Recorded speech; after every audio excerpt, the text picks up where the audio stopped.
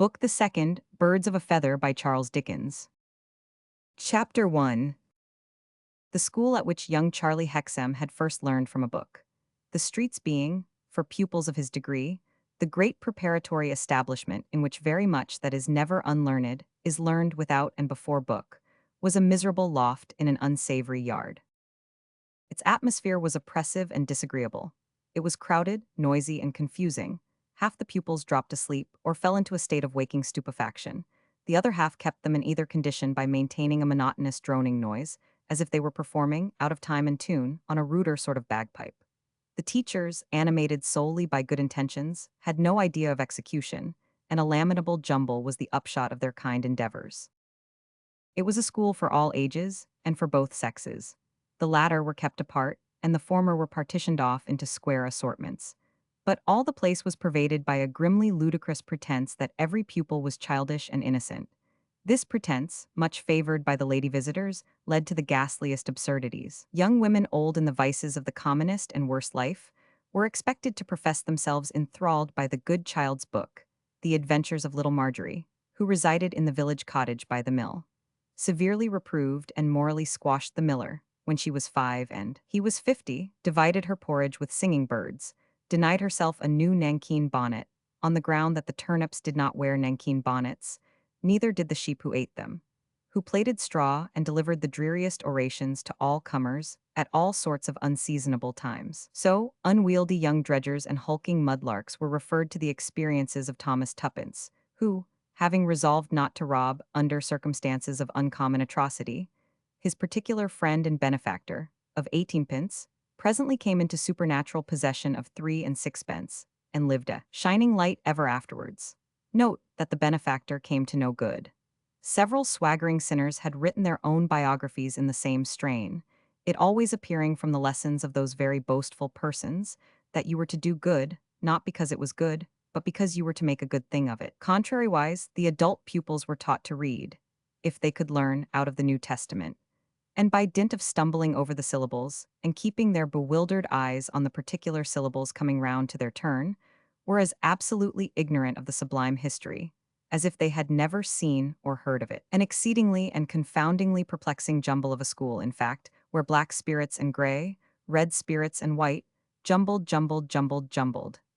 every night, and particularly every Sunday night, for then an inclined plane of unfortunate infants would be handed over to the prosiest and worst of all the teachers with good intentions, whom nobody older would endure, who, taking his stand on the floor before them as chief executioner, would be attended by a conventional volunteer boy as executioner's assistant. When and where it first became the conventional system that a weary or inattentive infant in a class must have its face smoothed downward with a hot hand, or when and where the conventional volunteer boy first beheld such system in operation, and became inflamed with a sacred zeal to administer it, matters not. It was the function of the chief executioner to hold forth, and it was the function of the acolyte to dart at sleeping infants, yawning infants, restless infants, whimpering infants, and smooth their wretched faces, sometimes with one hand, as if he were anointing them for a whisker, sometimes with both hands, applied after the fashion of blinkers. And so the jumble would be in action in this department for a mortal hour.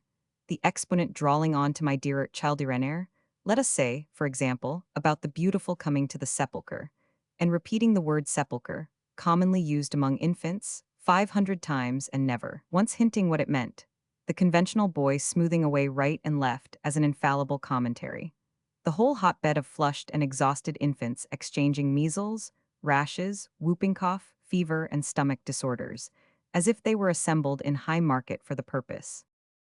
Even in this temple of good intentions, an exceptionally sharp boy exceptionally determined to learn, could learn something, and having learned it could impart it much better than the teachers, as being more knowing than they, and not at the disadvantage in which they stood towards the shrewder pupils. In this way it had come about that Charlie Hexam had risen in the jumble, taught in the jumble, and been received from the jumble into a better school. So you want to go and see your sister, Hexam? If you please, Mr. Headstone. I have half a mind to go with you. Where does your sister live? Why, she is not settled yet, Mr. Headstone. I'd rather you didn't see her till she is settled, if it was all the same to you. Look here, Hexam.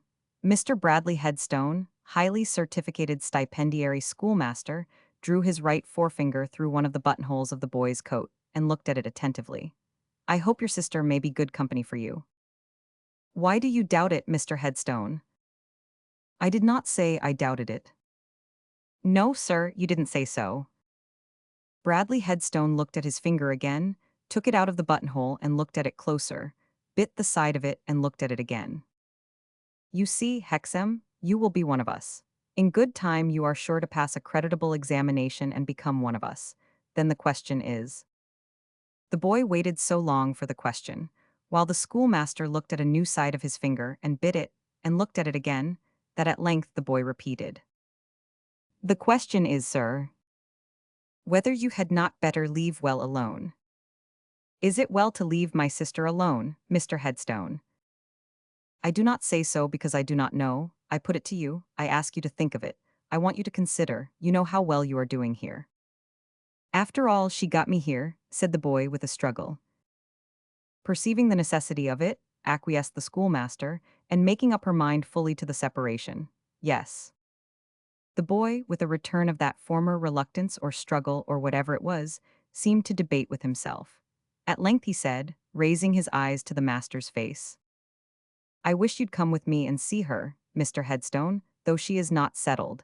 I wish you'd come with me and take her in the rough and judge her for yourself. You are sure you would not like, asked the schoolmaster, to prepare her. My sister Lizzie, said the boy proudly, wants no preparing, Mr. Headstone. What she is, and shows herself to be. There's no pretending about my sister. His confidence in her sat more easily upon him than the indecision with which he had twice contended. It was his better nature to be true to her, if it were his worse nature to be wholly selfish. And as yet the better nature had the stronger hold. Well, I can spare the evening, said the schoolmaster. I am ready to walk with you. Thank you, Mr. Headstone, and I am ready to go. Bradley Headstone, in his decent black coat and waistcoat, and decent white shirt, and decent formal black tie, and decent pantaloons of pepper and salt, with his decent silver watch in his pocket and its decent hair guard round his neck, looked a thoroughly decent young man of 26. He was never seen in any other dress, and yet there was a certain stiffness in his manner of wearing this, as if there were a want of adaptation between him and it, recalling some mechanics in their holiday clothes. He had acquired mechanically a great store of teacher's knowledge. He could do mental arithmetic mechanically, sing at sight mechanically, blow various wind instruments mechanically, even play the great church organ mechanically. From his early childhood up, his mind had been a place of mechanical stowage, the arrangement of his wholesale warehouse, so that it might be always ready to meet the demands of retail dealers. History here, geography there, astronomy to the right, political economy to the left, natural history, the physical sciences, figures, music, the lower mathematics, and what not, all in their several places. This care had imparted to his countenance a look of care, while the habit of questioning and being questioned had given him a suspicious manner, or a manner that would be better described as one of lying in wait. There was a kind of settled trouble in the face. It was the face belonging to a naturally slow or inattentive intellect that had toiled hard to get what it had won, and that had to hold it now that it was gotten. He always seemed to be uneasy lest anything should be missing from his mental warehouse, and taking stock to assure himself. Suppression of so much to make room for so much had given him a constrained manner over and above. Yet there was enough of what was animal, and of what was fiery, though smoldering, still visible in him to suggest that if young Bradley Headstone, when a pauper lad, had chanced to be told off for the sea, he would not have been the last man in a ship's crew. Regarding that origin of his, he was proud, moody, and sullen, desiring it to be forgotten. And few people knew of it. In some visits to the jumble, his attention had been attracted to this boy Hexam, an undeniable boy for a pupil teacher, an undeniable boy to do credit to the master who should bring him on. Combined with this consideration, there may have been some thought of the pauper lad, now never to be mentioned. Be that how it might, he had with pains gradually worked the boy into his own school, and procured him some offices to discharge there, which were repaid with food and lodging. Such were the circumstances that had brought together Bradley Headstone and young Charlie Hexam that autumn evening. Autumn, because full half a year had come and gone since the bird of prey lay dead upon the river shore. The schools, for they were twofold, as the sexes, were down in that district of the flat country tending to the Thames, where Kent and Surrey meet, and where the railways still bestride the market gardens that will soon die under them. The schools were newly built, and there were so many like them all over the country, that one might have thought the whole were but one restless edifice with the locomotive gift of Aladdin's palace. They were in a neighborhood which looked like a toy neighborhood taken in blocks out of a box by a child of particularly incoherent mind, and set up anyhow. Here, one side of a new street. There, a large solitary public house facing nowhere. Here, another unfinished street already in ruins. There, a church, here an immense new warehouse. There, a dilapidated old country villa. Then, a medley of black ditch, sparkling cucumber frame, rank field, richly cultivated kitchen garden, brick viaduct, arch-spanned canal, and disorder of frowsiness and fog. As if the child had given the table a kick and gone to sleep. But even among school buildings, school teachers, and school pupils, all according to pattern, and all engendered in the light of the latest gospel according to monotony, the older pattern into which so many fortunes have been shaped for good and evil, comes out. It came out in Miss Peacher, the schoolmistress, watering her flowers, as Mr. Bradley Headstone walked forth. It came out in Miss Peacher, the schoolmistress, watering the flowers in the little dusty bit of garden attached to her small official residence, with little windows like the eyes in needles, and little doors like the covers of school books. Small, shining, neat, methodical, and buxom was Miss Peacher, cherry-cheeked and tuneful of voice. A little pincushion, a little housewife, a little book, a little workbox, a little set of tables and weights and measures, and a little woman all in one. She could write a little essay on any subject, exactly a slate long, beginning at the left-hand top of one side and ending at the right-hand bottom of the other, and the essay should be strictly according to rule. If Mr. Bradley Headstone had addressed a written proposal of marriage to her, she would probably have replied in a complete little essay on the theme exactly a slate long, but would certainly have replied yes. For she loved him. The decent hair guard that went round his neck and took care of his decent silver watch was an object of envy to her. So would Miss Peacher have gone round his neck and taken care of him. Of him, insensible, because he did not love Miss Peacher. Miss Peacher's favorite pupil, who assisted her in her little household, was in attendance with a can of water to replenish her little watering pot, and sufficiently divined the state of Miss Peacher's affections to feel it necessary that she herself should love young Charlie Hexam. So, there was a double palpitation among the double stalks and double wallflowers, when the master and the boy looked over the little gate. "A fine evening, Miss Peacher," said the master. "A very fine evening, Mr. Headstone," said Miss Peacher. "Are you taking a walk?" "Hexam and I are going to take a long walk." "Charming weather," remarked Miss Peacher, "for a long walk." "Ours is rather on business than mere pleasure," said the master. Miss Peacher inverting her watering pot, and very carefully shaking out the few last drops over a flower, as if there were some special virtue in them which would make it a Jack's beanstalk before morning, called for replenishment to her pupil, who had been speaking to the boy. "Good night, Miss Peacher," said the master. "Good night, Mr. Headstone," said the mistress. The pupil had been, in her state of pupilage, so imbued with the class custom of stretching out an arm, as if to hail a cab or omnibus, whenever she found she had an observation on hand to offer to Miss Peacher, that she often did it in their domestic relations. And she did it now. "Well, Mary Ann," said Miss Peacher. "If you please, ma'am, Hexam said they were going to see his sister." "But that can't be, I think," returned Miss Peacher, "because Mr. Headstone can have no business with her." Mary Ann again hailed. "Well's Mary Ann." "If you please, ma'am, perhaps it's Hexam's business."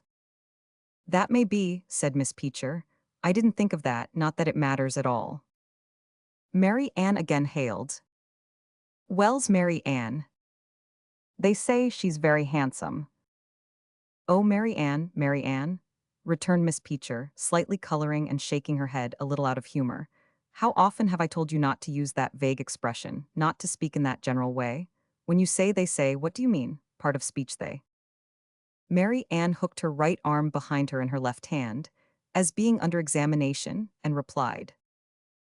"Personal pronoun. Person they. Third person. Number they. Plural number." "Then how many do you mean, Mary Ann? 2 or more?" "I beg your pardon, ma'am," said Mary Ann, disconcerted now she came to think of it, "but I don't know that I mean more than her brother himself." As she said it, she unhooked her arm. "I felt convinced of it," returned Miss Peacher, smiling again. "Now pray, Mary Ann, be careful another time. He says is very different from they say, remember." Difference between he says and they say, give it me. Mary Ann immediately hooked her right arm behind her in her left hand, an attitude absolutely necessary to the situation, and replied, one is indicative mood, present tense, third person singular, verb active to say. Other is indicative mood, present tense, third person plural, verb active to say. Why verb active, Mary Ann? Because it takes a pronoun after it in the objective case, Miss Peacher. Very good indeed, remarked Miss Peacher with encouragement. In fact, could not be better. Don't forget to apply it another time, Mary Ann. This said, Miss Peacher finished the watering of her flowers and went into her little official residence and took a refresher of the principal rivers and mountains of the world, their breadths, depths, and heights, before settling the measurements of the body of a dress for her own personal occupation. Bradley Headstone and Charlie Hexam duly got to the Surrey side of Westminster Bridge and crossed the bridge, and made along the Middlesex shore towards Millbank. In this region are a certain little street called Church Street, and a certain little blind square, called Smith Square, in the center of which last retreat is a very hideous church with 4 towers at the 4 corners, generally resembling some petrified monster, frightful and gigantic, on its back with its legs in the air. They found a tree nearby in a corner, and a blacksmith's forge, and a timber yard, and a dealer S in old iron. What a rusty portion of a boiler and a great iron wheel or so meant by lying half buried in the dealer's forecourt, nobody seemed to know or to want to know. Like the miller of questionable jollity in the song, they cared for nobody, no not they, and nobody cared for them. After making the round of this place, and noting that there was a deadly kind of repose on it, more as though it had taken laudanum than fallen into a natural rest, they stopped at the point where the street and the square joined, and where there were some little quiet houses in a row. To these Charlie Hexam finally led the way, and at one of these stopped. This must be where my sister lives, sir. This is where she came for a temporary lodging, soon after father's death. How often have you seen her since? Why, only twice, sir, returned the boy with his former reluctance, but that's as much her doing as mine. How does she support herself? She was always a fair needlewoman, and she keeps the stockroom of a seaman's outfitter. Does she ever work at her own lodging here? Sometimes, but her regular hours and regular occupation are at their place of business, I believe, sir. This is the number. The boy knocked at a door, and the door promptly opened with a spring and a click. A parlor door within a small entry stood open, and disclosed a child, a dwarf, a girl, a something, sitting on a little low old-fashioned armchair, which had a kind of little working bench before it. I can't get up, said the child, because my back's bad and my legs are queer, but I'm the person of the house. Who else is at home? Asked Charlie Hexam, staring. Nobody s at home at present, returned the child with a glib assertion of her dignity, except the person of the house. What did you want, young man? I wanted to see my sister. Many young men have sisters, returned the child. Give me your name, young man. The queer little figure, and the queer but not ugly little face with its bright gray eyes, were so sharp that the sharpness of the manner seemed unavoidable. As if, being turned out of that mold, it must be sharp. Hexam is my name. Ah, indeed, said the person of the house. I thought it might be. Your sister will be in about a quarter of an hour. I am very fond of your sister. She's my particular friend. Take a seat. And this gentleman's name? Mr. Headstone, my schoolmaster. Take a seat, and would you please to shut the street door first? I can't very well do it myself, because my back's so bad and my legs are so queer. They complied in silence, and the little figure went on with its work of gumming or gluing together with a camel's hair brush certain pieces of cardboard and thin wood, previously cut into various shapes. The scissors and knives upon the bench showed that the child herself had cut them, and the bright scraps of velvet and silk and ribbon also strewn upon the bench showed that when duly stuffed, and stuffing too was there, she was to cover them smartly. The dexterity of her nimble fingers was remarkable, and as she brought 2 thin edges accurately together by giving them a little bite, she would glance at the visitors out of the corners of her gray eyes with a look that outsharpened all her other sharpness. You can't tell me the name of my trade, I'll be bound, she said, after taking several of these observations.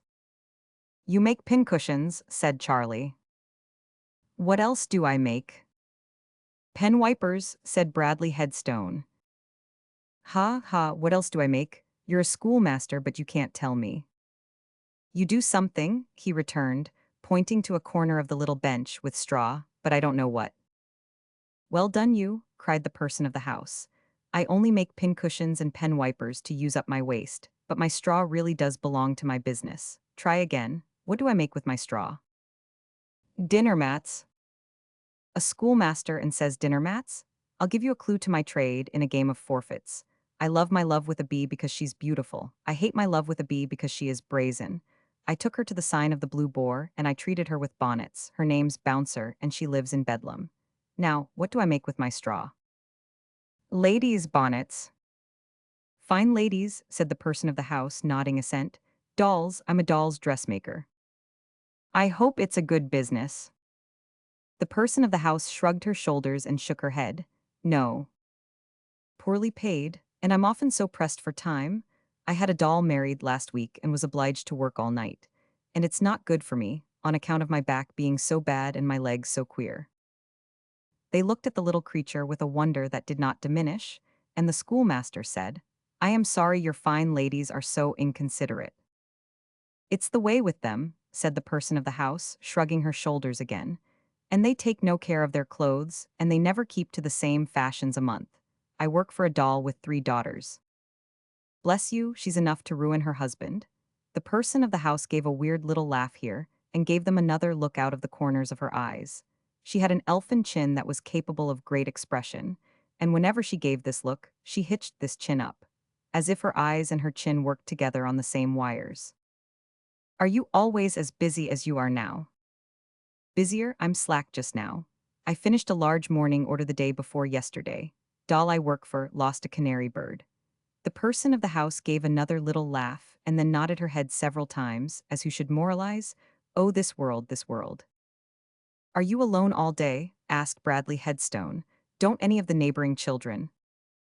Ah, Lud, cried the person of the house with a little scream, as if the word had pricked her.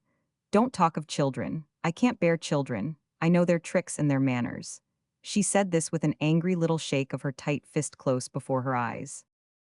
Perhaps it scarcely required the teacher habit to perceive that the doll's dressmaker was inclined to be bitter on the difference between herself and other children. But both master and pupil understood it so. Always running about and screeching, always playing and fighting, always skipping on the pavement and chalking it for their games. Oh, I know their tricks and their manners. Shaking the little fist as before. And that's not all. Ever so often calling names in through a person's keyhole and imitating a person's back and legs. Oh, I know their tricks and their manners, and I'll tell you what I'd do to punish 'em. There's doors under the church in the square, black doors, leading into black vaults. Well, I'd open one of those doors and I'd cram 'em all in, and then I'd lock the door and through the keyhole I'd blow in pepper. What would be the good of blowing in pepper? Asked Charlie Hexam. To set 'em sneezing, said the person of the house, and make their eyes water. And when they were all sneezing and inflamed, I'd mock 'em through the keyhole, just as they, with their tricks and their manners, mock a person through a person's keyhole. An uncommonly emphatic shake of her little fist close before her eyes seemed to ease the mind of the person of the house, for she added with recovered composure, No, no, no. No children for me, give me grown-ups. It was difficult to guess the age of this strange creature, for her poor figure furnished no clue to it, and her face was at once so young and so old. 12, or at the most 13, might be near the mark. I always did like grown-ups, she went on, and always kept company with them. So sensible, sit so quiet, don't go prancing and capering about, and I mean always to keep among none but grown-ups till I marry. I suppose I must make up my mind to marry one of these days. She listened to a step outside that caught her ear, and there was a soft knock at the door. Pulling at a handle within her reach, she said, with a pleased laugh, Now here, for instance, is a grown-up that's my particular friend. And Lizzie Hexam in a black dress entered the room. Charlie, you. Taking him to her arms in the old way, of which he seemed a little ashamed, she saw no one else. There, Liz, all right, my dear, see, here's Mr. Headstone come with me. Her eyes met those of the schoolmaster, who had evidently expected to see a very different sort of person, and a murmured word or two of salutation passed between them. She was a little flurried by the unexpected visit, and the schoolmaster was not at his ease. But he never was, quite. I told Mr. Headstone you were not settled, Liz, But he was so kind as to take an interest in coming, and so I brought him. How well you look. Bradley seemed to think so. Ah, don't she? Cried the person of the house, resuming her occupation, though the twilight was falling fast. I believe you she does. But go on with your chat, one and all. You 1, 2, 3, my compani, and don't mind me.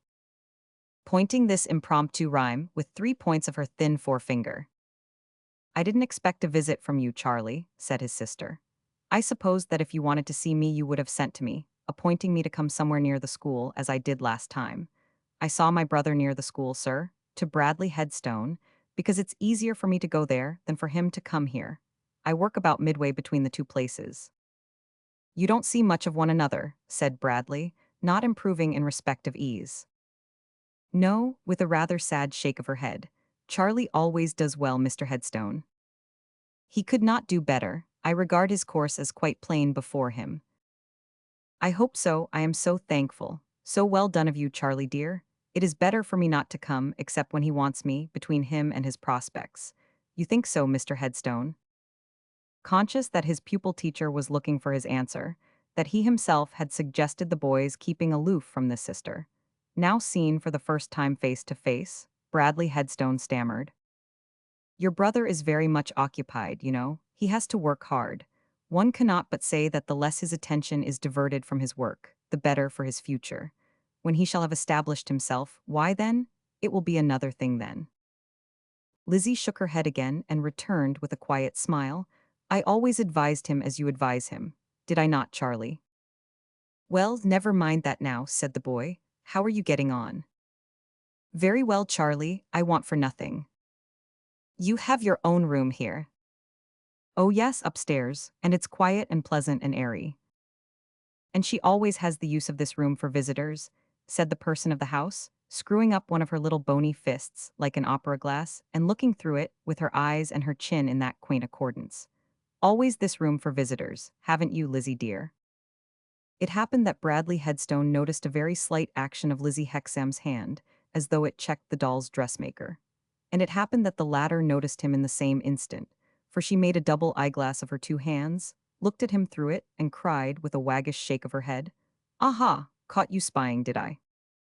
It might have fallen out so, anyway, but Bradley Headstone also noticed that immediately after this, Lizzie, who had not taken off her bonnet, rather hurriedly proposed that as the room was getting dark they should go out into the air. They went out, the visitors saying good night to the doll's dressmaker, whom they left, leaning back in her chair with her arms crossed, singing to herself in a sweet, thoughtful little voice. I'll saunter on by the river, said Bradley. You will be glad to talk together. As his uneasy figure went on before them among the evening shadows, the boy said to his sister, petulantly, When are you going to settle yourself in some Christian sort of place, Liz? I thought you were going to do it before now. I am very well where I am, Charlie. Very well where you are. I am ashamed to have brought Mr. Headstone with me. How came you to get into such company as that little witch S? By chance at first, as it seemed, Charlie. But I think it must have been by something more than chance, for that child, you remember the bills upon the walls at home. Confound the bills upon the walls at home. I want to forget the bills upon the walls at home, and it would be better for you to do the same, grumbled the boy. Well, what of them? This child is the grandchild of the old man. What old man? The terrible drunken old man, in the list slippers and the nightcap. The boy asked, rubbing his nose in a manner that half expressed vexation at hearing so much, and half curiosity to hear more. How came you to make that out? What a girl you are. The child's father is employed by the house that employs me. That's how I came to know it, Charlie. The father is like his own father, a weak, wretched, trembling creature, falling to pieces, never sober. But a good workman, too, at the work he does. The mother is dead. This poor ailing little creature has come to be what she is, surrounded by drunken people from her cradle, if she ever had one, Charlie. I don't see what you have to do with her for all that, said the boy. Don't you, Charlie? The boy looked doggedly at the river. They were at Millbank, and the river rolled on their left. His sister gently touched him on the shoulder and pointed to it. Any compensation, restitution, never mind the word, you know my meaning, father's grave. But he did not respond with any tenderness. After a moody silence, he broke out in an ill-used tone. It'll be a very hard thing, Liz, if, when I am trying my best to get up in the world, you pull me back. Charlie. Yes, you, Liz, why can't you let bygones be bygones? Why can't you, as Mr. Headstone said to me this very evening about another matter, leave well alone? What we have got to do is to turn our faces full in our new direction and keep straight on. And never look back, not even to try to make some amends. You are such a dreamer, said the boy, with his former petulance. It was all very well when we sat before the fire, when we looked into the hollow down by the flare, but we are looking into the real world now. Ah, we were looking into the real world then, Charlie. I understand what you mean by that, but you are not justified in it. I don't want, as I raise myself, to shake you off, Liz. I want to carry you up with me. That's what I want to do and mean to do. I know what I owe you. I said to Mr. Headstone this very evening, after all, my sister got me here. Well then, don't pull me back and hold me down. That's all I ask, and surely that's not unconscionable. She had kept a steadfast look upon him, and she answered with composure. I am not here selfishly, Charlie. To please myself I could not be too far from that river. Nor could you be too far from it to please me. Let us get quit of it equally. Why should you linger about it any more than I? I give it a wide berth. I can't get away from it, I think, said Lizzie, passing her hand across her forehead. It's no purpose of mine that I live by it still. There you go, Liz, dreaming again.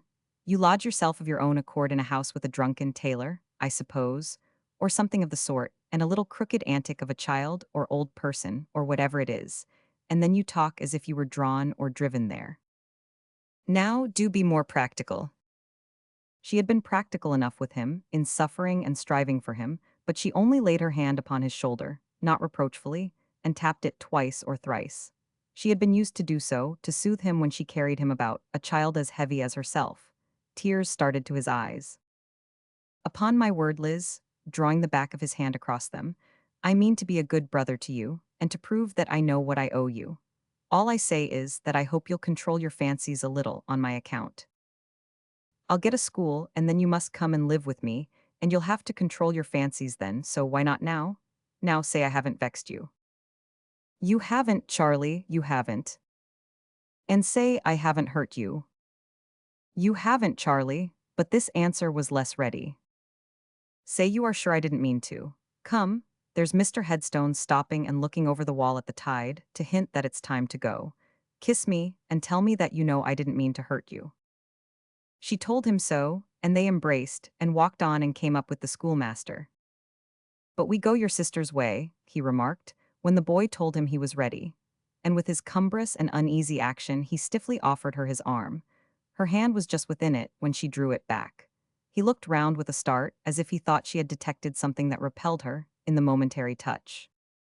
I will not go in just yet, said Lizzie, and you have a distance before you, and will walk faster without me. Being by this time close to Vauxhall Bridge, they resolved, in consequence, to take that way over the Thames, and they left her, Bradley Headstone giving her his hand at parting, and she thanking him for his care of her brother. The master and the pupil walked on, rapidly and silently. They had nearly crossed the bridge, when a gentleman came coolly sauntering towards them, with a cigar in his mouth, his coat thrown back and his hands behind him.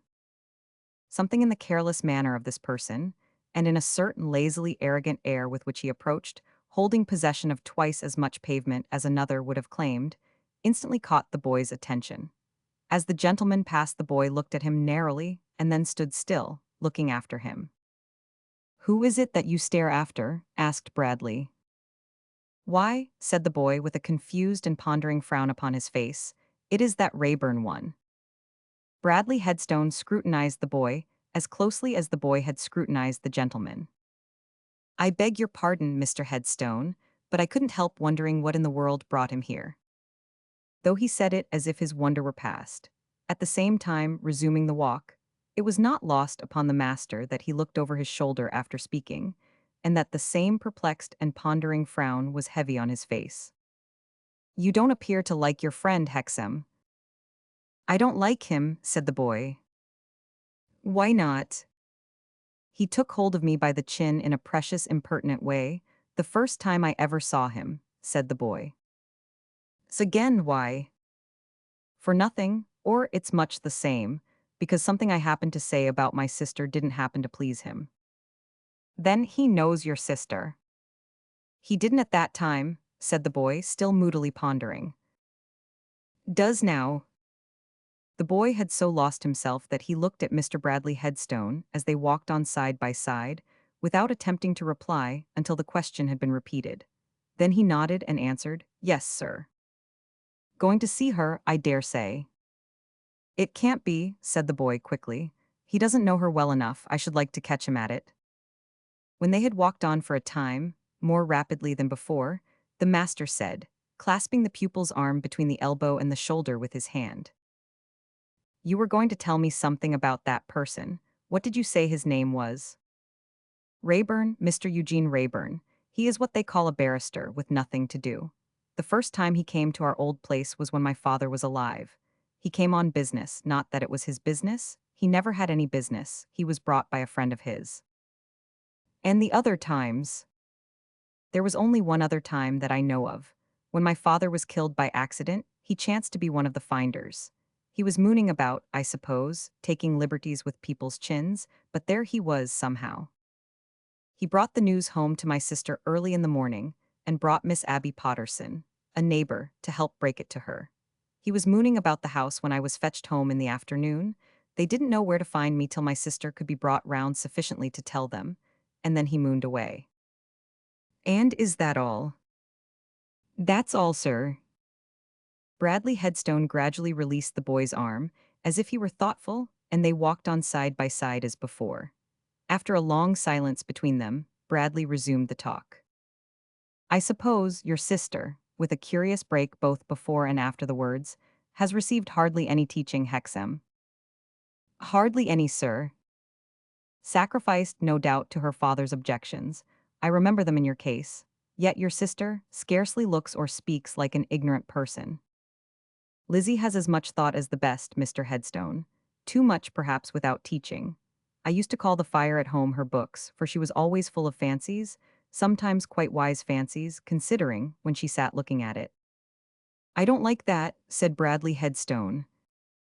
His pupil was a little surprised by this striking in with so sudden and decided and emotional an objection, but took it as a proof of the master's interest in himself.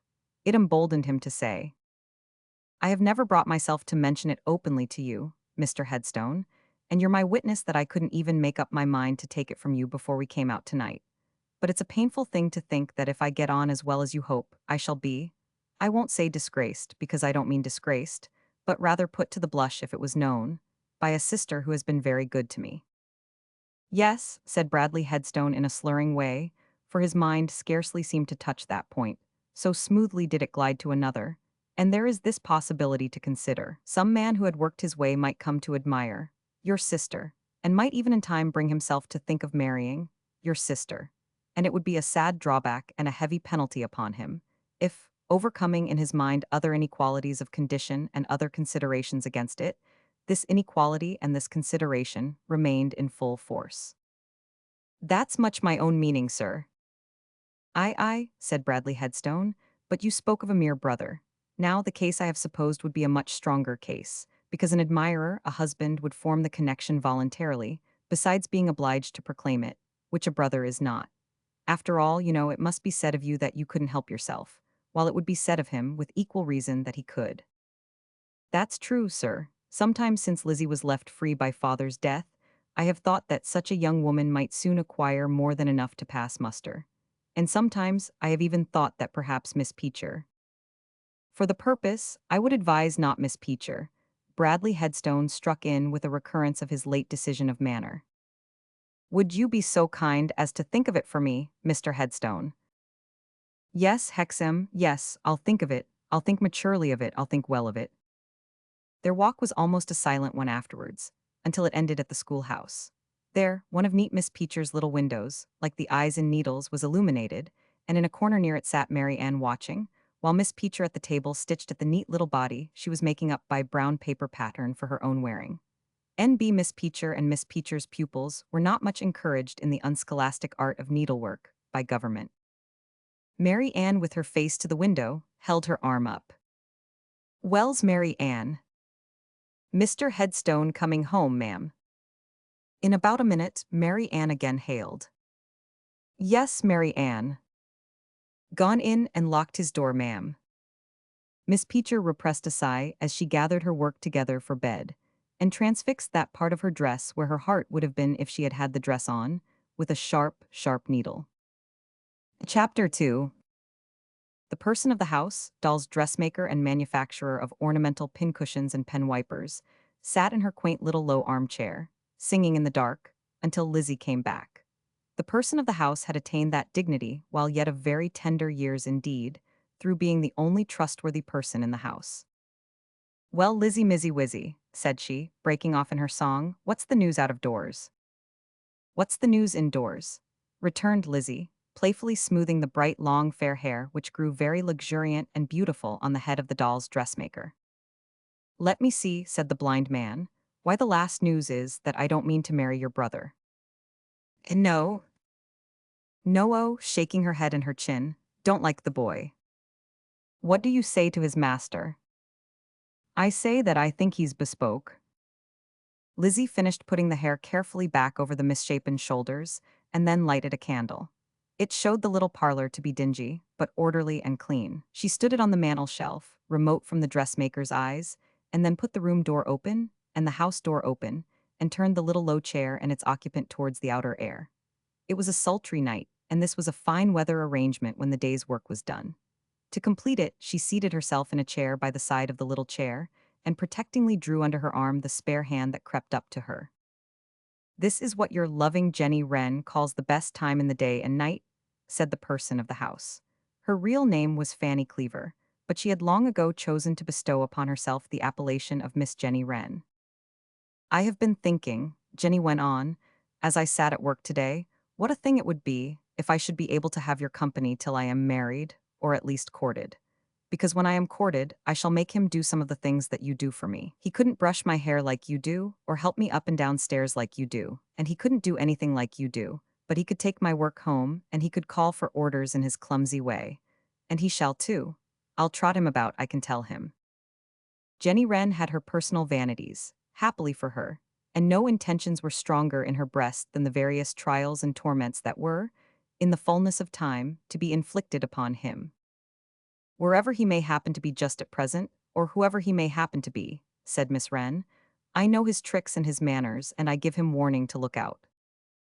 Don't you think you are rather hard upon him? Asked her friend, smiling and smoothing her hair. Not a bit, replied the sage Miss Wren, with an air of vast experience. My dear, they don't care for you, those fellows, if you're not hard upon 'em, but I was saying if I should be able to have your company. Ah, what a large if, ain't it? I have no intention of parting company, Jenny. Don't say that, or you'll go directly. Am I so little to be relied upon? You're more to be relied upon than silver and gold.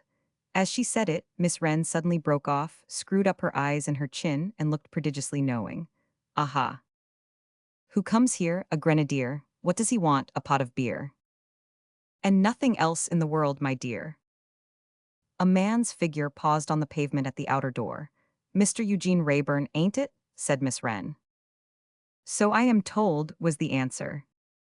You may come in if you're good. I am not good, said Eugene, but I'll come in. He gave his hand to Jenny Wren, and he gave his hand to Lizzie, and he stood leaning by the door at Lizzie's side. He had been strolling with his cigar, he said. It was smoked out and gone by this time, and he had strolled round to return in that direction that he might look in as he passed. Had she not seen her brother tonight? Yes, said Lizzie, whose manner was a little troubled. Gracious condescension on our brother's part? Mr. Eugene Wrayburn thought he had passed my young gentleman on the bridge yonder. Who was his friend with him? The schoolmaster. To be sure, looked like it. Lizzie sat so still that one could not have said wherein the fact of her manner being troubled was expressed, and yet one could not have doubted it. Eugene was as easy as ever, but perhaps, as she sat with her eyes cast down, it might have been rather more perceptible that his attention was concentrated upon her for certain moments than its concentration upon any subject for any short time ever was elsewhere. I have nothing to report, Lizzie, said Eugene.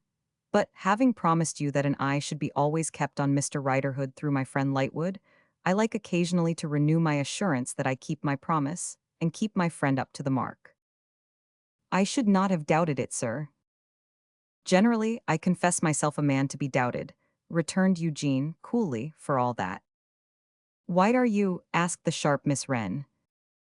Because, my dear, said the airy Eugene, I am a bad idle dog. Then why don't you reform and be a good dog? Inquired Miss Wren. Because, my dear, returned Eugene, there's nobody who makes it worth my while. Have you considered my suggestion, Lizzie? This in a lower voice, but only as if it were a graver matter, not at all to the exclusion of the person of the house. I have thought of it, Mr. Wrayburn, but I have not been able to make up my mind to accept it. False pride, said Eugene. I think not, Mr. Wrayburn, I hope not. False pride, repeated Eugene. Why, what else is it? The thing is worth nothing in itself. The thing is worth nothing to me. What can it be worth to me? You know the most I make of it. I propose to be of some use to somebody, which I never was in this world, and never shall be on any other occasion, by paying some qualified person of your own sex and age, so many, or rather so few, contemptible shillings to come here, certain nights in the week, and give you certain instruction which you wouldn't want if you hadn't been a self-denying daughter and sister. You know that it's good to have it, or you would never have so devoted yourself to your brother, having it. Then why not have it, especially when our friend Miss Jenny here would profit by it too? If I propose to be the teacher, or to attend the lessons, obviously incongruous. But as to that, I might as well be on the other side of the globe, or not on the globe at all. False pride, Lizzie. Because true pride wouldn't shame, or be shamed by, your thankless brother. True pride wouldn't have schoolmasters brought here, like doctors, to look at a bad case. True pride would go to work and do it. You know that well enough, for you know that your own true pride would do it tomorrow, if you had the ways and means which false pride won't let me supply. Very well, I add no more than this. Your false pride does wrong to yourself and does wrong to your dead father. How to my father, Mr. Wrayburn? She asked with an anxious face. How to your father, can you ask? By perpetuating the consequences of his ignorant and blind obstinacy. By resolving not to set right the wrong he did you. By determining that the deprivation to which he condemned you, and which he forced upon you, shall always rest upon his head. It chanced to be a subtle string to sound, in her who had so spoken to her brother within the hour. It sounded far more forcibly, because of the change in the speaker for the moment, the passing appearance of earnestness, complete conviction, injured resentment of suspicion, generous and unselfish interest. All these qualities, in him usually so light and careless, she felt to be inseparable from some touch of their opposites in her own breast. She thought, had she, so far below him and so different, rejected this disinterestedness, because of some vain misgiving that he sought her out, or heeded any personal attractions that he might descry in her? The poor girl, pure of heart and purpose, could not bear to think it. Sinking before her own eyes, as she suspected herself of it, she drooped her head as though she had done him some wicked and grievous injury, and broke into silent tears. Don't be distressed, said Eugene, very, very kindly. I hope it is not I who have distressed you.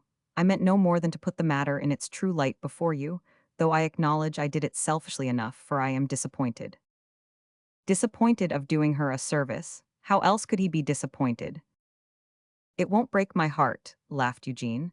It won't stay by me 8 and 40 hours, but I am genuinely disappointed. I had set my fancy on doing this little thing for you and for our friend Miss Jenny. The novelty of my doing anything in the least useful had its charms. I see now that I might have managed it better. I might have affected to do it wholly for our friend Miss J. I might have got myself up, morally, as Sir Eugene Bountiful.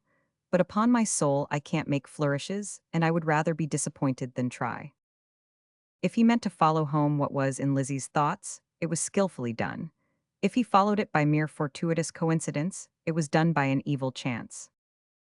It opened out so naturally before me, said Eugene. The ball seemed so thrown into my hands by accident. I happened to be originally brought into contact with you, Lizzie, on those 2 occasions that you know of. I happen to be able to promise you that a watch shall be kept upon that false accuser, Riderhood. I happen to be able to give you some little consolation in the darkest hour of your distress, by assuring you that I don't believe him. On the same occasion, I tell you that I am the idlest and least of lawyers, but that I am better than none, in a case I have noted down with my own hand, and that you may be always sure of my best help, and incidentally of Lightwood's too, in your efforts to clear your father. So, it gradually takes my fancy that I may help you, so easily, to clear your father of that other blame which I mentioned a few minutes ago, and which is a just and real one. I hope I have explained myself, for I am heartily sorry to have distressed you. I hate to claim to mean well, but I really did mean honestly and simply well, and I want you to know it. I have never doubted that, Mr. Wrayburn, said Lizzie, the more repentant the less he claimed. I am very glad to hear it, though if you had quite understood my whole meaning at first, I think you would not have refused. Do you think you would? I don't know that I should, Mr. Wrayburn. Well, then why refuse now you do understand it? It's not easy for me to talk to you, returned Lizzie in some confusion, for you see all the consequences of what I say as soon as I say it. Take all the consequences, laughed Eugene, and take away my disappointment. Lizzie Hexam, as I truly respect you, and as I am your friend and a poor devil of a gentleman, I protest I don't even now understand why you hesitate. There was an appearance of openness, trustfulness, unsuspecting generosity in his words and manner that won the poor girl over, and not only won her over, but again caused her to feel as though she had been influenced by the opposite qualities, with vanity at their head. I will not hesitate any longer, Mr. Wrayburn. I hope you will not think the worse of me for having hesitated at all. For myself and for Jenny, you let me answer for you, Jenny dear. The little creature had been leaning back, attentive, with her elbows resting on the elbows of her chair, and her chin upon her hands. Without changing her attitude, she answered, yes, so suddenly that it rather seemed as if she had chopped the monosyllable than spoken it. For myself and for Jenny, I thankfully accept your kind offer. Agreed, dismissed, said Eugene, giving Lizzie his hand before lightly waving it, as if he waved the whole subject away. I hope it may not be often that so much is made of so little. Then he fell to talking playfully with Jenny Wren. I think of setting up a doll, Miss Jenny, he said. You had better not, replied the dressmaker. Why not? You are sure to break it, all you children do. But that makes good for trade, you know, Miss Wren, returned Eugene. Much as people's breaking promises and contracts and bargains of all sorts makes good for my trade. I don't know about that, Miss Wren retorted, but you had better by half set up a pen wiper and turn industrious and use it. Why, if we were all as industrious as you, little busybody, we should begin to work as soon as we could crawl, and there would be a bad thing. Do you mean, returned the little creature, with a flush suffusing her face, bad for your backs and your legs? No, no, no, said Eugene, shocked, to do him justice, at the thought of trifling with her infirmity. Bad for business, bad for business. If we all set to work as soon as we could use our hands, it would be all over with the dolls' dressmakers. There's something in that, replied Miss Wren. You have a sort of an idea in your noddle sometimes. Then, in a changed tone, talking of ideas, my Lizzie, they were sitting side by side as they had sat at first. I wonder how it happens that when I am working here, all alone in the summertime, I smell flowers. As a commonplace individual, I should say, Eugene suggested languidly, for he was growing weary of the person of the house, that you smell flowers because you do smell flowers. No, I don't, said the little creature, resting one arm upon the elbow of her chair, resting her chin upon that hand, and looking vacantly before her. This is not a flowery neighborhood. It's anything but that. And yet as I sit at work, I smell miles of flowers. I smell roses, till I think I see the rose leaves lying in heaps, bushels on the floor. I smell fallen leaves, till I put down my hand, so, and expect to make them rustle. I smell the white and the pink may in the hedges, and all sorts of flowers that I never was among. For I have seen very few flowers indeed in my life. Pleasant fancies to have, Jenny dear, said her friend, with a glance towards Eugene as if she would have asked him whether they were given the child in compensation for her losses. So I think, Lizzie, when they come to me, and the birds I hear, oh, cried the little creature, holding out her hand and looking upward, how they sing. There was something in the face and action for the moment, quite inspired and beautiful. Then the chin dropped musingly upon the hand again. I dare say my birds sing better than other birds, and my flowers smell better than other flowers. For when I was a little child, in a tone as though it were ages ago, the children that I used to see early in the morning were very different from any others that I ever saw. They were not like me. They were not chilled, anxious, ragged, or beaten. They were never in pain. They were not like the children of the neighbors. They never made me tremble all over by setting up shrill noises, and they never mocked me. Such numbers of them, too, all in white dresses, and with something shining on the borders and on their heads that I have never been able to imitate with my work, though I know it so well. They used to come down in long, bright, slanting rows and say all together, "Who is this in pain? Who is this in pain?" When I told them who it was, they answered, "Come and play with us." When I said, "I never play, I can't play," they swept about me and took me up and made me light. Then it was all delicious ease and rest till they laid me down and said all together, "Have patience and we will come again." Whenever they came back, I used to know they were coming before I saw the long bright rows, by hearing them ask, all together a long way off, "Who is this in pain? Who is this in pain?" And I used to cry out, "Oh my blessed children, it's poor me. Have pity on me, take me up and make me light." By degrees, as she progressed in this remembrance, the hand was raised, the late ecstatic look returned, and she became quite beautiful. Having so paused for a moment, silent, with a listening smile upon her face, she looked round and recalled herself. "What poor fun you think me, don't you, Mr. Wrayburn? You may well look tired of me, but it's Saturday night and I won't detain you." "That is to say, Miss Wren," observed Eugene, quite ready to profit by the hint, "you wish me to go." "Well, it's Saturday night," she returned, "and my child's coming home.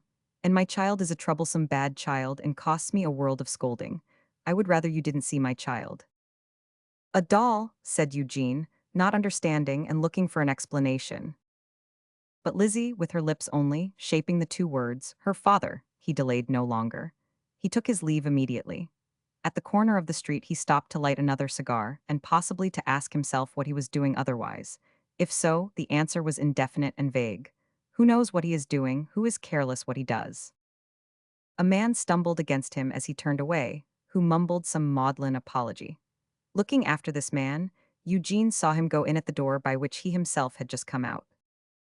On the man's stumbling into the room, Lizzie rose to leave it. "Don't go away, Miss Hexam," he said in a submissive manner, speaking thickly and with difficulty. "Don't fly from unfortunate man in shattered state of health. Give poor invalid honor of your company. It ain't catching." Lizzie murmured that she had something to do in her own room, and went away upstairs. "How's my Jenny?" said the man timidly. "How's my Jenny Wren, best of children, object dearest affections, broken-hearted invalid?" To which the person of the house, stretching out her arm in an attitude of command, replied with irresponsive asperity, "Go along with you, go along into your corner. Get into your corner directly." The wretched spectacle made as if he would have offered some remonstrance, but not venturing to resist the person of the house, thought better of it, and went and sat down on a particular chair of disgrace. "Oh, cried the person of the house, pointing her little finger, "you bad old boy. Oh, you naughty, wicked creature. What do you mean by it?" The shaking figure, unnerved and disjointed from head to foot, put out its two hands a little way, as making overtures of peace and reconciliation. Abject tears stood in its eyes, and stained the blotched red of its cheeks. The swollen lead-colored underlip trembled with a shameful whine. The whole indecorous threadbare ruin, from the broken shoes to the prematurely gray scanty hair, groveled, not with any sense worthy to be called a sense, of this dire reversal of the places of parent and child, but in a pitiful expostulation to be let off from a scolding. "I know your tricks and your manners," cried Miss Wren. "I know where you've been to," which indeed it did not require discernment to discover. "Oh, you disgraceful old chap." The very breathing of the figure was contemptible, as it labored and rattled in that operation, like a blundering clock. "Slave, slave, slave from morning to night," pursued the person of the house, "and all for this. What do you mean by it?" There was something in that emphasized "what," which absurdly frightened the figure. As often as the person of the house worked her way round to it, even as soon as he saw that it was coming, he collapsed in an extra degree. "I wish you had been taken up and locked up," said the person of the house. "I wish you had been poked into cells and black holes, and run over by rats and spiders and beetles.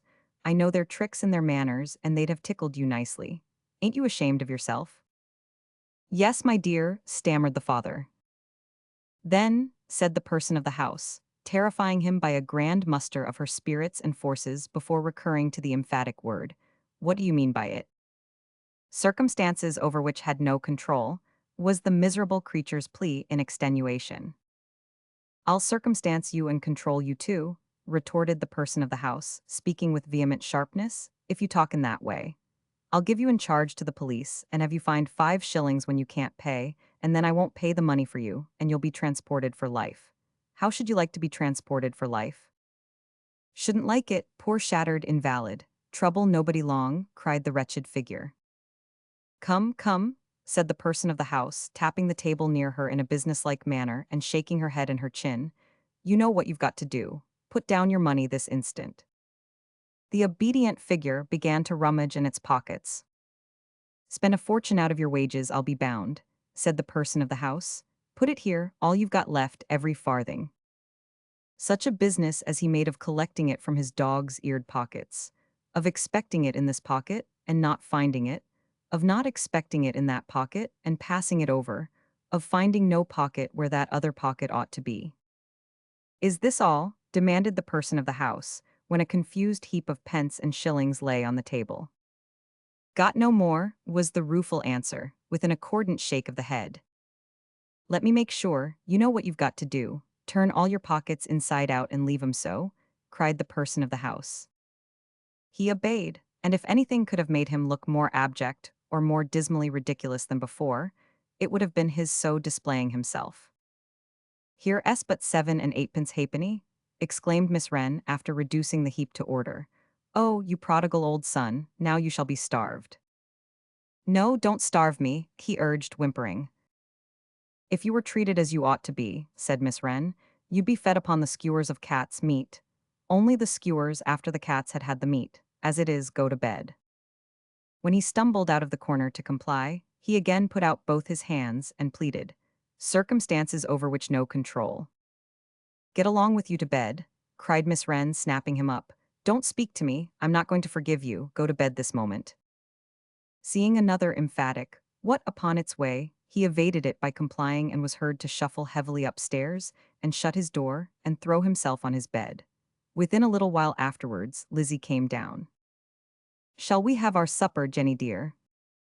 Ah, bless us and save us, we need have something to keep us going, returned Miss Jenny, shrugging her shoulders. Lizzie laid a cloth upon the little bench, more handy for the person of the house than an ordinary table, and put upon it such plain fare as they were accustomed to have, and drew up a stool for herself. Now for supper, what are you thinking of, Jenny darling? I was thinking, she returned, coming out of a deep study, what I would do to him if he should turn out a drunkard. Oh, but he won't, said Lizzie. You'll take care of that beforehand. I shall try to take care of it beforehand, but he might deceive me. Oh, my dear, all those fellows with their tricks and their manners do deceive, with the little fist in full action.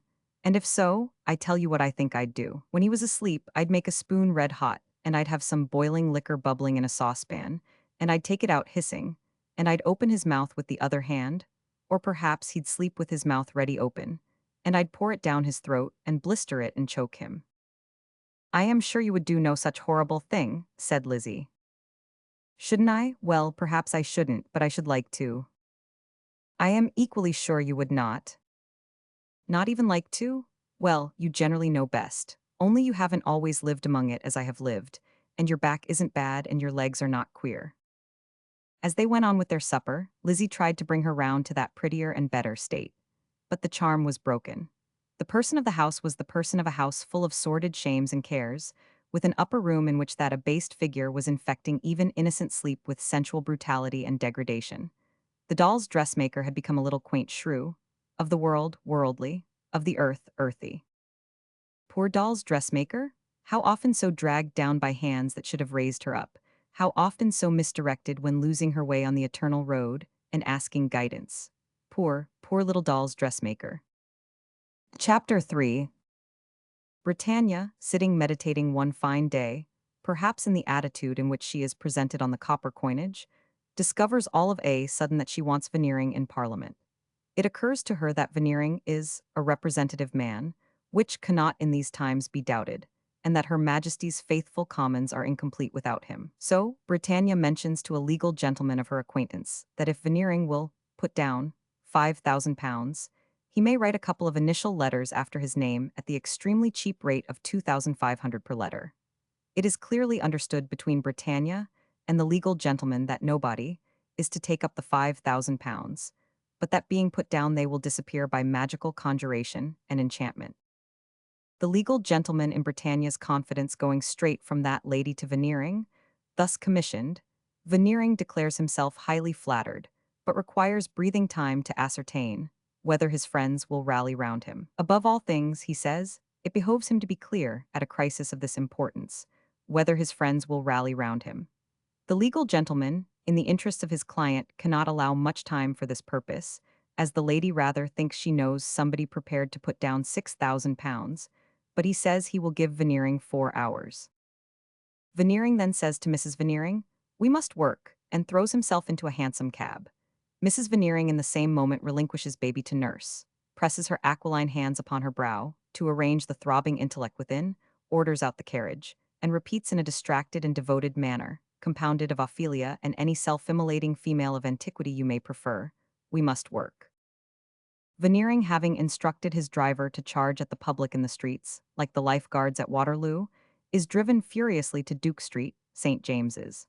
There, he finds Twemlow in his lodgings, fresh from the hands of a secret artist who has been doing something to his hair with yolks of eggs. The process requiring that Twemlow shall, for 2 hours after the application, allow his hair to stick upright and dry gradually, he is in an appropriate state for the receipt of startling intelligence. Looking equally like the monument on Fish Street Hill, and King Priam on a certain incendiary occasion, not wholly unknown as a neat point from the classics. "My dear Twemlow," says Veneering, grasping both his hands, "as the dearest and oldest of my friends." Then there can be no more doubt about it in future, thinks Twemlow, and I am. "Are you of opinion that your cousin, Lord Snigsworth, would give his name as a member of my committee? I don't go so far as to ask for his lordship, I only ask for his name. Do you think he would give me his name?" In sudden low spirits, Twemlow replies, "I don't think he would." "My political opinions," says Veneering, not previously aware of having any, "are identical with those of Lord Snigsworth, and perhaps as a matter of public feeling and public principle, Lord Snigsworth would give me his name." "It might be so," says Twemlow, "but," and perplexedly scratching his head, forgetful of the yolks of eggs, is the more discomfited by being reminded how sticky he is. "Between such old and intimate friends as ourselves," pursues Veneering, "there should in such a case be no reserve. Promise me that if I ask you to do anything for me which you don't like to do, or feel the slightest difficulty in doing, you will freely tell me so." This, Twemlow is so kind as to promise, with every appearance of most heartily intending to keep his word. "Would you have any objection to write down to Snigsworthy Park, and ask this favor of Lord Snigsworth? Of course, if it were granted, I should know that I owed it solely to you, while at the same time you would put it to Lord Snigsworth entirely upon public grounds. Would you have any objection?" Says Twemlow, with his hand to his forehead, "You have exacted a promise from me." "I have, my dear Twemlow." "And you expect me to keep it honorably." "I do, my dear Twemlow." "On the whole, then, observe me," urges Twemlow with great nicety, as if, in the case of its having been off the whole, he would have done it directly. "On the whole, I must beg you to excuse me from addressing any communication to Lord Snigsworth." Bless you," says Veneering, horribly disappointed but grasping him by both hands again in a particularly fervent manner.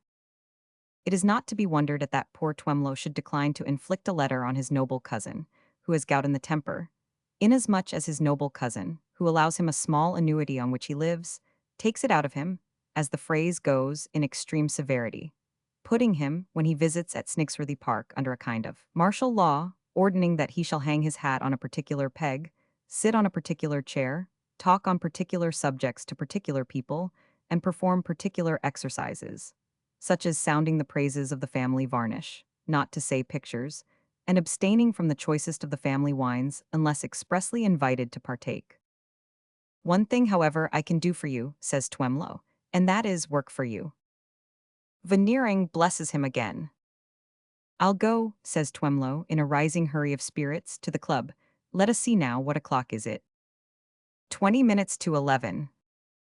"I'll be," says Twemlow, "at the club by 10 minutes to 12, and I'll never leave it all day." Veneering feels that his friends are rallying round him, and says, Thank you. I knew I could rely upon you. I said to Anastasia before leaving home just now to come to you. Of course, the first friend I have seen on a subject so momentous to me, my dear Twemlow. I said to Anastasia, we must work." You were right, replies Twemlow. "Tell me, is she working?" "She is," says Veneering. Good, cries Twemlow, polite little gentleman that he is. A woman's tact is invaluable. To have the dear sex with us is to have everything with us. But you have not imparted to me, remarks Veneering, what you think of my entering the House of Commons. I think, rejoins Twemlow feelingly, that it is the best club in London. Veneering again blesses him, plunges downstairs, rushes into his hansom, and directs the driver to be up and at the British public, and to charge into the city. Meanwhile, Twemlow, in an increasing hurry of spirits, gets his hair down as well as he can, which is not very well. For, after these glutinous applications, it is restive and has a surface on it somewhat in the nature of pastry, and gets to the club by the appointed time. At the club, he promptly secures a large window, writing materials, and all the newspapers, and establishes himself, immovable, to be respectfully contemplated by Pall Mall. Sometimes, when a man enters who nods to him, Twemlow says, "Do you know Veneering?" Man says, "No, member of the club?" Twemlow says, "Yes, coming in for pocket breeches." Man says, "I hope he may find it worth the money," yawns, and saunters out. Towards 6 o'clock of the afternoon, Twemlow begins to persuade himself that he is positively jaded with work, and thinks it much to be regretted that he was not brought up as a parliamentary agent. From Twemlow's, Veneering dashes at Podsnap's place of business. Finds Podsnap reading the paper, standing, and inclined to be oratorical over the astonishing discovery he has made, that Italy is not England. Respectfully entreats Podsnap's pardon for stopping the flow of his words of wisdom, and informs him what is in the wind. Tells Podsnap that their political opinions are identical. Gives Podsnap to understand that he, Veneering, formed his political opinions while sitting at the feet of him, Podsnap. Seeks earnestly to know whether Podsnap will rally round him. Says Podsnap something sternly, "Now, first of all, Veneering, do you ask my advice?" Veneering falters that as so old and so dear a friend. "Yes, yes, that's all very well," says Podsnap. "But have you made up your mind to take this burr of pocket breeches on its own terms, or do you ask my opinion whether you shall take it or leave it alone?" Veneering repeats that his heart's desire and his soul's thirst are that Podsnap shall rally round him. "Now, I'll be plain with you, Veneering," says Podsnap, knitting his brows. "You will infer that I don't care about Parliament from the fact of my not being there." Why, of course Veneering knows that. Of course Veneering knows that if Podsnap chose to go there, he would be there, in a space of time that might be stated by the light and thoughtless as a jiffy. "It is not worth my while," pursues Podsnap, becoming handsomely mollified, "and it is the reverse of important to my position. But it is not my wish to set myself up as law for another man, differently situated." "You think it is worth your while, and is important to your position. Is that so?" Always with the proviso that Podsnap will rally round him, Veneering thinks it is so. "Then you don't ask my advice," says Podsnap. "Good, then I won't give it you. But you do ask my help. Good, then I'll work for you." Veneering instantly blesses him, and apprises him that Twemlow is already working. Podsnap does not quite approve that anybody should be already working, regarding it rather in the light of a liberty, but tolerates Twemlow, and says he is a well-connected old female who will do no harm. "I have nothing very particular to do today," adds Podsnap, "and I'll mix with some influential people. I had engaged myself to dinner, but I'll send Mrs. Podsnap and get off going myself, and I'll dine with you at 8. It's important we should report progress and compare notes. Now, let me see. You ought to have a couple of active, energetic fellows of gentlemanly manners to go about." Veneering, after cogitation, thinks of Boots and Brewer. "Whom I have met at your house," says Podsnap. "Yes, they'll do very well. Let them each have a cab and go about." Veneering immediately mentions what a blessing he feels it, to possess a friend capable of such grand administrative suggestions, and really is elated at this going about of Boots and Brewer, as an idea wearing an electioneering aspect and looking desperately like business. Leaving Podsnap at a hand gallop, he descends upon Boots and Brewer, who enthusiastically rally round him by at once bolting off in cabs, taking opposite directions. Then Veneering repairs to the legal gentleman in Britannia's confidence, and with him transacts some delicate affairs of business, and issues an address to the independent electors of pocket breeches, announcing that he is coming among them for their suffrages, as the mariner returns to the home of his early childhood. A phrase which is none the worse for his never having been near the place in his life, and not even now distinctly knowing where it is. Mrs. Veneering, during the same eventful hours, is not idle. No sooner does the carriage turn out, all complete, than she turns into it, all complete, and gives the word to Lady Tippins S. That charmer dwells over a staymaker, S in the Belgravian borders, with a life-size model in the window on the ground floor of a distinguished beauty in a blue petticoat, stay lace in hand, looking over her shoulder at the town in innocent surprise. As well she may, to find herself dressing under the circumstances. Lady Tippins at home? Lady Tippins at home, with the room darkened and her back, like the Lady S at the ground floor window, though for a different reason, cunningly turned towards the light. Lady Tippins is so surprised by seeing her dear Mrs. Veneering so early. In the middle of the night, the pretty creature calls it, that her eyelids almost go up, under the influence of that emotion. To whom Mrs. Veneering incoherently communicates how that Veneering has been offered pocket breeches, how that it is the time for rallying round, how that Veneering has said we must work, how that she is here, as a wife and mother, to entreat Lady Tippins to work, how that the carriage is at Lady Tippins's disposal for purposes of work, how that she, proprietress of said brand new elegant equipage, will return home on foot, on bleeding feet if need be, to work not specifying how, until she drops by the side of baby's crib. My love, says Lady Tippins, compose yourself, we'll bring him in. And Lady Tippins really does work, and work the Veneering horses too, for she clatters about town all day, calling upon everybody she knows and showing her entertaining powers and green fan to immense advantage, by rattling on with, my dear soul, what do you think? What do you suppose me to be? You'll never guess, I'm pretending to be an electioneering agent. And for what place of all places? Pocket breeches. And why? Because the dearest friend I have in the world has bought it. And who is the dearest friend I have in the world? A man of the name of Veneering. Not omitting his wife, who is the other dearest friend I have in the world, and I positively declare I forgot their baby, who is the other. And we are carrying on this little farce to keep up appearances, and isn't it refreshing? Then, my precious child, the fun of it is that nobody knows who these Veneerings are, and that they know nobody, and that they have a house out of the tales of the genii, and give dinners out of the Arabian Nights. Curious to see 'em, my dear? Say you'll know 'em, come and dine with 'em, they shan't bore you. Say who shall meet you. We'll make up a party of our own, and I'll engage that they shall not interfere with you for one single moment. You really ought to see their gold and silver camels. I call their dinner table the caravan. Do come and dine with my Veneerings, my own Veneerings, my exclusive property, the dearest friends I have in the world. And above all, my dear, be sure you promise me your vote and interest and all sorts of plumpers for pocket breeches. For we couldn't think of spending sixpence on it, my love, and can only consent to be brought in by the spontaneous thingamies of the incorruptible what? Callums. Now, the point of view seized by the bewitching Tippins, that this same working and rallying round is to keep up appearances, may have something in it but not all the truth.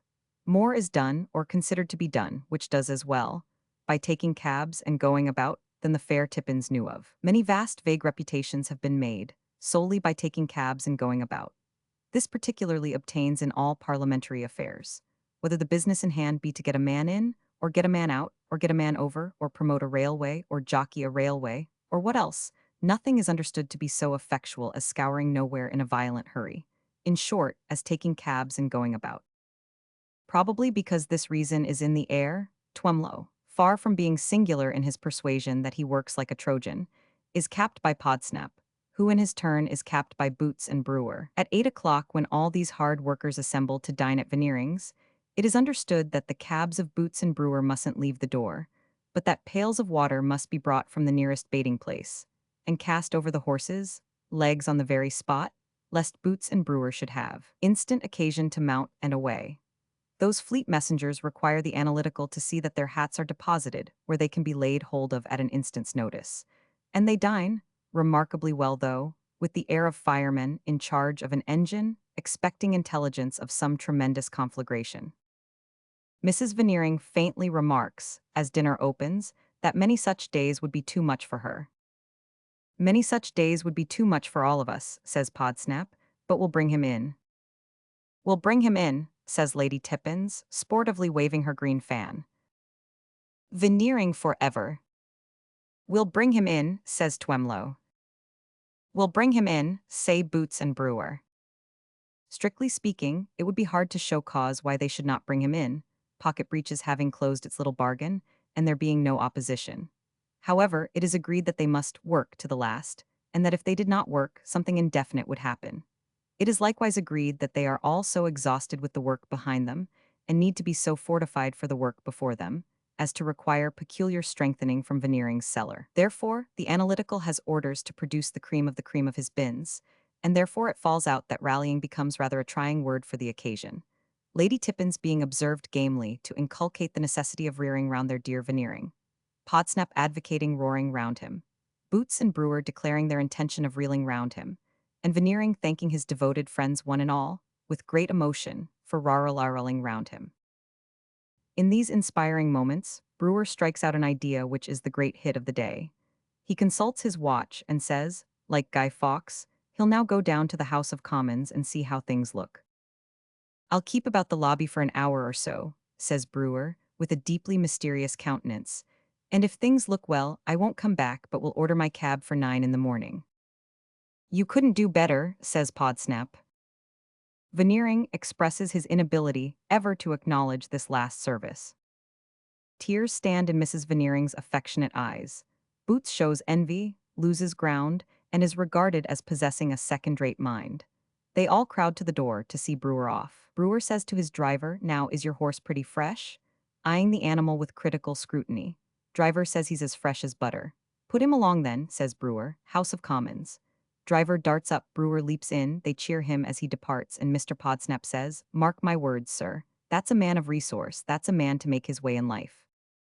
When the time comes for Veneering to deliver a neat and appropriate stammer to the men of pocket breeches, only Podsnap and Twemlow accompany him by railway to that sequestered spot. The legal gentleman is at the pocket breeches branch station, with an open carriage with a printed bill, Veneering forever stuck upon it, as if it were a wall. And they gloriously proceed, amidst the grins of the populace, to a feeble little town hall on crutches, with some onions and bootlaces under it, which the legal gentleman says are a market, and from the front window of that edifice Veneering speaks to the listening earth. In the moment of his taking his hat off, Podsnap, as per agreement made with Mrs. Veneering, telegraphs to that wife and mother, "He's up." Veneering loses his way in the usual no thoroughfares of speech, and Podsnap and Twemlow say "Hear, hear." And sometimes, when he can't by any means back himself out of some very unlucky no thoroughfare, "Hia are," with an air of facetious conviction, as if the ingenuity of the thing gave them a sensation of exquisite pleasure. But Veneering makes two remarkably good points. So good that they are supposed to have been suggested to him by the legal gentleman in Britannia's confidence, while briefly conferring on the stairs. Point the first is this. Veneering institutes an original comparison between the country and a ship, pointedly calling the ship the vessel of the state and the minister the man at the helm.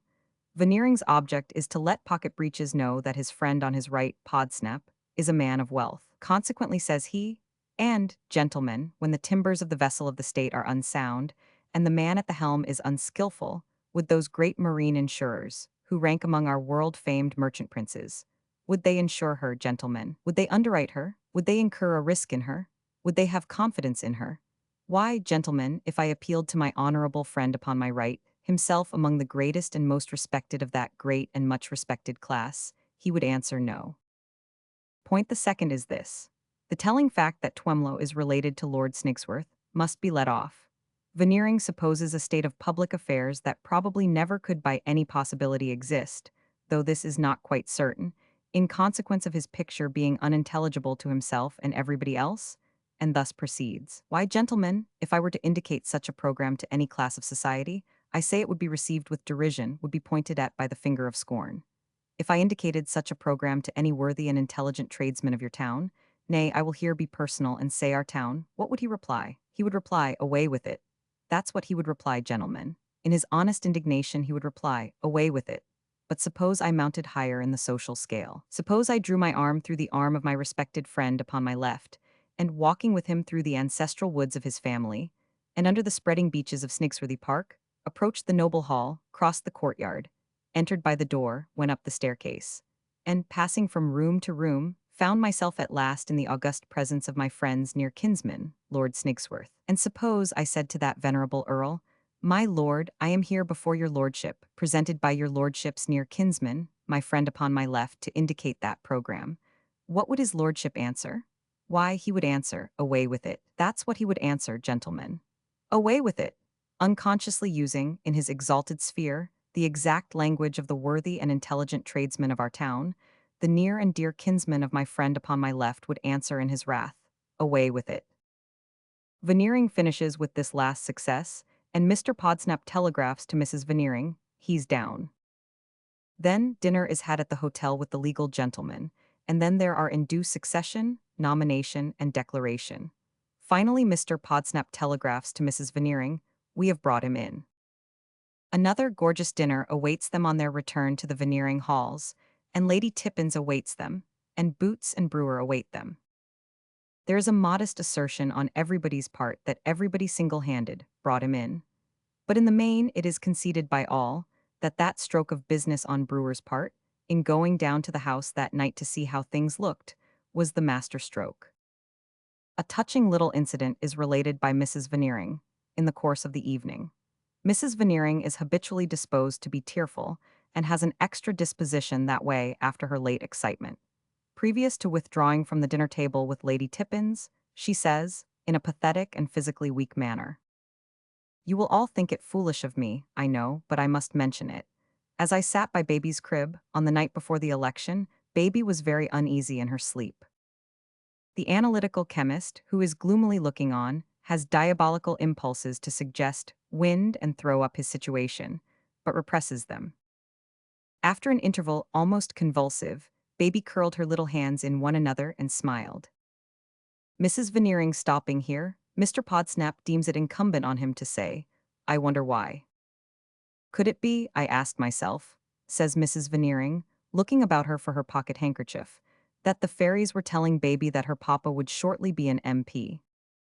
So overcome by the sentiment is Mrs. Veneering, that they all get up to make a clear stage for Veneering, who goes round the table to the rescue, and bears her out backward, with her feet impressively scraping the carpet, after remarking that her work has been too much for her strength.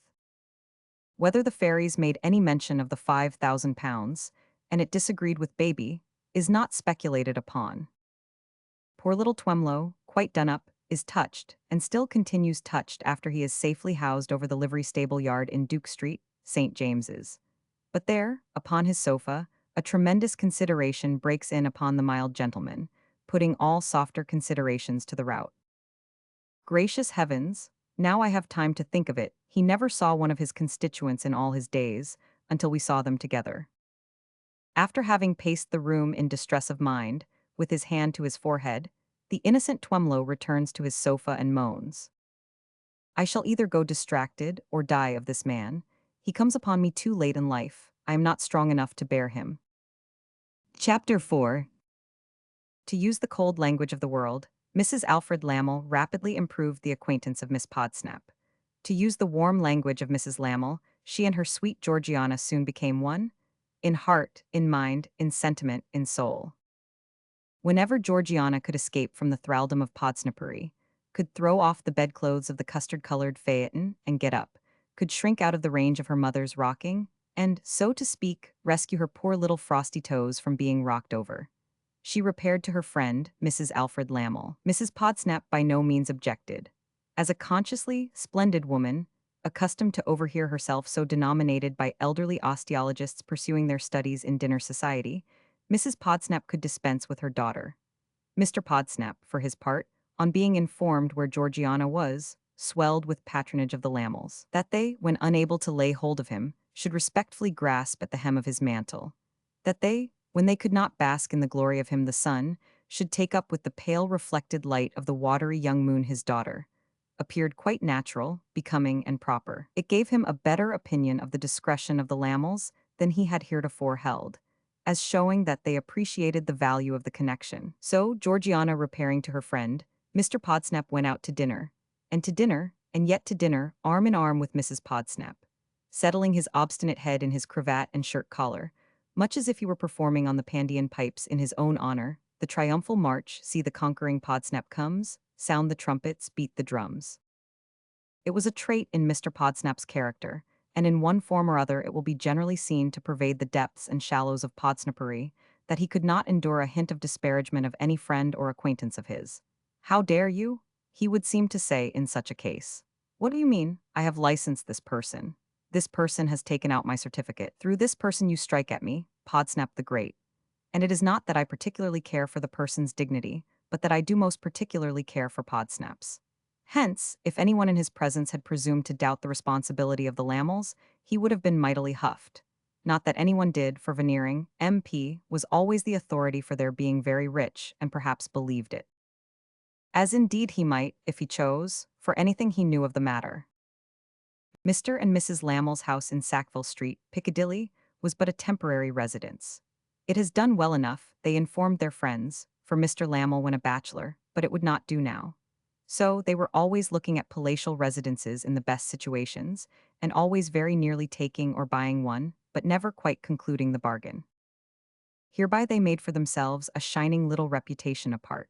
People said, on seeing a vacant palatial residence, the very thing for the Lamels, and wrote to the Lamels about it, and the Lamels always went to look at it, but unfortunately it never exactly answered. In short, they suffered so many disappointments that they began to think it would be necessary to build a palatial residence. And hereby they made another shining reputation, many persons of their acquaintance becoming by anticipation dissatisfied with their own houses and envious of the non-existent Lamel structure.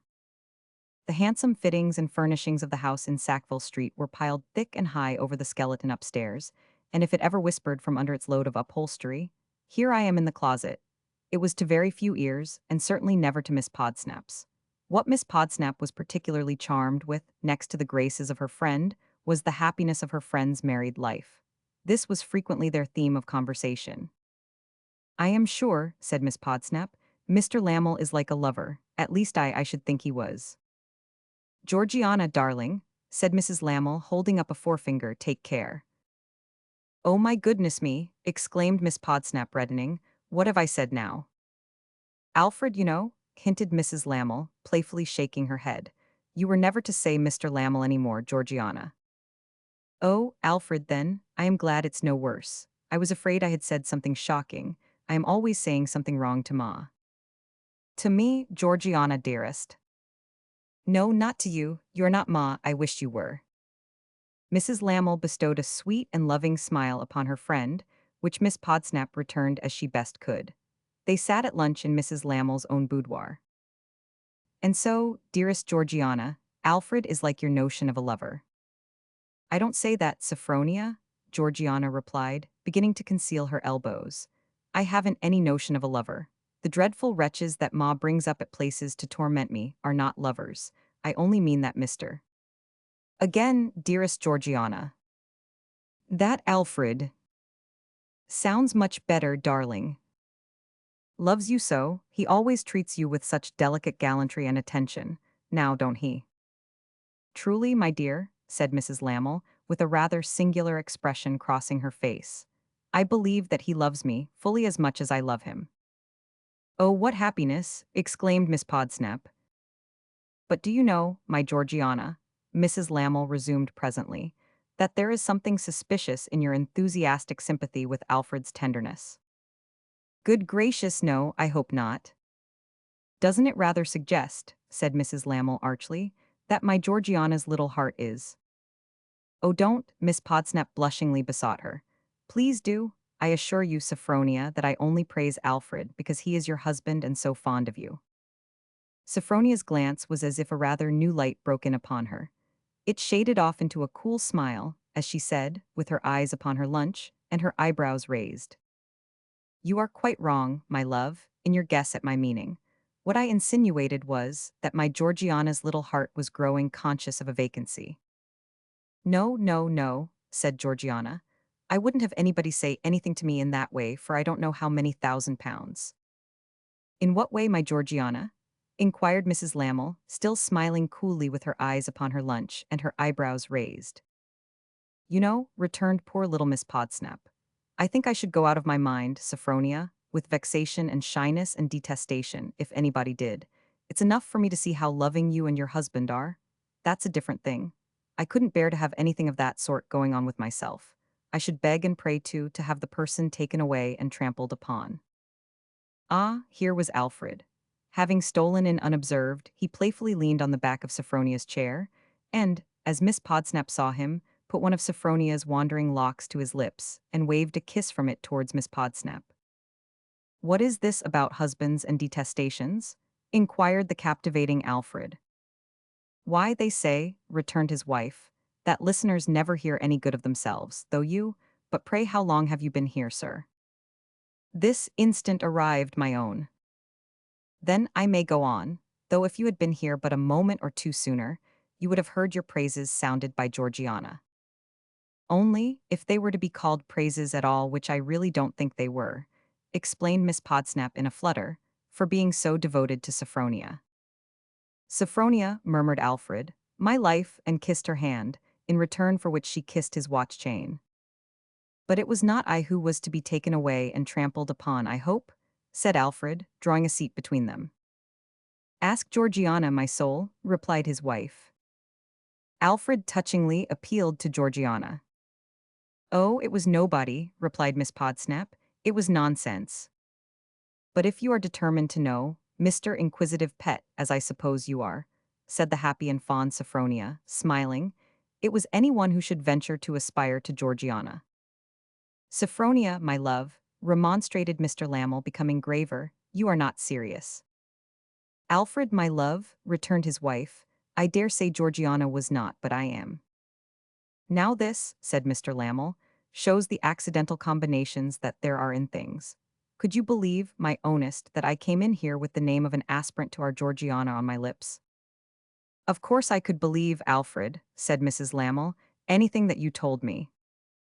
You dear one, and I anything that you told me.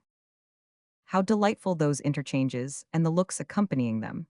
Now, if the skeleton upstairs had taken that opportunity, for instance, of calling out, here I am, suffocating in the closet. I give you my honor, my dear Sophronia. And I know what that is, love, said she. You do, my darling, that I came into the room all but uttering young Fledgeby's name. Tell Georgiana, dearest, about young Fledgeby.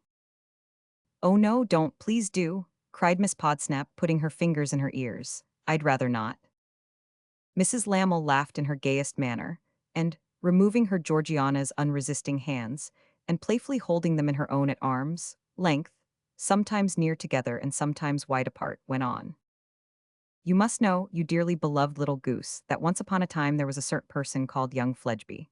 And this young Fledgeby, who was of an excellent family and rich, was known to two other certain persons, dearly attached to one another and called Mr. and Mrs. Alfred Lamel. So this young Fledgeby, being one night at the play, there sees with Mr. and Mrs. Alfred Lamel, a certain heroine called. No, don't say Georgiana Podsnap, pleaded that young lady almost in tears. Please don't, oh do say somebody else, not Georgiana Podsnap, oh don't do. No other, said Mrs. Lamel, laughing airily, and, full of affectionate blandishments, opening and closing Georgiana's arms like a pair of compasses, than my little Georgiana Podsnap. So this young Fledgeby goes to that Alfred Lamel and says, oh please do, Georgiana, as if the supplication were being squeezed out of her by powerful compression. I so hate him for saying it. For saying what, my dear? Laughed Mrs. Lamel. Oh, I don't know what he said, cried Georgiana wildly, but I hate him all the same for saying it. My dear, said Mrs. Lamel, always laughing in her most captivating way, the poor young fellow only says that he is stricken all of a heap. Oh, what shall I ever do? Interposed Georgiana. Oh my goodness, what a fool he must be. And implores to be asked to dinner, and to make a fourth at the play another time. And so he dines tomorrow and goes to the opera with us. That's all. Except, my dear Georgiana, and what will you think of this? That he is infinitely shyer than you, and far more afraid of you than you ever were of anyone in all your days. In perturbation of mind, Miss Podsnap still fumed and plucked at her hands a little, but could not help laughing at the notion of anybody, being afraid of her. With that advantage, Sophronia flattered her and rallied her more successfully, and then the insinuating Alfred flattered her and rallied her, and promised that at any moment when she might require that service at his hands, he would take young Fledgeby out and trample on him. Thus it remained amicably understood that young Fledgeby was to come to admire, and that Georgiana was to come to be admired. And Georgiana, with the entirely new sensation in her breast of having that prospect before her, and with many kisses from her dear Sophronia in present possession, proceeded 6 feet 1 of discontented footmen, an amount of the article that always came for her when she walked home, to her father's dwelling. The happy pair being left together, Mrs. Lamel said to her husband, "If I understand this girl, sir, your dangerous fascinations have produced some effect upon her. I mention the conquest in good time because I apprehend your scheme to be more important to you than your vanity." There was a mirror on the wall before them, and her eyes just caught him smirking in it. She gave the reflected image a look of the deepest disdain, and the image received it in the glass. Next moment they quietly eyed each other, as if they, the principals, had had no part in that expressive transaction. It may have been that Mrs. Lamel tried in some manner to excuse her conduct to herself by depreciating the poor little victim of whom she spoke with acrimonious contempt. It may have been, too, that in this she did not quite succeed, for it is very difficult to resist confidence, and she knew she had Georgiana's. Nothing more was said between the happy pair. Perhaps conspirators who have once established an understanding may not be overfond of repeating the terms and objects of their conspiracy. Next day came Georgiana, and came Fledgeby. Georgiana had by this time seen a good deal of the house and its frequenters, as there was a certain handsome room with a billiard table in it on the ground floor, eating out a backyard, which might have been Mr. Lamel's office or library, but was called by neither name, but simply Mr. Lamel's room, so it would have been hard for stronger female heads than Georgiana's to determine whether its frequenters were men of pleasure or men of business. Between the room and the men there were strong points of general resemblance. Both were too gaudy, too slangy, too odorous of cigars, and too much given to horseflesh, the latter characteristic being exemplified in the room by its decorations, and in the men by their conversation. High-stepping horses seemed necessary to all Mr. Lamel's friends, as necessary as their transaction of business together, in a gypsy way at untimely hours of the morning and evening, and in rushes and snatches.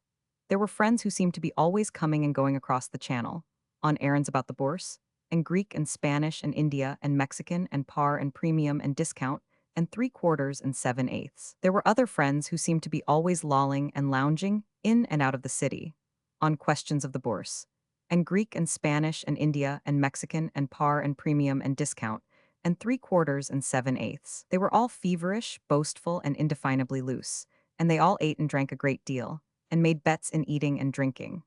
They all spoke of sums of money, and only mentioned the sums and left the money to be understood, as 45,000 Tom, or 222 on every individual share in the lot Joe. They seemed to divide the world into two classes of people: people who were making enormous fortunes, and people who were being enormously ruined. They were always in a hurry, and yet seemed to have nothing tangible to do, except a few of them, these, mostly asthmatic and thick-lipped, who were forever demonstrating to the rest, with gold pencil cases which they could hardly hold because of the big rings on their forefingers, how money was to be made. Lastly, they all swore at their grooms, and the grooms were not quite as respectful or complete as other men's grooms, seeming somehow to fall short of the groom point as their masters fell short of the gentleman point. Young Fledgeby was none of these. Young Fledgeby had a peachy cheek, or a cheek compounded of the peach and the red wall on which it grows, and was an awkward, sandy-haired, small-eyed youth, exceeding slim, his enemies would have said lanky, and prone to self-examination in the articles of whisker and mustache. While feeling for the whisker that he anxiously expected, Fledgeby underwent remarkable fluctuations of spirits, ranging along the whole scale from confidence to despair. There were times when he started, as exclaiming, "By Jupiter, here it is at last." There were other times when, being equally depressed, he would be seen to shake his head and give up hope. To see him at those periods leaning on a chimney-piece, like as on an urn containing the ashes of his ambition, with the cheek that would not sprout upon the hand on which that cheek had forced conviction, was a distressing sight. Not so was Fledgeby seen on this occasion. Arrayed in superb raiment, with his opera hat under his arm, he concluded his self-examination hopefully, awaited the arrival of Miss Podsnap, and talked small talk with Mrs. Lamel. In facetious homage to the smallness of his talk and the jerky nature of his manners, Fledgeby's familiars had agreed to confer upon him, behind his back, the honorary title of Fascination Fledgeby. "Warm weather, Mrs. Lamel," said Fascination Fledgeby. Mrs. Lamel thought it scarcely as warm as it had been yesterday. "Perhaps not," said Fascination Fledgeby, with great quickness of repartee, "but I expect it will be devilish warm tomorrow." He threw off another little scintillation. "Been out today, Mrs. Lamel?" Mrs. Lamel answered, "For a short drive." "Some people," said Fascination Fledgeby, are accustomed to take long drives, but it generally appears to me that if they make 'em too long, they overdo it. Being in such feather, he might have surpassed himself in his next sally, had not Miss Podsnap been announced. Mrs. Lamel flew to embrace her darling little Georgie, and when the first transports were over, presented Mr. Fledgeby. Mr. Lamel came on the scene last, for he was always late, and so were the frequenters always late. All hands being bound to be made late, by private information about the bourse, and Greek and Spanish and India and Mexican, and par and premium and discount, and 3/4 and 7/8. A handsome little dinner was served immediately, and Mr. Lamel sat sparkling at his end of the table, with his servant behind his chair, and his ever-lingering doubts upon the subject of his wages behind himself. Mr. Lamel's utmost powers of sparkling were in requisition today. For fascination, Fledgeby and Georgiana not only struck each other speechless, but struck each other into astonishing attitudes. Georgiana, as she sat facing Fledgeby, making such efforts to conceal her elbows as were totally incompatible with the use of a knife and fork. And Fledgeby, as he sat facing Georgiana, avoiding her countenance by every possible device, and betraying the discomposure of his mind in feeling for his whiskers with his spoon, his wine glass, and his bread. So, Mr. and Mrs. Alfred Lamel had to prompt, and this is how they prompted. "Georgiana," said Mr. Lamel, low and smiling and sparkling all over like a harlequin, "you are not in your usual spirits. Why are you not in your usual spirits, Georgiana?" Georgiana faltered that she was much the same as she was in general. She was not aware of being different. "Not aware of being different?" retorted Mr. Alfred Lamel. "You, my dear Georgiana, who are always so natural and unconstrained with us, who are such a relief from the crowd that are all alike, who are the embodiment of gentleness, simplicity, and reality." Miss Podsnap looked at the door, as if she entertained confused thoughts of taking refuge from these compliments in flight. "Now I will be judged," said Mr. Lamel, raising his voice a little, "by my friend Fledgeby." "Oh, don't," Miss Podsnap faintly ejaculated, when Mrs. Lamel took the prompt book. "I beg your pardon, Alfred, my dear, but I cannot part with Mr. Fledgeby quite yet. You must wait for him a moment. Mr. Fledgeby and I are engaged in a personal discussion." Fledgeby must have conducted it on his side with immense art, for no appearance of uttering one syllable had escaped him. "A personal discussion, Sophronia, my love. What discussion, Fledgeby? I am jealous. What discussion, Fledgeby?" "Shall I tell him, Mr. Fledgeby?" asked Mrs. Lamel. Trying to look as if he knew anything about it, Fascination replied, "Yes, tell him." "We were discussing then," said Mrs. Lamel, "if you must know, Alfred, whether Mr. Fledgeby was in his usual flow of spirits." "Why, that is the very point, Sophronia, that Georgiana and I were discussing as to herself. What did Fledgeby say?" "Oh, a likely thing, sir, that I am going to tell you everything and be told nothing. What did Georgiana say?" "Georgiana said she was doing her usual justice to herself today, and I said she was not." "Precisely," exclaimed Mrs. Lamel, "what I said to Mr. Fledgeby. Still, it wouldn't do. They would not look at one another. No, not even when the sparkling host proposed that the quartet should take an appropriately sparkling glass of wine. Georgiana looked from her wine glass at Mr. Lamel and at Mrs. Lamel, but mightn't, couldn't, shouldn't, wouldn't look at Mr. Fledgeby. Fascination looked from his wine glass at Mrs. Lamel and at Mr. Lamel, but mightn't, couldn't, shouldn't, wouldn't look at Georgiana. More prompting was necessary. Cupid must be brought up to the mark. The manager had put him down in the bill for the part, and he must play it. "Sophronia, my dear," said Mr. Lamel, "I don't like the color of your dress." "I appeal," said Mrs. Lamel, "to Mr. Fledgeby." "And I," said Mr. Lamel, "to Georgiana." "Georgie, my love," remarked Mrs. Lamel aside to her dear girl, "I rely upon you not to go over to the opposition. Now, Mr. Fledgeby." Fascination wished to know if the color were not called rose color? "Yes," said Mr. Lamel. Actually, he knew everything. It was really rose color. Fascination took rose color to mean the color of roses. In this he was very warmly supported by Mr. and Mrs. Lamel. Fascination had heard the term queen of flowers applied to the rose. Similarly, it might be said that the dress was the queen of dresses. "Very happy, Fledgeby," from Mr. Lamel. Notwithstanding, Fascination's opinion was that we all had our eyes, or at least a large majority of us, and that, and his farther opinion was several ands with nothing beyond them. "Oh, Mr. Fledgeby," said Mrs. Lamel, "to desert me in that way. Oh, Mr. Fledgeby, to abandon my poor dear injured Rose and declare for blue." "Victory, victory," cried Mr. Lamel, "your dress is condemned, my dear." "But what," said Mrs. Lamel, stealing her affectionate hand towards her dear girl what does Georgie say?" "She says," replied Mr. Lamel, interpreting for her, "that in her eyes you look well in any color, Sophronia, and that if she had expected to be embarrassed by so pretty a compliment as she has received, she would have worn another color herself. Though I tell her in reply that it would not have saved her, for whatever color she had worn would have been Fledgeby's color. But what does Fledgeby say?" "He says," replied Mrs. Lamel, interpreting for him, and patting the back of her dear girl's hand, as if it were Fledgeby who was patting it, that it was no compliment, but a little natural act of homage that he couldn't resist. And, expressing more feeling as if it were more feeling on the part of Fledgeby, "He is right, he is right." Still, no, not even now, would they look at one another.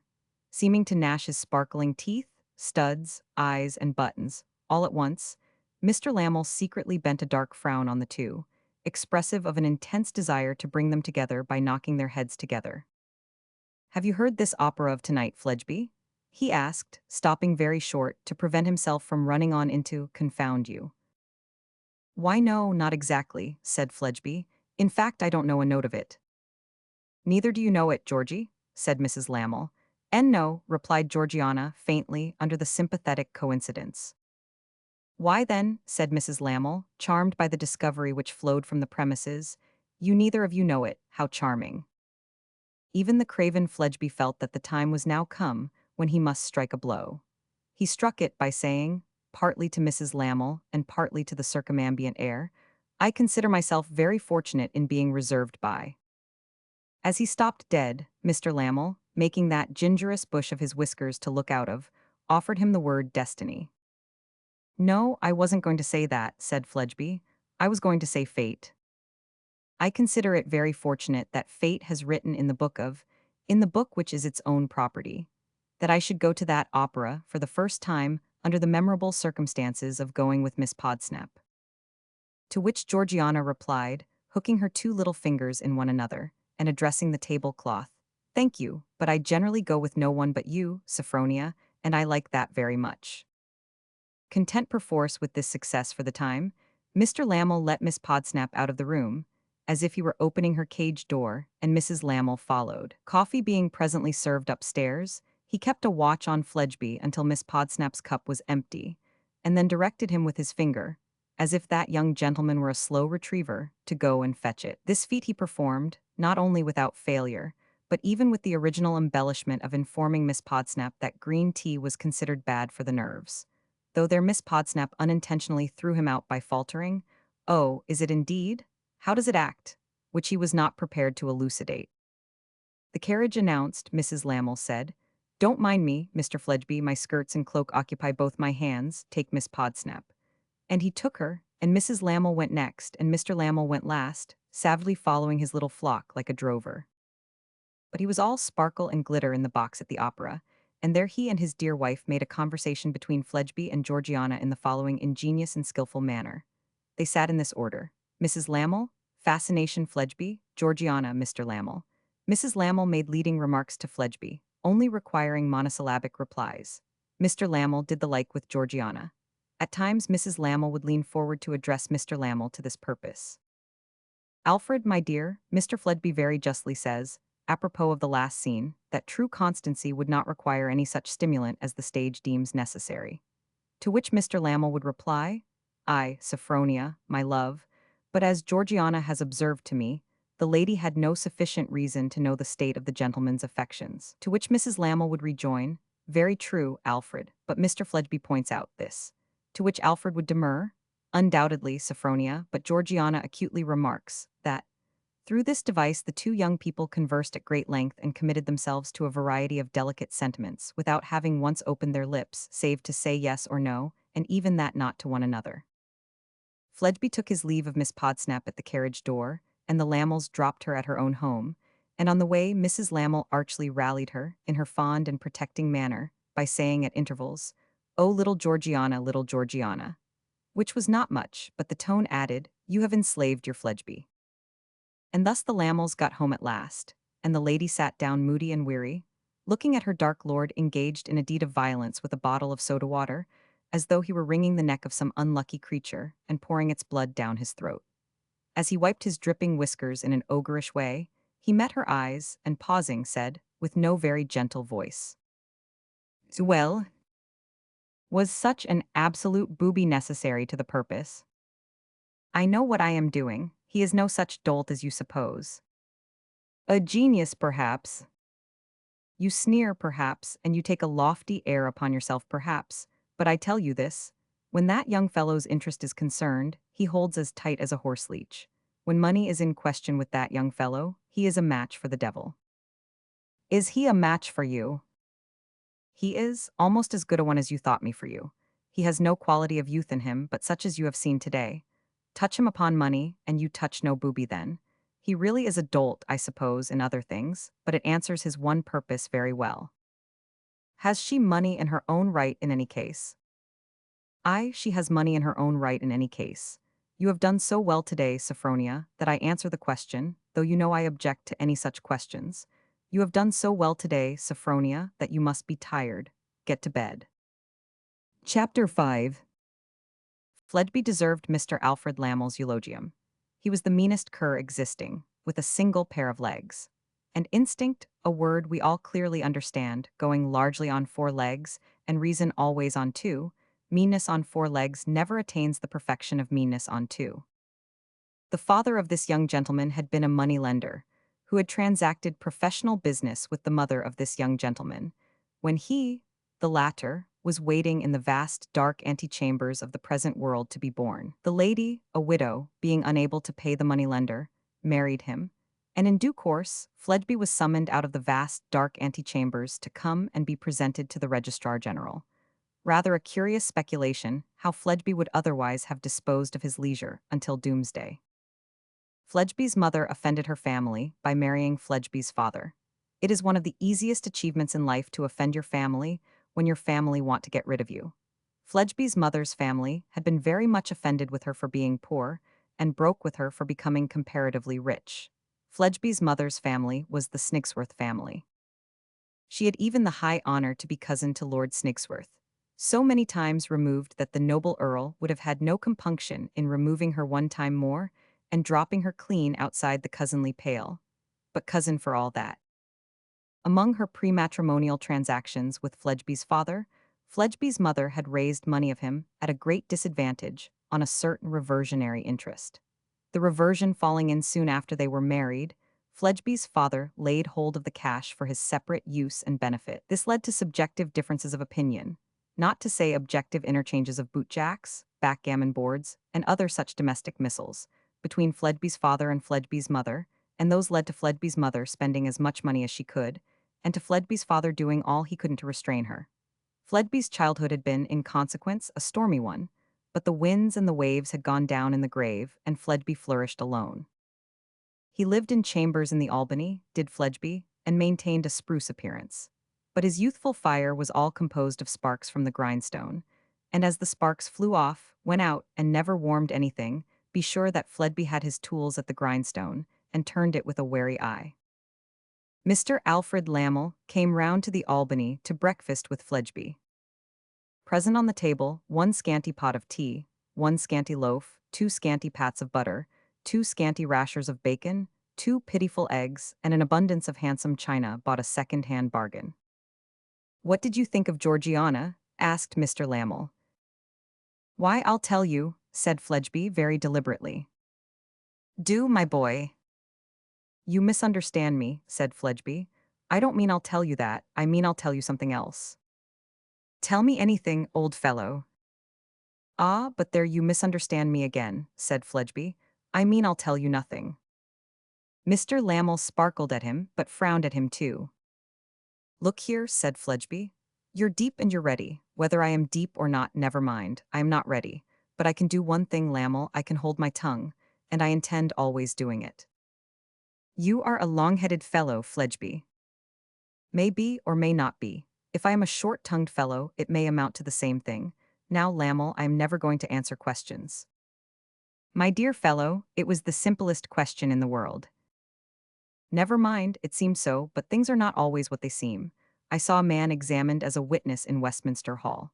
Questions put to him seemed the simplest in the world, but turned out to be anything rather than that after he had answered them. Very well, then he should have held his tongue. If he had held his tongue, he would have kept out of scrapes that he got into. If I had held my tongue, you would never have seen the subject of my question, remarked Lamel, darkening. Now, Lamel, said Fascination Fledgeby, calmly feeling for his whisker, it won't do. I won't be led on into a discussion. I can't manage a discussion, but I can manage to hold my tongue. Can? Mr. Lamel fell back upon propitiation. I should think you could. Why, when these fellows of our acquaintance drink and you drink with them, the more talkative they get, the more silent you get. The more they let out, the more you keep in. I don't object, Lamel, returned Fledgeby with an internal chuckle, to being understood, though I object to being questioned. That certainly is the way I do it. And when all the rest of us are discussing our ventures, none of us ever know what a single venture of yours is. And none of you ever will from me, Lamel, replied Fledgeby with another internal chuckle. That certainly is the way I do it. Why, of course it is, I know, rejoined Lamel, with a flourish of frankness and a laugh, and stretching out his hands as if to show the universe a remarkable man in Fledgeby. If I hadn't known it of my Fledgeby, should I have proposed our little compact of advantage to my Fledgeby? Ah, remarked Fascination, shaking his head slyly. But I am not to be got at in that way. I am not vain. That sort of vanity don't pay, Lamel. No, no, no. Compliments only make me hold my tongue the more. Alfred Lamel pushed his plate away, no great sacrifice under the circumstances of there being so little in it, thrust his hands in his pockets, leaned back in his chair, and contemplated Fledgeby in silence. Then he slowly released his left hand from its pocket and made that bush of his whiskers, still contemplating him in silence. Then he slowly broke silence and slowly said, "What the devil is this fellow about this morning?" "Now, look here, Lamel," said Fascination Fledgeby, with the meanest of twinkles in his meanest of eyes, which were too near together, by the way. "Look here, Lamel, I am very well aware that I didn't show to advantage last night, and that you and your wife, who, I consider, is a very clever woman and an agreeable woman, did. I am not calculated to show to advantage under that sort of circumstances. I know very well you two did show to advantage, and managed capitally. But don't you on that account come talking to me as if I was your doll and puppet, because I am not." "And all this," cried Alfred, after studying with a look the meanness that was fain to have the meanest help, and yet was so mean as to turn upon it. "All this because of one simple natural question. You should have waited till I thought proper to say something about it of myself. I don't like your coming over me with your Georgianas, as if you was her proprietor and mine too." "Well, when you are in the gracious mind to say anything about it of yourself," retorted Lamel, "pray do." "I have done it. I have said you managed capitally. You and your wife both. If you'll go on managing capitally, I'll go on doing my part, only don't crow." "I crow," exclaimed Lamel, shrugging his shoulders. "Or," pursued the other, "or take it in your head that people are your puppets because they don't come out to advantage at the particular moments when you do, with the assistance of a very clever and agreeable wife. All the rest keep on doing and let Mrs. Lamel keep on doing. Now I have held my tongue when I thought proper, and I have spoken when I thought proper, and there's an end of that. And now the question is," proceeded Fledgeby with the greatest reluctance, "will you have another egg?" "No, I won't," said Lamel shortly. "Perhaps you're right and will find yourself better without it," replied Fascination, in greatly improved spirits. "To ask you if you'll have another rasher would be unmeaning flattery, for it would make you thirsty all day. Will you have some more bread and butter?" "No, I won't," repeated Lamel. "Then I will," said Fascination.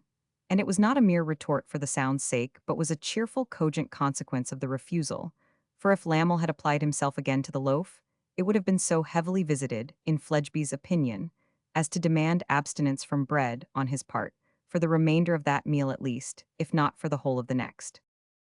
Whether this young gentleman, for he was but 23, combined with the miserly vice of an old man, any of the open-handed vices of a young one, was a moot point. So very honorably did he keep his own counsel. He was sensible of the value of appearances as an investment, and liked to dress well. But he drove a bargain for every movable about him, from the coat on his back to the china on his breakfast table, and every bargain by representing somebody's ruin or somebody's loss, acquired a peculiar charm for him. It was a part of his avarice to take, within narrow bounds, long odds at races. If he won, he drove harder bargains. If he lost, he half-starved himself until next time. Why money should be so precious to an ass too dull and mean to exchange it for any other satisfaction is strange. But there is no animal so sure to get laden with it as the ass who sees nothing written on the face of the earth and sky but the three letters LSD, not luxury, sensuality, dissoluteness, which they often stand for, but the three dry letters. Your concentrated fox is seldom comparable to your concentrated ass in money breeding. Fascination, Fledgeby feigned to be a young gentleman living on his means, but was known secretly to be a kind of outlaw in the bill-broking line, and to put money out at high interest in various ways. His circle of familiar acquaintance, from Mr. Lamel round, all had a touch of the outlaw. As to their rovings in the merry greenwood of Jobbery Forest, lying on the outskirts of the share market and the stock exchange. I suppose you, Lamel, said Fledgeby, eating his bread and butter, always did go in for female society. Always, replied Lamel, glooming considerably under his late treatment. Came natural to you, eh? Said Fledgeby. The sex were pleased to like me, sir, said Lamel sulkily, but with the air of a man who had not been able to help himself. Made a pretty good thing of marrying, didn't you? Asked Fledgeby. The other smiled an ugly smile, and tapped one tap upon his nose. My late governor made a mess of it, said Fledgeby. But is the right name Georgina or Georgiana? Georgiana. I was thinking yesterday, I didn't know there was such a name. I thought it must end in an A. Why? Why, you play if you can, the concertina, you know, replied Fledgeby, meditating very slowly. And you have, when you catch it, the scarlatina. And you can come down from a balloon in a parrotch. No, you can't, though. Well, say Georgiute, I mean Georgiana. You were going to remark of Georgiana? Lamel moodily hinted, after waiting in vain. I was going to remark of Georgiana, sir, said Fledgeby, not at all pleased to be reminded of his having forgotten it, that she don't seem to be violent, don't seem to be of the pitching-in order. She has the gentleness of the dove, Mr. Fledgeby. Of course you'll say so, replied Fledgeby, sharpening, the moment his interest was touched by another. But you know, the real lookout is this. What I say, not what you say. I say, having my late governor and my late mother in my eye, that Georgiana don't seem to be of the pitching-in order. The respected Mr. Lamel was a bully, by nature and by usual practice. Perceiving, as Fledgeby's affronts cumulated, that conciliation by no means answered the purpose here, he now directed a scowling look into Fledgeby's small eyes for the effect of the opposite treatment. Satisfied by what he saw there, he burst into a violent passion and struck his hand upon the table, making the china ring and dance. You are a very offensive fellow, sir, cried Mr. Lamel, rising.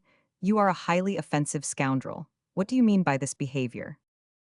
I say, remonstrated Fledgeby, don't break out. You are a very offensive fellow, sir, repeated Mr. Lamel. You are a highly offensive scoundrel. I say, you know, urged Fledgeby, quailing.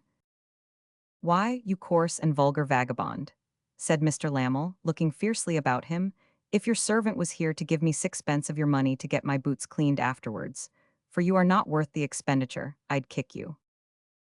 No, you wouldn't, pleaded Fledgeby. I am sure you'd think better of it. I tell you what, Mr. Fledgeby, said Lamel, advancing on him, since you presume to contradict me, I'll assert myself a little. Give me your nose. Fledgeby covered it with his hand instead, and said, retreating, I beg you woe. Give me your nose, sir, repeated Lamel. Still covering that feature and backing, Mr. Fledgeby reiterated, apparently with a severe cold in his head, I beg you won't. And this fellow, exclaimed Lamel, stopping and making the most of his chest, this fellow presumes on my having selected him out of all the young fellows I know, for an advantageous opportunity. This fellow presumes on my having in my desk round the corner his dirty note of hand for a wretched sum payable on the occurrence of a certain event, which event can only be of my and my wife's bringing about. This fellow, Fledgeby, presumes to be impertinent to me, Lamel. Give me your nose, sir. No, stop, I beg your pardon, said Fledgeby with humility. What do you say, sir? Demanded Mr. Lamel, seeming too furious to understand. I beg your pardon, repeated Fledgeby. Repeat your words louder, sir. The just indignation of a gentleman has sent the blood boiling to my head. I don't hear you. I say, repeated Fledgeby, with laborious explanatory politeness, I beg your pardon. Mr. Lamel paused. As a man of honor, said he, throwing himself into a chair, I am disarmed. Mr. Fledgeby also took a chair, though less demonstratively, and by slow approaches removed his hand from his nose. Some natural diffidence assailed him as to blowing it, so shortly after its having assumed a personal and delicate, not to say public, character. But he overcame his scruples by degrees, and modestly took that liberty under an implied protest. Lamel, he said sneakingly when that was done, I hope we are friends again. Mr. Fledgeby, returned Lamel, say no more. I must have gone too far in making myself disagreeable, said Fledgeby, but I never intended it. Say no more, Mr. Lamel repeated in a magnificent tone. Give me your, Fledgeby started, hand. They shook hands, and on Mr. Lamel's part, in particular, there ensued great geniality. For he was quite as much of a dastard as the other, and had been in equal danger of falling into the second place for good, when he took heart just in time, to act upon the information conveyed to him by Fledgeby's eye. The breakfast ended in a perfect understanding. Incessant machinations were to be kept at work by Mr. and Mrs. Lamel, love was to be made for Fledgeby, and conquest was to be ensured to him. He on his part, very humbly admitting his defects as to the softer social arts, and entreating to be backed to the utmost by his two able coadjutors. Little recked Mr. Podsnap of the traps and toils besetting his young person. He regarded her as safe within the temple of Podsnapery, hiding the fullness of time when she, Georgiana, should take him, Fitzpodsnap, who with all his worldly goods should her endow. It would call a blush into the cheek of his standard young person to have anything to do with such matters save to take as directed, and with worldly goods as per settlement to be endowed. Who giveth this woman to be married to this man? I, Podsnap, perish the daring thought that any smaller creation should come between. It was a public holiday, and Fledgeby did not recover his spirits or his usual temperature of nose until the afternoon. Walking into the city in the holiday afternoon, he walked against a living stream setting out of it. And thus, when he turned into the precincts of St. Mary Axe, he found a prevalent repose and quiet there. A yellow overhanging plaster-fronted house at which he stopped was quiet too. The blinds were all drawn down, and the inscription Pubsey and Co. seemed to doze in the counting-house window on the ground floor giving on the sleepy street. Fledgeby knocked and rang, and Fledgeby rang and knocked, but no one came. Fledgeby crossed the narrow street and looked up at the house windows, but nobody looked down at Fledgeby. He got out of temper, crossed the narrow street again, and pulled the house bell as if it were the house's nose, and he were taking a hint from his late experience. His ear at the keyhole seemed then, at last, to give him assurance that something stirred within.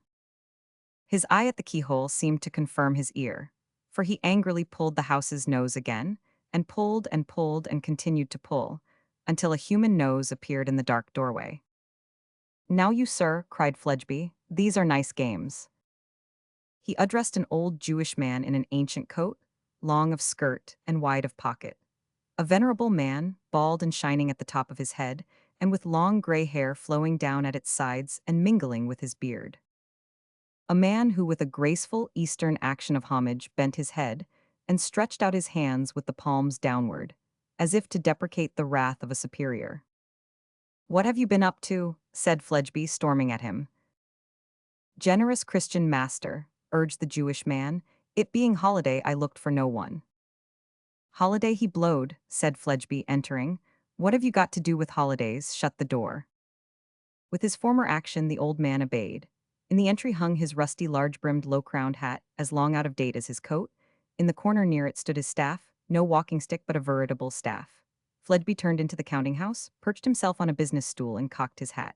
There were light boxes on shelves in the counting-house and strings of mock beads hanging up. There were samples of cheap clocks and samples of cheap vases of flowers. Foreign toys all. Perched on the stool with his hat cocked on his head and one of his legs dangling, the youth of Fledgeby hardly contrasted to advantage with the age of the Jewish man as he stood with his bare head bowed, and his eyes, which he only raised in speaking, on the ground. His clothing was worn down to the rusty hue of the hat in the entry, but though he looked shabby he did not look mean. Now Fledgeby, though not shabby, did look mean. You have not told me what you were up to, you sir, said Fledgeby, scratching his head with the brim of his hat. Sir, I was breathing the air. In the cellar, that you didn't hear. On the housetop. Upon my soul, that's a way of doing business. Sir, the old man represented with a grave and patient air, there must be two parties to the transaction of business, and the holiday has left me alone. Ah, can't be buyer and seller too. That's what the Jews say, ain't it? At least we say truly, if we say so, answered the old man with a smile. Your people need speak the truth sometimes, for they lie enough, remarked Fascination Fledgeby. Sir, there is, returned the old man with quiet emphasis, too much untruth among all denominations of men. Rather dashed, Fascination Fledby took another scratch at his intellectual head with his hat, to gain time for rallying. For instance, he resumed, as though it were he who had spoken last, who but you and I ever heard of a poor Jew? The Jews, said the old man, raising his eyes from the ground with his former smile. They hear of poor Jews often, and are very good to them. Bother that, returned Fledgeby. You know what I mean. You de-persuade me if you could that you are a poor Jew. I wish you de-confess how much you really did make out of my late governor. I should have a better opinion of you. The old man only bent his head and stretched out his hands as before. Don't go on posturing like a deaf and dumb school, said the ingenious Fledgeby, but express yourself like a Christian, or as nearly as you can. I had had sickness and misfortunes and was so poor, said the old man, as hopelessly to owe the father, principal and interest. The son inheriting was so merciful as to forgive me both and place me here. He made a little gesture as though he kissed the hem of an imaginary garment worn by the noble youth before him. It was humbly done, but picturesquely, and was not abasing to the doer. You won't say more, I see, said Fledgeby, looking at him as if he would like to try the effect of extracting a double tooth or two, and so it's of no use my putting it to you. But confess this, Raya, who believes you to be poor now? No one, said the old man. There you're right, assented Fledgeby. No one, repeated the old man with a grave, slow wave of his head. All scouted as a fable. Were I to say, this little fancy business is not mine, with a lithe sweep of his easily turning hand around him, to comprehend the various objects on the shelves, it is the little business of a Christian young gentleman who places me, his servant, in trust and charge here, and to whom I am accountable for every single bead, they would laugh, when in the larger money business I tell the borrowers. I say, old chap, interposed Fledgeby, I hope you mind what you do tell 'em. Sir, I tell them no more than I am about to repeat. When I tell them, I cannot promise this, I cannot answer for the other, I must see my principal, I have not the money, I am a poor man and it does not rest with me. They are so unbelieving and so impatient that they sometimes curse me in Jehovah's name. That's deuced good, that is, said Fascination Fledgeby. And at other times they say, can it never be done without these tricks, Mr. Raya? Come, come, Mr. Raya, we know the arts of your people, my people. If the money is to be lent, fetch it, fetch it. If it is not to be lent, keep it and say so. They never believe me. That's all right, said Fascination Fledgeby. They say, we know, Mr. Raya, we know. We have but to look at you and we know. Oh, a good un are you for the post, thought Fledgeby, and a good un was I to mark you out for it. I may be slow, but I am precious sure. Not a syllable of this reflection shaped itself in any scrap of Mr. Fledby's breath, lest it should tend to put his servant's price up.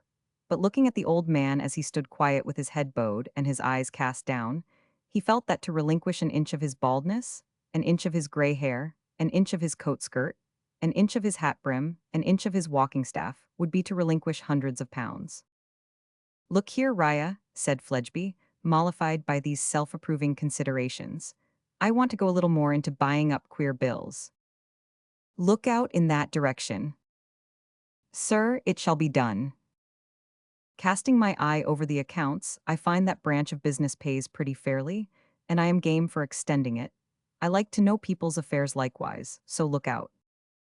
Sir, I will promptly. Put it about in the right quarters that you'll buy queer bills by the lump, by the pound weight if that's all, supposing you see your way to a fair chance on looking over the parcel. And there's one thing more. Come to me with the books for periodical inspection as usual, at 8 on Monday morning. Raya drew some folding tablets from his breast and noted it down.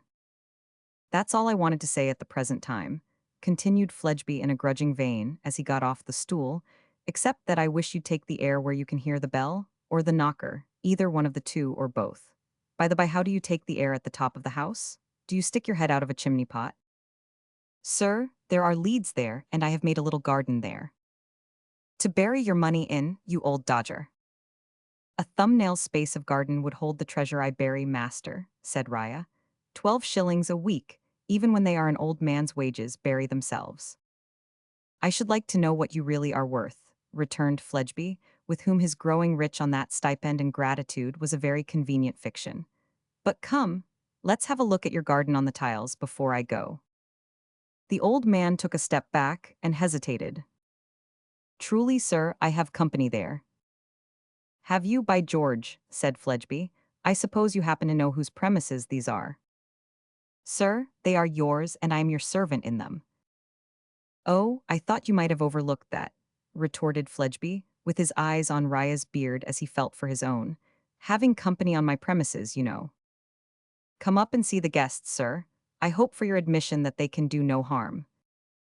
Passing him with a courteous reverence, specially unlike any action that Mr. Fledgeby could for his life have imparted to his own head and hands, the old man began to ascend the stairs. As he toiled on before, with his palm upon the stair rail, and his long black skirt, a very gabardine, overhanging each successive step, he might have been the leader in some pilgrimage of devotional ascent to a prophet's tomb.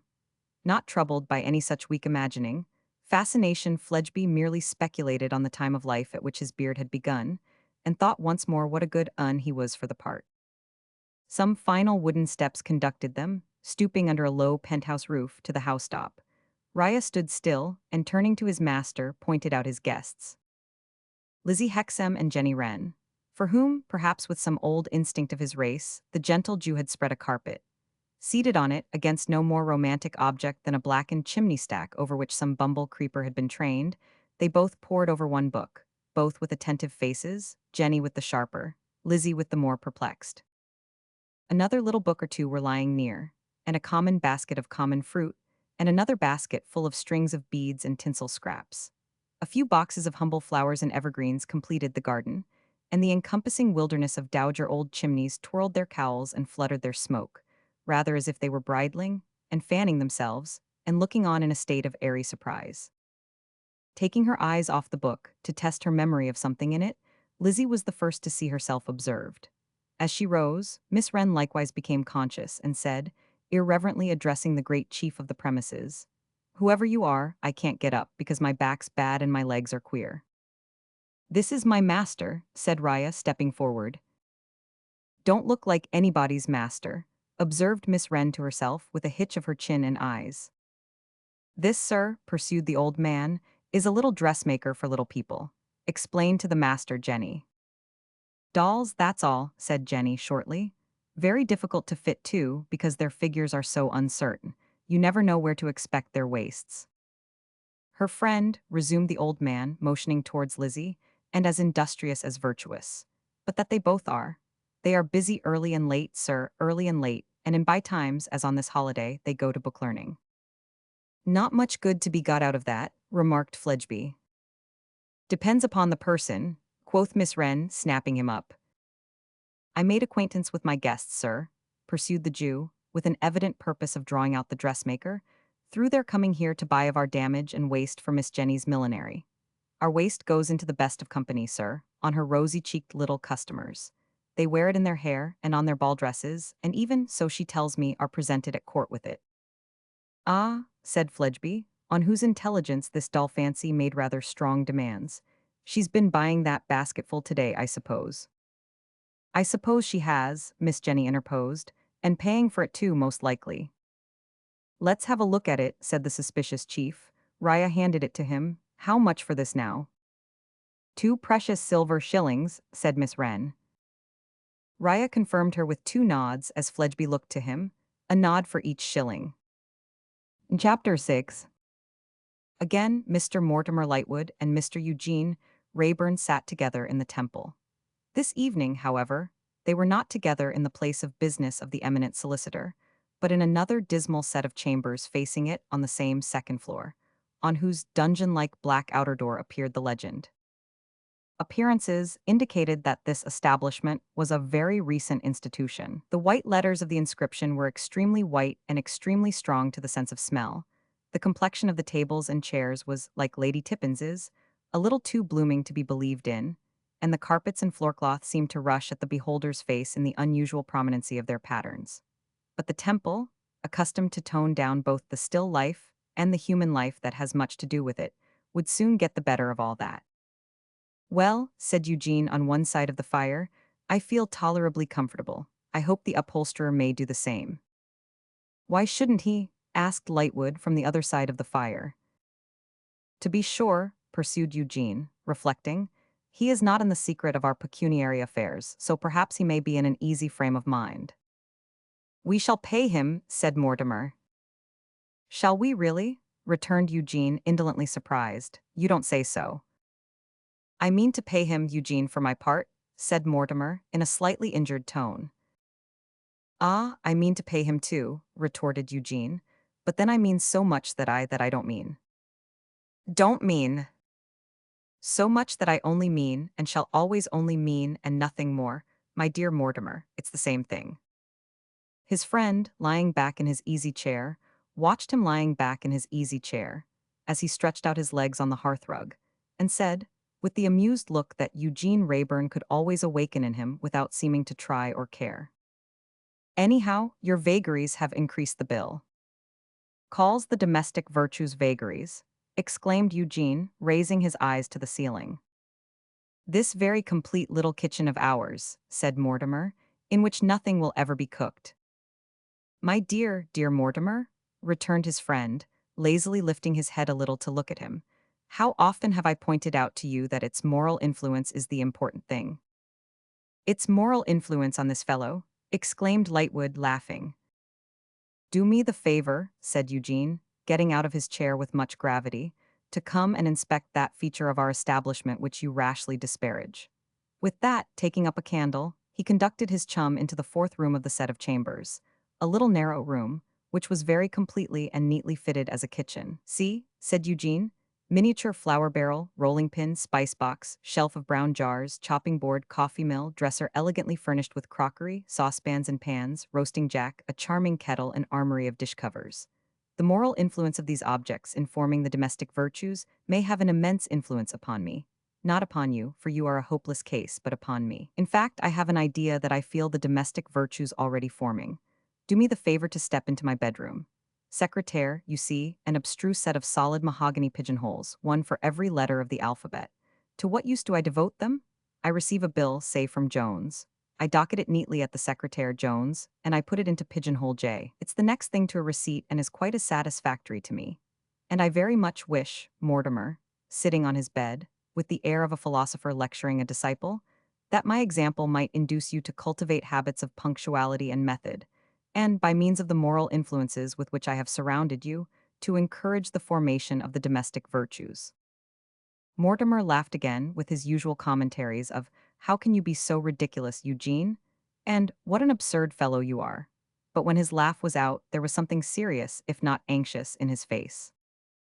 Despite that pernicious assumption of lassitude and indifference, which had become his second nature, he was strongly attached to his friend. He had founded himself upon Eugene when they were yet boys at school, and at this hour imitated him no less, admired him no less, loved him no less, than in those departed days. "Eugene," said he, "if I could find you in earnest for a minute, I would try to say an earnest word to you." "An earnest word," repeated Eugene. "The moral influences are beginning to work, say on." "Well, I will," returned the other, "though you are not earnest yet." "In this desire for earnestness," murmured Eugene, with the air of one who was meditating deeply, "I trace the happy influences of the little flour barrel and the coffee mill. Gratifying." "Eugene," resumed Mortimer, disregarding the light interruption, and laying a hand upon Eugene's shoulder, as he, Mortimer, stood before him seated on his bed, "you are withholding something from me." Eugene looked at him, but said nothing.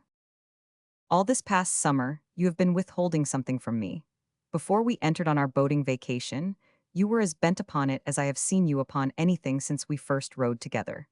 But you cared very little for it when it came, often found it a tie and a drag upon you, and were constantly away. Now it was well enough half a dozen times, 20 times, to say to me in your own odd manner, which I know so well and like so much, that your disappearances were precautions against our boring one another.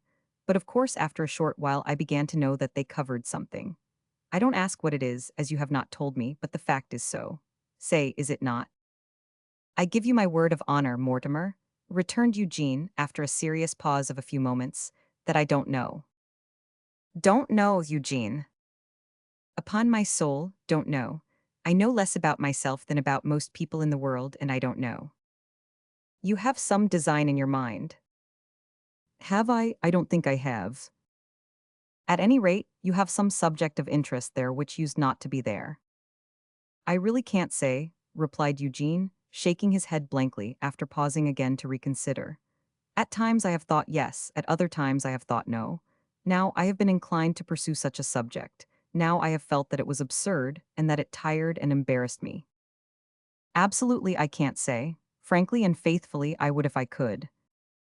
So replying, he clapped a hand, in his turn, on his friend's shoulder, as he rose from his seat upon the bed, and said, You must take your friend as he is. You know what I am, my dear Mortimer. You know how dreadfully susceptible I am to boredom. You know that when I became enough of a man to find myself an embodied conundrum, I bored myself to the last degree by trying to find out what I meant. You know that at length I gave it up and declined to guess any more. Then how can I possibly give you the answer that I have not discovered? The old nursery form runs, riddle me, p-raps you can't tell me what this may be? My reply runs, no, upon my life I can't. So much of what was fantastically true to his own knowledge of this utterly careless Eugene, mingled with the answer, that Mortimer could not receive it as a mere evasion. Besides, it was given with an engaging air of openness, and of special exemption of the one friend he valued, from his reckless indifference. Come, dear boy, said Eugene, let us try the effect of smoking. If it enlightens me at all on this question, I will impart unreservedly. They returned to the room they had come from, and, finding it heated, opened a window. Having lighted their cigars, they leaned out of this window, smoking, and looking down at the moonlight, as it shone into the court below. No enlightenment, resumed Eugene, after certain minutes of silence. I feel sincerely apologetic, my dear Mortimer, but nothing comes. If nothing comes, returned Mortimer, nothing can come from it. So I shall hope that this may hold good throughout, and that there may be nothing on foot, nothing injurious to you, Eugene, or... Eugene stayed him for a moment with his hand on his arm, while he took a piece of earth from an old flower-pot on the window-sill, and dexterously shot it at a little point of light opposite. Having done which to his satisfaction, he said, or injurious to anyone else. How, said Eugene, taking another little piece of earth, and shooting it with great precision at the former mark, how injurious to anyone else? I don't know. And, said Eugene, taking, as he said the word, another shot, to whom else? I don't know. Checking himself with another piece of earth in his hand, Eugene looked at his friend inquiringly and a little suspiciously. There was no concealed or half-expressed meaning in his face. Two belated wanderers in the mazes of the law, said Eugene, attracted by the sound of footsteps and glancing down as he spoke, stray into the court. They examine the doorposts of number 1, seeking the name they want. Not finding it at number 1, they come to number 2. On the hat of wanderer number 2, the shorter one, I drop this pellet. Hitting him on the hat, I smoke serenely and become absorbed in contemplation of the sky.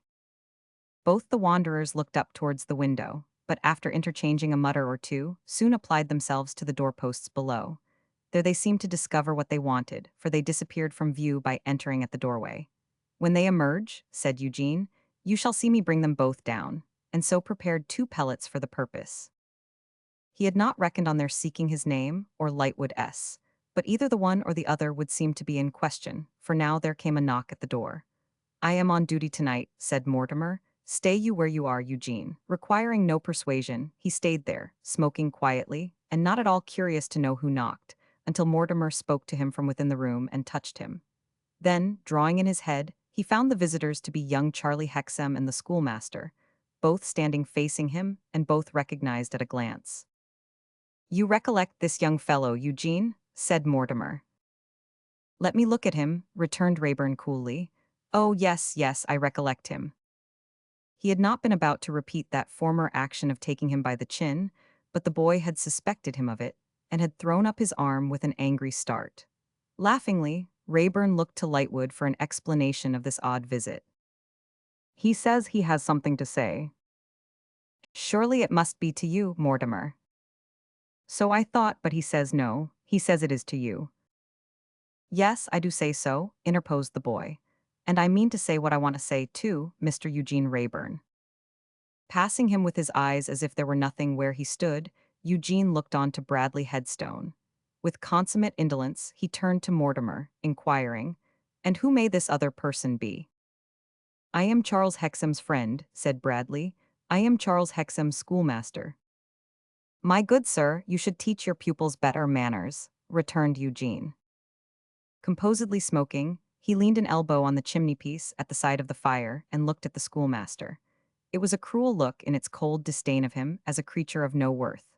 The schoolmaster looked at him, and that, too, was a cruel look, though of the different kind, that it had a raging jealousy and fiery wrath in it. Very remarkably, neither Eugene Wrayburn nor Bradley Headstone looked at all at the boy. Through the ensuing dialogue, those two, no matter who spoke or whom was addressed, looked at each other. There was some secret, sure perception between them, which set them against one another in all ways.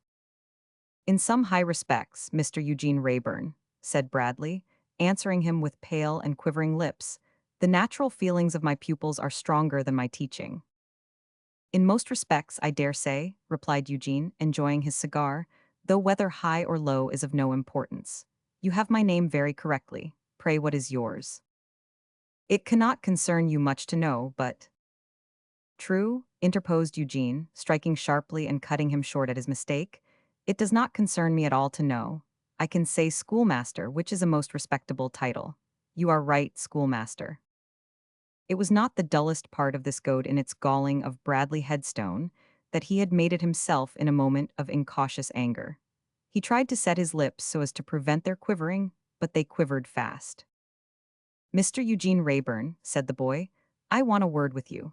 I have wanted it so much that we have looked out your address in the book, and we have been to your office, and we have come from your office here." "You have given yourself much trouble, schoolmaster," observed Eugene, blowing the feathery ash from his cigar. "I hope it may prove remunerative." "And I am glad to speak," pursued the boy, "in presence of Mr. Lightwood, because it was through Mr. Lightwood that you ever saw my sister." For a mere moment, Wrayburn turned his eyes aside from the schoolmaster to note the effect of the last word on Mortimer, who, standing on the opposite side of the fire, as soon as the word was spoken, turned his face towards the fire and looked down into it. "Similarly, it was through Mr. Lightwood that you ever saw her again, for you were with him on the night when my father was found, and so I found you with her on the next day. Since then, you have seen my sister often." "You have seen my sister oftener and oftener, and I want to know why." "Was this worthwhile, schoolmaster?" murmured Eugene with the air of a disinterested adviser. "So much trouble for nothing? You should know best, but I think not." "I don't know, Mr. Wrayburn," answered Bradley with his passion rising, "why you address me." "Don't you?" said Eugene. "Then I won't." He said it so tauntingly in his perfect placidity that the respectable right hand clutching the respectable hair-guard of the respectable watch could have wound it round his throat and strangled him with it. Not another word did Eugene deem it worthwhile to utter, but stood leaning his head upon his hand, smoking, and looking imperturbably at the chafing Bradley Headstone with his clutching right hand, until Bradley was well-nigh mad. "Mr. Wrayburn," proceeded the boy, "we not only know this that I have charged upon you, but we know more. It has not yet come to my sister's knowledge that we have found it out, but we have. We had a plan, Mr. Headstone and I, for my sister's education, and for its being advised and overlooked by Mr. Headstone, who is a much more competent authority. Whatever you may pretend to think as you smoke, than you could produce if you tried. Then what do we find? What do we find, Mr. Lightwood? Why, we find that my sister is already being taught without our knowing it. We find that while my sister gives an unwilling and cold ear to our schemes for her advantage, I, her brother, and Mr. Headstone, the most competent authority, as his certificates would easily prove, that could be produced, she is willfully and willingly profiting by other schemes. I, and taking pains, too, for I know what such pains are. And so does Mr. Headstone. Well, somebody pays for this is a thought that naturally occurs to us. Who pays? We applied ourselves to find out Mr. Lightwood, and we find that your friend, this Mr. Eugene Wrayburn here, pays. Then I ask him what right has he to do it, and what does he mean by it, and how comes he to be taking such a liberty without my consent, when I am raising myself in the scale of society by my own exertions and Mr. Headstone's aid, and have no right to have any darkness cast upon my prospects, or any imputation upon my respectability through my sister. The boyish weakness of this speech, combined with its great selfishness, made it a poor one indeed. And yet Bradley Headstone, used to the little audience of a school and unused to the larger ways of men, showed a kind of exultation in it. Now I tell Mr. Eugene Wrayburn, pursued the boy, forced into the use of the third person by the hopelessness of addressing him in the first, that I object to his having any acquaintance at all with my sister, and that I request him to drop it altogether. He is not to take it into his head that I am afraid of my sister's caring for him. As the boy sneered, the master sneered, and Eugene blew off the feathery ash again. But I object to it, and that's enough. I am more important to my sister than he thinks. As I raise myself, I intend to raise her. She knows that, and she has to look to me for her prospects. Now I understand all this very well, and so does Mr. Headstone. My sister is an excellent girl, but she has some romantic notions. Not about such things as your Mr. Eugene Wrayburn's, but about the death of my father and other matters of that sort. Mr. Wrayburn encourages those notions to make himself of importance, and so she thinks she ought to be grateful to him, and perhaps even likes to be. Now I don't choose her to be grateful to him, or to be grateful to anybody but me, except Mr. Headstone. And I tell Mr. Wrayburn that if he don't take heed of what I say, it will be worse for her. Let him turn that over in his memory and make sure of it, worse for her. A pause ensued, in which the schoolmaster looked very awkward. May I suggest, schoolmaster, said Eugene, removing his fast-waning cigar from his lips to glance at it, that you can now take your pupil away. And Mr. Lightwood, added the boy, with a burning face, under the flaming aggravation of getting no sort of answer or attention, I hope you'll take notice of what I have said to your friend, and of what your friend has heard me say, word by word, whatever he pretends to the contrary. You are bound to take notice of it, Mr. Lightwood, for, as I have already mentioned, you first brought your friend into my sister's company, and but for you we never should have seen him. Lord knows none of us ever wanted him, any more than any of us will ever miss him. Now Mr. Headstone, as Mr. Eugene Wrayburn has been obliged to hear what I had to say, and couldn't help himself, and as I have said it out to the last word, we have done all we wanted to do, and may go. Go downstairs and leave me a moment, Hexam, he returned. The boy, complying with an indignant look and as much noise as he could make, swung out of the room, and Lightwood went to the window and leaned there, looking out. You think me of no more value than the dirt under your feet, said Bradley to Eugene, speaking in a carefully weighed and measured tone, or he could not have spoken at all. I assure you, schoolmaster, replied Eugene, I don't think about you. That's not true, returned the other, you know better. That's coarse, Eugene retorted, but you don't know better. Mr. Wrayburn, at least I know very well that it would be idle to set myself against you in insolent words or overbearing manners. That lad who has just gone out could put you to shame in half a dozen branches of knowledge in half an hour, but you can throw him aside like an inferior. You can do as much by me, I have no doubt beforehand. Possibly, remarked Eugene. But I am more than a lad, said Bradley with his clutching hand, and I will be heard, sir. As a schoolmaster, said Eugene, you are always being heard, that ought to content you. But it does not content me, replied the other, white with passion. Do you suppose that a man, in forming himself for the duties I discharge, and in watching and repressing himself daily to discharge them well, dismisses a man's nature? I suppose you, said Eugene, judging from what I see as I look at you, to be rather too passionate for a good schoolmaster. As he spoke, he tossed away the end of his cigar. Passionate with you, sir, I admit I am. Passionate with you, sir, I respect myself for being, but I have not devils for my pupils. For your teachers, I should rather say, replied Eugene. Mr. Wrayburn. Schoolmaster. Sir, my name is Bradley Headstone. As you justly said, my good sir, your name cannot concern me. Now what more?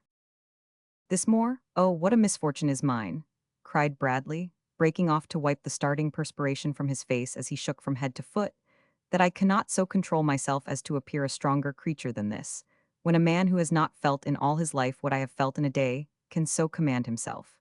He said it in a very agony, and even followed it with an errant motion of his hands as if he could have torn himself. Eugene Wrayburn looked on at him, as if he found him beginning to be rather an entertaining study. Mr. Wrayburn, I desire to say something to you on my own part. Come, come, schoolmaster, returned Eugene, with a languid approach to impatience as the other again struggled with himself. Say what you have to say. And let me remind you that the door is standing open, and your young friend waiting for you on the stairs. When I accompanied that youth here, sir, I did so with the purpose of adding, as a man whom you should not be permitted to put aside, in case you put him aside as a boy, that his instinct is correct and right. Thus Bradley Headstone, with great effort and difficulty. Is that all? Asked Eugene. No, sir, said the other, flushed and fierce. I strongly support him in his disapproval of your visits to his sister, and in his objection to your officiousness, and worse, in what you have taken upon yourself to do for her. Is that all? Asked Eugene. No, sir, I determined to tell you that you are not justified in these proceedings, and that they are injurious to his sister. Are you her schoolmaster as well as her brother S, or perhaps you would like to be? Said Eugene. It was a stab that the blood followed, in its rush to Bradley Headstone's face, as swiftly as if it had been dealt with a dagger. What do you mean by that? Was as much as he could utter. A natural ambition enough, said Eugene, coolly. Far be it from me to say otherwise. The sister who is something too much upon your lips, perhaps, is so very different from all the associations to which she had been used, and from all the low, obscure people about her, that it is a very natural ambition. Do you throw my obscurity in my teeth, Mr. Wrayburn? That can hardly be, for I know nothing concerning it, schoolmaster, and seek to know nothing. You reproach me with my origin, said Bradley Headstone. You cast insinuations at my bringing up. But I tell you, sir, I have worked my way onward, out of both and in spite of both, and have a right to be considered a better man than you, with better reasons for being proud. How I can reproach you with what is not within my knowledge, or how I can cast stones that were never in my hand, is a problem for the ingenuity of a schoolmaster to prove, returned Eugene. Is that all? No, sir, if you suppose that boy. Who really will be tired of waiting, said Eugene politely. If you suppose that boy to be friendless, Mr. Wrayburn, you deceive yourself. I am his friend, and you shall find me so. And you will find him on the stairs, remarked Eugene. You may have promised yourself, sir, that you could do what you chose here because you had to deal with a mere boy, inexperienced, friendless, and unassisted. But I give you warning that this mean calculation is wrong. You have to do with a man also. You have to do with me. I will support him, and if need be, require reparation for him. My hand and heart are in this cause and are open to him. And quite a coincidence, the door is open, remarked Eugene. I scorn your shifty evasions, and I scorn you, said the schoolmaster. In the meanness of your nature, you revile me with the meanness of my birth. I hold you in contempt for it, but if you don't profit by this visit, and act accordingly, you will find me as bitterly in earnest against you as I could be if I deemed you worth a second thought on my own account. With a consciously bad grace and stiff manner, as Wrayburn looked so easily and calmly on, he went out with these words, and the heavy door closed like a furnace door upon his red and white heats of rage. A curious monomaniac, said Eugene. The man seems to believe that everybody was acquainted with his mother. Mortimer Lightwood being still at the window, to which he had in delicacy withdrawn, Eugene called to him, and he fell to slowly pacing the room. My dear fellow, said Eugene, as he lighted another cigar, I fear my unexpected visitors have been troublesome. If as a set-off, excuse the legal phrase from a barrister at law, you would like to ask Tippins to tea, I pledge myself to make love to her. Eugene, replied Mortimer, still pacing the room, I am sorry for this, and to think that I have been so blind. How blind, dear boy? Inquired his unmoved friend. What were your words that night at the Riverside public house? Said Lightwood, stopping. What was it that you asked me? Did I feel like a dark combination of traitor and pickpocket when I thought of that girl? I seem to remember the expression, said Eugene. How do you feel when you think of her just now? His friend made no direct reply, but observed, after a few whiffs of his cigar, don't mistake the situation. There is no better girl in all this London than Lizzie Hexam. There is no better among my people at home, no better among your people. Granted, what follows? There, said Eugene, looking after him dubiously as he paced away to the other end of the room, you put me again upon guessing the riddle that I have given up. Eugene, do you design to capture and desert this girl? My dear fellow, no. Do you design to marry her? My dear fellow, no. Do you design to pursue her? My dear fellow, I don't design anything. I have no design whatever. I am incapable of designs. If I conceived a design, I should speedily abandon it, exhausted by the operation. Oh, Eugene, Eugene. My dear Mortimer, not that tone of melancholy reproach, I entreat. What can I do more than tell you all I know, and acknowledge my ignorance of all I don't know? How does that little old song go, which, under pretense of being cheerful, is by far the most lugubrious I ever heard in my life? Away with melancholy, nor doleful changes ring on life and human folly, but merrily, merrily sing foul la. Don't let us sing foul la, my dear Mortimer, which is comparatively unmeaning, but let us sing that we give up guessing the riddle altogether. Are you in communication with this girl, Eugene, and is what these people say true? I concede both admissions to my honorable and learned friend. Then what is to come of it? What are you doing? Where are you going? My dear Mortimer, one would think the schoolmaster had left behind him a catechizing infection. You are ruffled by the want of another cigar. Take one of these, I entreat.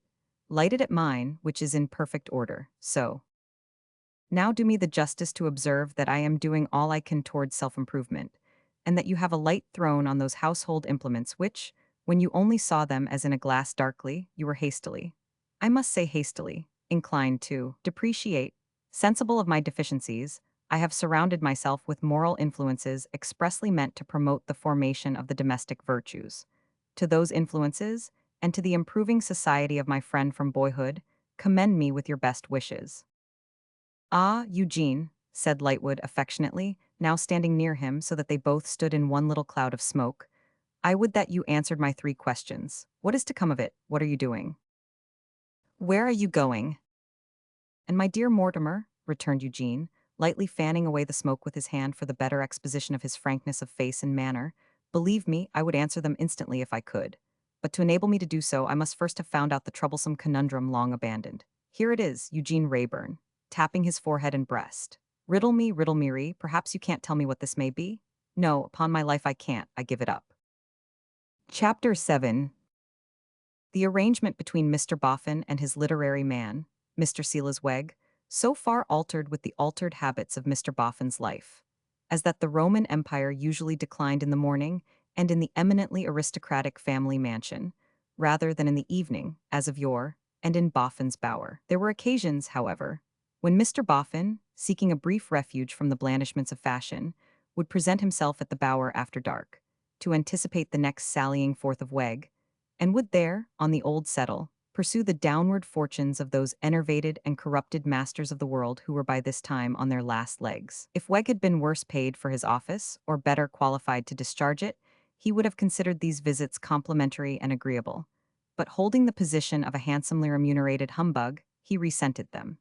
This was quite according to rule, for the incompetent servant, by whomsoever employed, is always against his employer. Even those born governors, noble and right honorable creatures, who have been the most imbecile in high places, have uniformly shown themselves the most opposed, sometimes in belying distrust, sometimes in vapid insolence, to their employer. What is in such wise true of the public master and servant is equally true of the private master and servant all the world over. When Mr. Silas Wegg did at last obtain free access to our house, as he had been wont to call the mansion outside which he had sat shelterless so long, and when he did at last find it in all particulars as different from his mental plans of it as according to the nature of things it well could be, that far-seeing and far-reaching character, by way of asserting himself and making out a case for compensation, affected to fall into a melancholy strain of musing over the mournful past, as if the house and he had had a fall in life together. And this, sir, Silas would say to his patron, sadly nodding his head and musing, was once our house. This, sir, is the building from which I have so often seen those great creatures, Miss Elizabeth, Master George, Aunt Jane, and Uncle Parker, whose very names were of his own inventing, pass and repass. And has it come to this, indeed? Ah, dear me, dear me. So tender were his lamentations, that the kindly Mr. Boffin was quite sorry for him, and almost felt mistrustful that in buying the house he had done him an irreparable injury.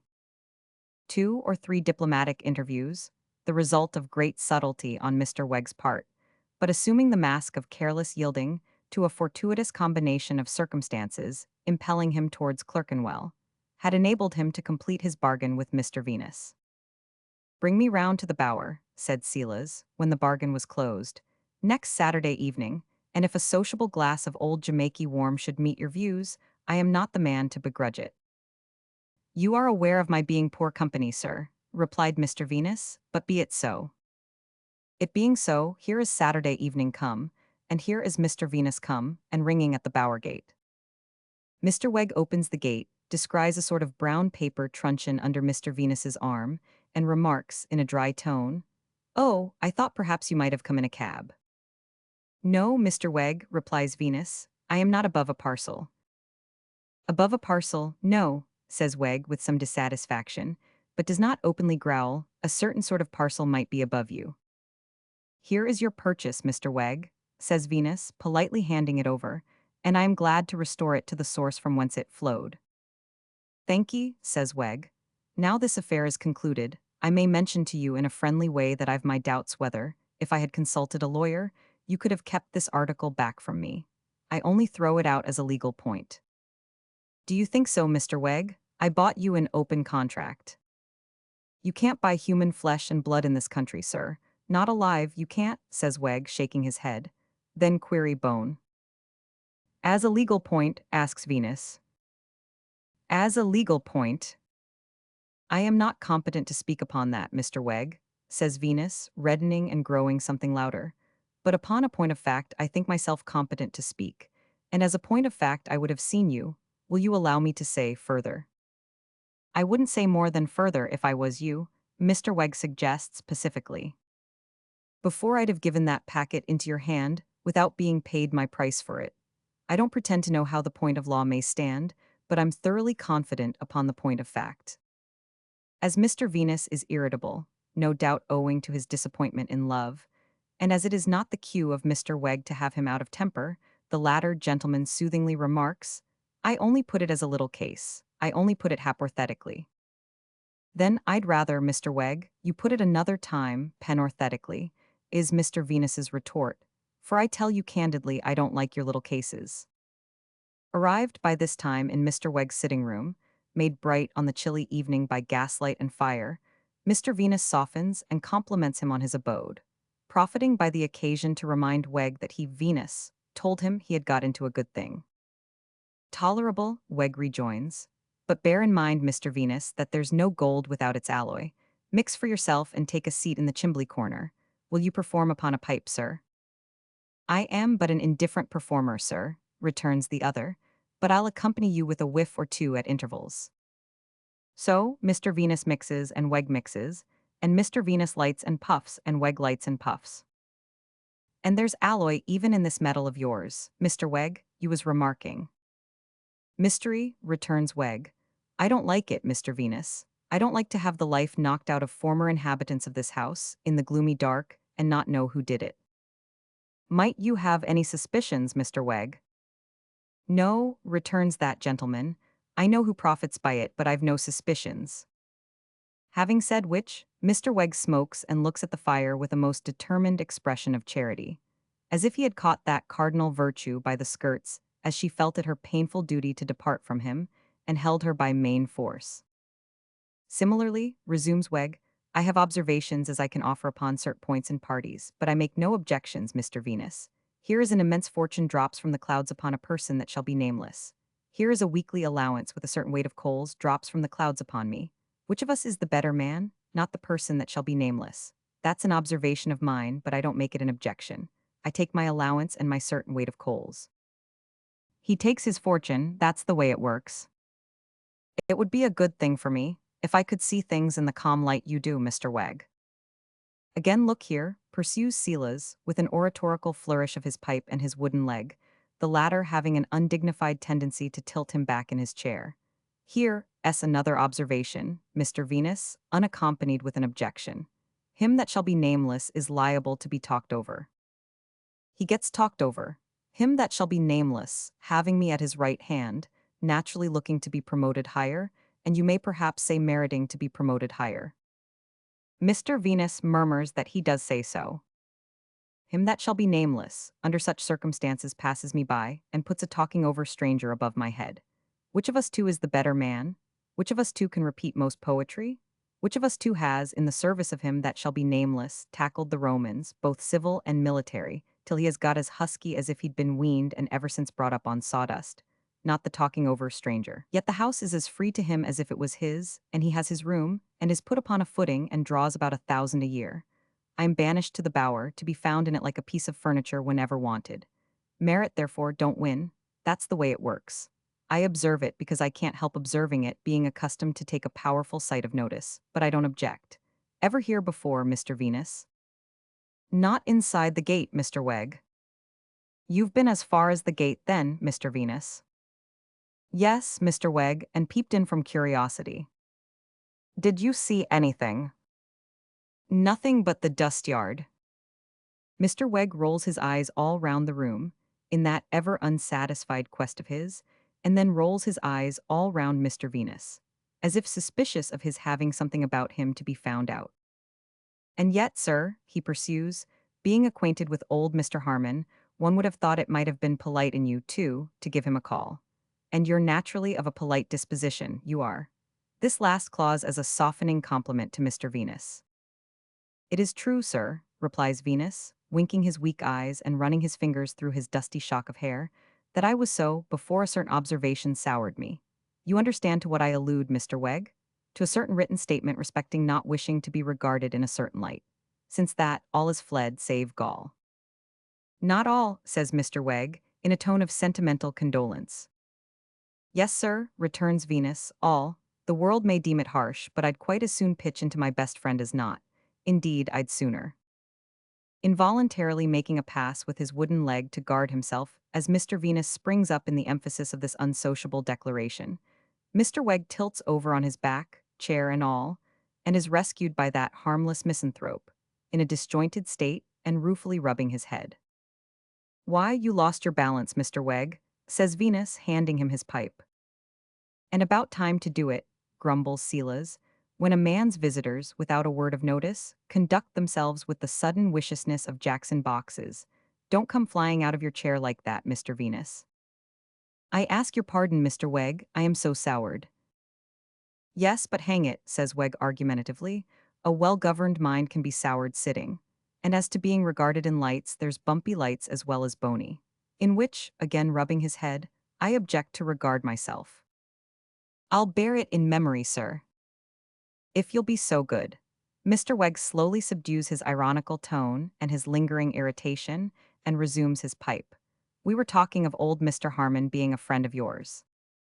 Not a friend, Mr. Wegg, only known to speak to and to have a little deal with now and then. A very inquisitive character, Mr. Wegg, regarding what was found in the dust, as inquisitive as secret. Ah, you found him secret, returns Wegg with a greedy relish. He had always the look of it and the manner of it. Ah, with another roll of his eyes. As to what was found in the dust now, did you ever hear him mention how he found it, my dear friend? Living on the mysterious premises, one would like to know, for instance, where he found things? Or for instance, how he set about it, whether he began at the top of the mounds or whether he began at the bottom. Whether he prodded, Mr. Wegg's pantomime is skillful and expressive here, or whether he scooped. Should you say scooped, my dear Mr. Venus, or should you as a man say prodded? I should say neither, Mr. Wegg. As a fellow man, Mr. Venus, mix again, why neither? Because I suppose, sir, that what was found in the sorting and sifting. All the mounds are sorted and sifted. You shall see and pass your opinion, mix again. On each occasion of his saying, mix again, Mr. Wegg, with a hop on his wooden leg, hitches his chair a little nearer, more as if he were proposing that himself and Mr. Venus should mix again, than that they should replenish their glasses. Living, as I said before, on the mysterious premises, says Wegg when the other has acted on his hospitable entreaty, one likes to know. Would you be inclined to say now, as a brother, that he ever hid things in the dust as well as found 'em? Mr. Wegg, on the whole I should say he might. Mr. Wegg claps on his spectacles and admiringly surveys Mr. Venus from head to foot. As a mortal equally with myself, whose hand I take in mine for the first time this day, having unaccountably overlooked that act so full of boundless confidence, binding a fellow creature to a fellow creature, says Wegg, holding Mr. Venus's palm out flat and ready for smiting and now smiting it. As such, and no other, for I scorn all lowlier ties betwixt myself, and the man walking with his face erect that alone I call my twin, regarded and regarding in this trustful bond. What do you think he might have hid? It is but a supposition, Mr. Wegg. As a being with his hand upon his heart, cries Wegg, and the apostrophe is not the less impressive for the being's hand being actually upon his rum and water. Put your supposition into language, and bring it out, Mr. Venus. He was the species of old gentleman, sir, slowly returns that practical anatomist after drinking, that I should judge likely to take such opportunities as this place offered, of stowing away money, valuables, maybe papers. As one that was ever an ornament to human life, says Mr. Wegg, again holding out Mr. Venus's palm, as if he were going to tell his fortune by chiromancy, and holding his own up ready for smiting it when the time should come. As one that the poet might have had his eye on, in writing the national naval words. Helm a-weather now lay her close, yard arm and yard arm she lies. Again, cried I, Mr. Venus, give her t'other dose, man shrouds and grapple, sir, or she flies. That is to say, regarded in the light of true British oak, for such you are, explain, Mr. Venus, the expression papers. Seeing that the old gentleman was generally cutting off some near relation, or blocking out some natural affection, Mr. Venus rejoins, he most likely made a good many wills and codicils. The palm of Silas Wegg descends with a sounding smack upon the palm of Venus, and Wegg lavishly exclaims, twin in opinion equally with feeling. 1009, a little more. Having now hitched his wooden leg and his chair close in front of Mr. Venus, Mr. Wegg rapidly mixes for both, gives his visitor his glass, touches its rim with the rim of his own, puts his own to his lips, puts it down, and spreading his hands on his visitor's knees thus addresses him. Mr. Venus, it ain't that I object to being passed over for a stranger, though I regard the stranger as a more than doubtful customer. It ain't for the sake of making money, though money is ever welcome. It ain't for myself, though I am not so haughty as to be above doing myself a good turn. It's for the cause of the right. Mr. Venus, passively winking his weak eyes both at once, demands, what is, Mr. Wegg? The friendly move, sir, that I now propose. You see the move, sir. Till you have pointed it out, Mr. Wegg, I can't say whether I do or not. If there is anything to be found on these premises, let us find it together. Let us make the friendly move of agreeing to look for it together. Let us make the friendly move of agreeing to share the profits of it equally betwixt us, in the cause of the right. Thus Silas assuming a noble air. Then, says Mr. Venus, looking up, after meditating with his hair held in his hands, as if he could only fix his attention by fixing his head. If anything was to be unburied from under the dust, it would be kept a secret by you and me? Would that be it, Mr. Wegg? That would depend upon what it was, Mr. Venus. Say it was money, or plate, or jewelry, it would be as much ours as anybody else's. Mr. Venus rubs an eyebrow interrogatively. In the cause of the right it would, because it would be unknowingly sold with the mounds else, and the buyer would get what he was never meant to have, and never bought. And what would that be, Mr. Venus, but the cause of the wrong? Say it was papers, Mr. Venus propounds. According to what they contained, we should offer to dispose of them to the parties most interested, replies Wegg promptly. In the cause of the right, Mr. Wegg. Always so, Mr. Venus. If the parties should use them in the cause of the wrong, that would be their act and deed. Mr. Venus, I have an opinion of you, sir, to which it is not easy to give mouth. Since I called upon you that evening when you were, as I may say, floating your powerful mind in tea, I have felt that you required to be roused with an object. In this friendly move, sir, you will have a glorious object to rouse you. Mr. Wegg then goes on to enlarge upon what throughout has been uppermost in his crafty mind, the qualifications of Mr. Venus for such a search.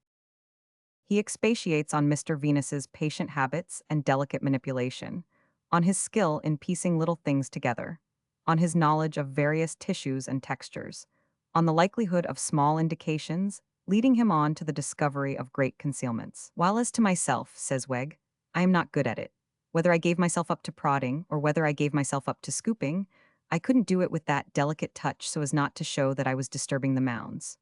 Quite different with you, going to work, as you would, in the light of a fellow man, holily pledged in a friendly move to his brother man. Mr. Wegg next modestly remarks on the want of adaptation in a wooden leg to ladders and such like airy perches, and also hints at an inherent tendency in that timber fiction, when called into action for the purposes of a promenade on an ashy slope, to stick itself into the yielding foothold and peg its owner to one spot. Then, leaving this part of the subject, he remarks on the special phenomenon that before his installation in the Bower, it was from Mr. Venus that he first heard of the legend of hidden wealth in the mounds, which, he observes with a vaguely pious air, was surely never meant for nothing. Lastly, he returns to the cause of the right, gloomily foreshadowing the possibility of something being unearthed to criminate Mr. Boffin, of whom he once more candidly admits it cannot be denied that he profits by a murder, and anticipating his denunciation by the friendly movers to avenging justice.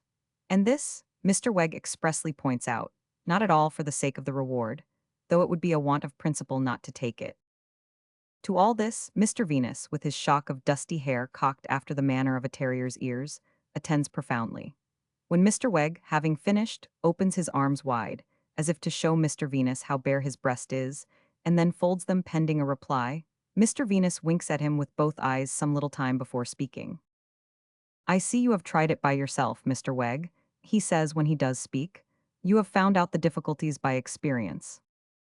No, it can hardly be said that I have tried it, replies Wegg, a little dashed by the hint. I have just skimmed it, and found nothing besides the difficulties. Wegg shakes his head.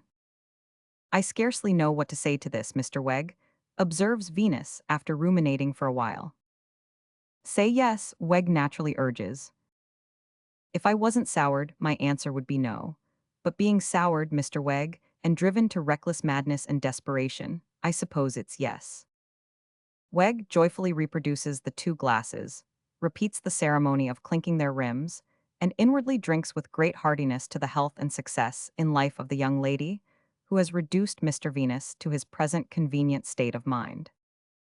The articles of the friendly move are then severally recited and agreed upon. They are but secrecy, fidelity, and perseverance. The Bower to be always free of access to Mr. Venus for his researches, and every precaution to be taken against their attracting observation in the neighborhood. There's a footstep, exclaims Venus. Where? Cries Wegg, starting. Outside, Sint. They are in the act of ratifying the treaty of friendly move by shaking hands upon it. They softly break off, light their pipes which have gone out, and lean back in their chairs. No doubt a footstep. It approaches the window and a hand taps at the glass. Come in, calls Wegg, meaning come round by the door. But the heavy old-fashioned sash is slowly raised, and a head slowly looks in out of the dark background of night. Pray, is Mr. Silas Wegg here? Oh, I see him. The friendly movers might not have been quite at their ease, even though the visitor had entered in the usual manner. But, leaning on the breast-high window and staring in out of the darkness, they find the visitor extremely embarrassing. Especially Mr. Venus, who removes his pipe, draws back his head, and stares at the starer, as if it were his own Hindu baby come to fetch him home. Good evening, Mr. Wegg. The yard gate lock should be looked to, if you please, it don't catch. Is it Mr. Rokesmith? Falters Wegg. It is Mr. Rokesmith. Don't let me disturb you. I am not coming in. I have only a message for you, which I undertook to deliver on my way home to my lodgings. I was in two minds about coming beyond the gate without ringing, not knowing but you might have a dog about. I wish I had, mutters Wegg with his back turned as he rose from his chair. Sint, hush, the talking over stranger, Mr. Venus. Is that anyone I know? Inquires the staring secretary. No, Mr. Rokesmith, friend of mine, passing the evening with me. Oh, I beg his pardon. Mr. Boffin wishes you to know that he does not expect you to stay at home any evening, on the chance of his coming. It has occurred to him that he may, without intending it, have been a tie upon you. In future, if he should come without notice, he will take his chance of finding you, and it will be all the same to him if he does not. I undertook to tell you on my way, that's all. With that and good night, the secretary lowers the window and disappears. They listen and hear his footsteps go back to the gate and hear the gate close after him. And for that individual, Mr. Venus, remarks Wegg when he is fully gone, I have been passed over. Let me ask you what you think of him. Apparently, Mr. Venus does not know what to think of him, for he makes sundry efforts to reply, without delivering himself of any other articulate utterance than that he has a singular look. A double look, you mean, sir? Rejoins Wegg, playing bitterly upon the word. That's his look. Any amount of singular look for me, but not a double look. That's an underhanded mind, sir. Do you say there's something against him? Venus asks. Something against him? Repeats Wegg. Something, what would the relief be to my feelings, as a fellow man if I wasn't the slave of truth and didn't feel myself compelled to answer everything? See into what wonderful maudlin refuges featherless ostriches plunge their heads. It is such unspeakable moral compensation to Wegg, to be overcome by the consideration that Mr. Rokesmith has an underhanded mind. On this starlight night, Mr. Venus, he remarks, when he is showing that friendly mover out across the yard, and both are something the worse for mixing again and again. On this starlight night, to think that talking over strangers and underhanded minds can go walking home under the sky, as if they was all square. The spectacle of those orbs, says Mr. Venus, gazing upward with his hat tumbling off, brings heavy on me her crushing words that she did not wish to regard herself, nor yet to be regarded in that. I know, you needn't repeat 'em, says Wegg, pressing his hand. But think how those stars steady me in the cause of the right against some that shall be nameless. It isn't that I bear malice, but see how they glisten with old remembrances. Old remembrances of what, sir? Mr. Venus begins drearily replying. Of her words, in her own handwriting, that she does not wish to regard herself, nor yet, when Silas cuts him short with dignity. No, sir, remembrances of our house, of Master George, of Aunt Jane, of Uncle Parker, all laid waste. All offered up sacrifices to the minion of fortune and the worm of the hour. Chapter 8.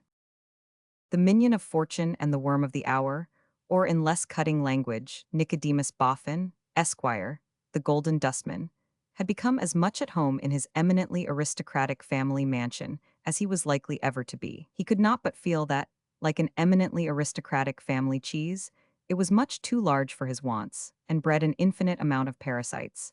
But he was content to regard this drawback on his property as a sort of perpetual legacy duty. He felt the more resigned to it, forasmuch as Mrs. Boffin enjoyed herself completely, and Miss Bella was delighted. That young lady was, no doubt, an acquisition to the Boffins. She was far too pretty to be unattractive anywhere, and far too quick of perception to be below the tone of her new career. Whether it improved her heart might be a matter of taste that was open to question, but as touching another matter of taste, its improvement of her appearance and manner, there could be no question whatever. And thus it soon came about that Miss Bella began to set Mrs. Boffin right, and even further, that Miss Bella began to feel ill at ease, and as it were responsible, when she saw Mrs. Boffin going wrong. Not that so sweet a disposition, and so sound a nature could ever go very wrong even among the great visiting authorities, who agreed that the Boffins were charmingly vulgar, which for certain was not their own case in saying so, but that when she made a slip on the social ice on which all the children of Podsnappery, with genteel souls to be saved, are required to skate in circles, or to slide in long rows, she inevitably tripped Miss Bella up, so that young lady felt, and caused her to experience great confusion under the glances of the more skillful performers engaged in those ice exercises. At Miss Bella's time of life, it was not to be expected that she should examine herself very closely on the congruity or stability of her position in Mr. Boffin's house. And as she had never been sparing of complaints of her old home when she had no other to compare it with, so there was no novelty of ingratitude or disdain in her very much preferring her new one. An invaluable man is Rokesmith, said Mr. Boffin, after some 2 or 3 months, but I can't quite make him out. Neither could Bella, so she found the subject rather interesting. He takes more care of my affairs, morning, noon, and night, said Mr. Boffin, than 50 other men put together either could or would, and yet he has ways of his own that are like tying a scaffolding pole right across the road, and bringing me up short when I am almost a walking arm in arm with him. May I ask how so, sir? Inquired Bella.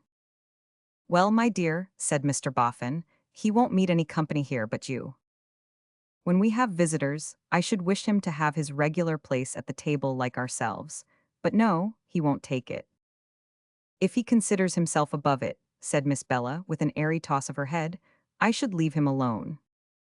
It ain't that, my dear, replied Mr. Boffin, thinking it over. He don't consider himself above it. Perhaps he considers himself beneath it, suggested Bella. If so, he ought to know best. No, my dear, nor it ain't that neither. No, repeated Mr. Boffin with a shake of his head, after again thinking it over. Rokesmith's a modest man, but he don't consider himself beneath it. Then what does he consider, sir? Asked Bella. Dashed if I know, said Mr. Boffin. It seemed at first as if it was only Lightwood that he objected to meet, and now it seems to be everybody except you. Oho, thought Miss Bella. Indeed, that's it, is it? For Mr. Mortimer Lightwood had dined there 2 or 3 times, and she had met him elsewhere, and he had shown her some attention. Rather cool in a secretary and Pa's lodger, to make me the subject of his jealousy. That Pa's daughter should be so contemptuous of Pa's lodger was odd, but there were odder anomalies than that in the mind of the spoilt girl, spoilt first by poverty, and then by wealth. Be it this history's part, however, to leave them to unravel themselves. A little too much, I think, Miss Bella reflected scornfully, to have Pa's lodger laying claim to me, and keeping eligible people off. A little too much, indeed, to have the opportunities opened to me by Mr. and Mrs. Boffin, appropriated by a mere secretary and Pa's lodger. Yet it was not so very long ago that Bella had been fluttered by the discovery that this same secretary and lodger seemed to like her. Ah, but the eminently aristocratic mansion and Mrs. Boffin's dressmaker had not come into play then.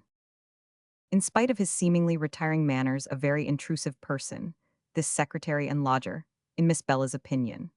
Always a light in his office room when we came home from the play or opera, and he always at the carriage door to hand us out. Always a provoking radiance, too, on Mrs. Boffin's face, and an abominably cheerful reception of him, as if it were possible seriously to approve what the man had in his mind. You never charge me, Miss Wilfer, said the secretary, encountering her by chance alone in the great drawing-room, with commissions for home. I shall always be happy to execute any commands you may have in that direction. Pray, what may you mean, Mr. Rokesmith? Inquired Miss Bella, with languidly drooping eyelids. By home, I mean your father's house at Holloway. She colored under the retort, so skillfully thrust that the words seemed to be merely a plain answer, given in plain good faith, and said, rather more emphatically and sharply. What commissions and commands are you speaking of? Only little words of remembrance, as I assume you sent somehow or other, replied the secretary with his former air. It would be a pleasure to me if you would make me the bearer of them. As you know, I come and go between the 2 houses every day. You needn't remind me of that, sir. She was too quick in this petulant sally against Pa's lodger, and she felt that she had been so when she met his quiet look. They don't send many, what was your expression? Words of remembrance to me, said Bella, making haste to take refuge in ill usage. They frequently ask me about you, and I give them such slight intelligence as I can. I hope it's truly given, exclaimed Bella. I hope you cannot doubt it, for it would be very much against you if you could. No, I do not doubt it. I deserve the reproach, which is very just indeed. I beg your pardon, Mr. Rokesmith. I should beg you not to do so, but that it shows you to such admirable advantage, he replied with earnestness. Forgive me, I could not help saying that. To return to what I have digressed from, let me add that perhaps they think I report them to you, deliver little messages and the like, but I forbear to trouble you, as you never ask me. I am going, sir, said Bella, looking at him as if he had reproved her, to see them tomorrow. Is that, he asked, hesitating, said to me or to them? To which you please. To both, shall I make it a message? You can if you like, Mr. Rokesmith. Message or no message, I am going to see them tomorrow. Then I will tell them so. He lingered a moment, as though to give her the opportunity of prolonging the conversation if she wished. As she remained silent, he left her. 2 incidents of the little interview were felt by Miss Bella herself, when alone again, to be very curious. The first was that he unquestionably left her with a penitent air upon her, and a penitent feeling in her heart. The second was that she had not an intention or a thought of going home until she had announced it to him as a settled design. What can I mean by it, or what can he mean by it? Was her mental inquiry. He has no right to any power over me, and how do I come to mind him when I don't care for him?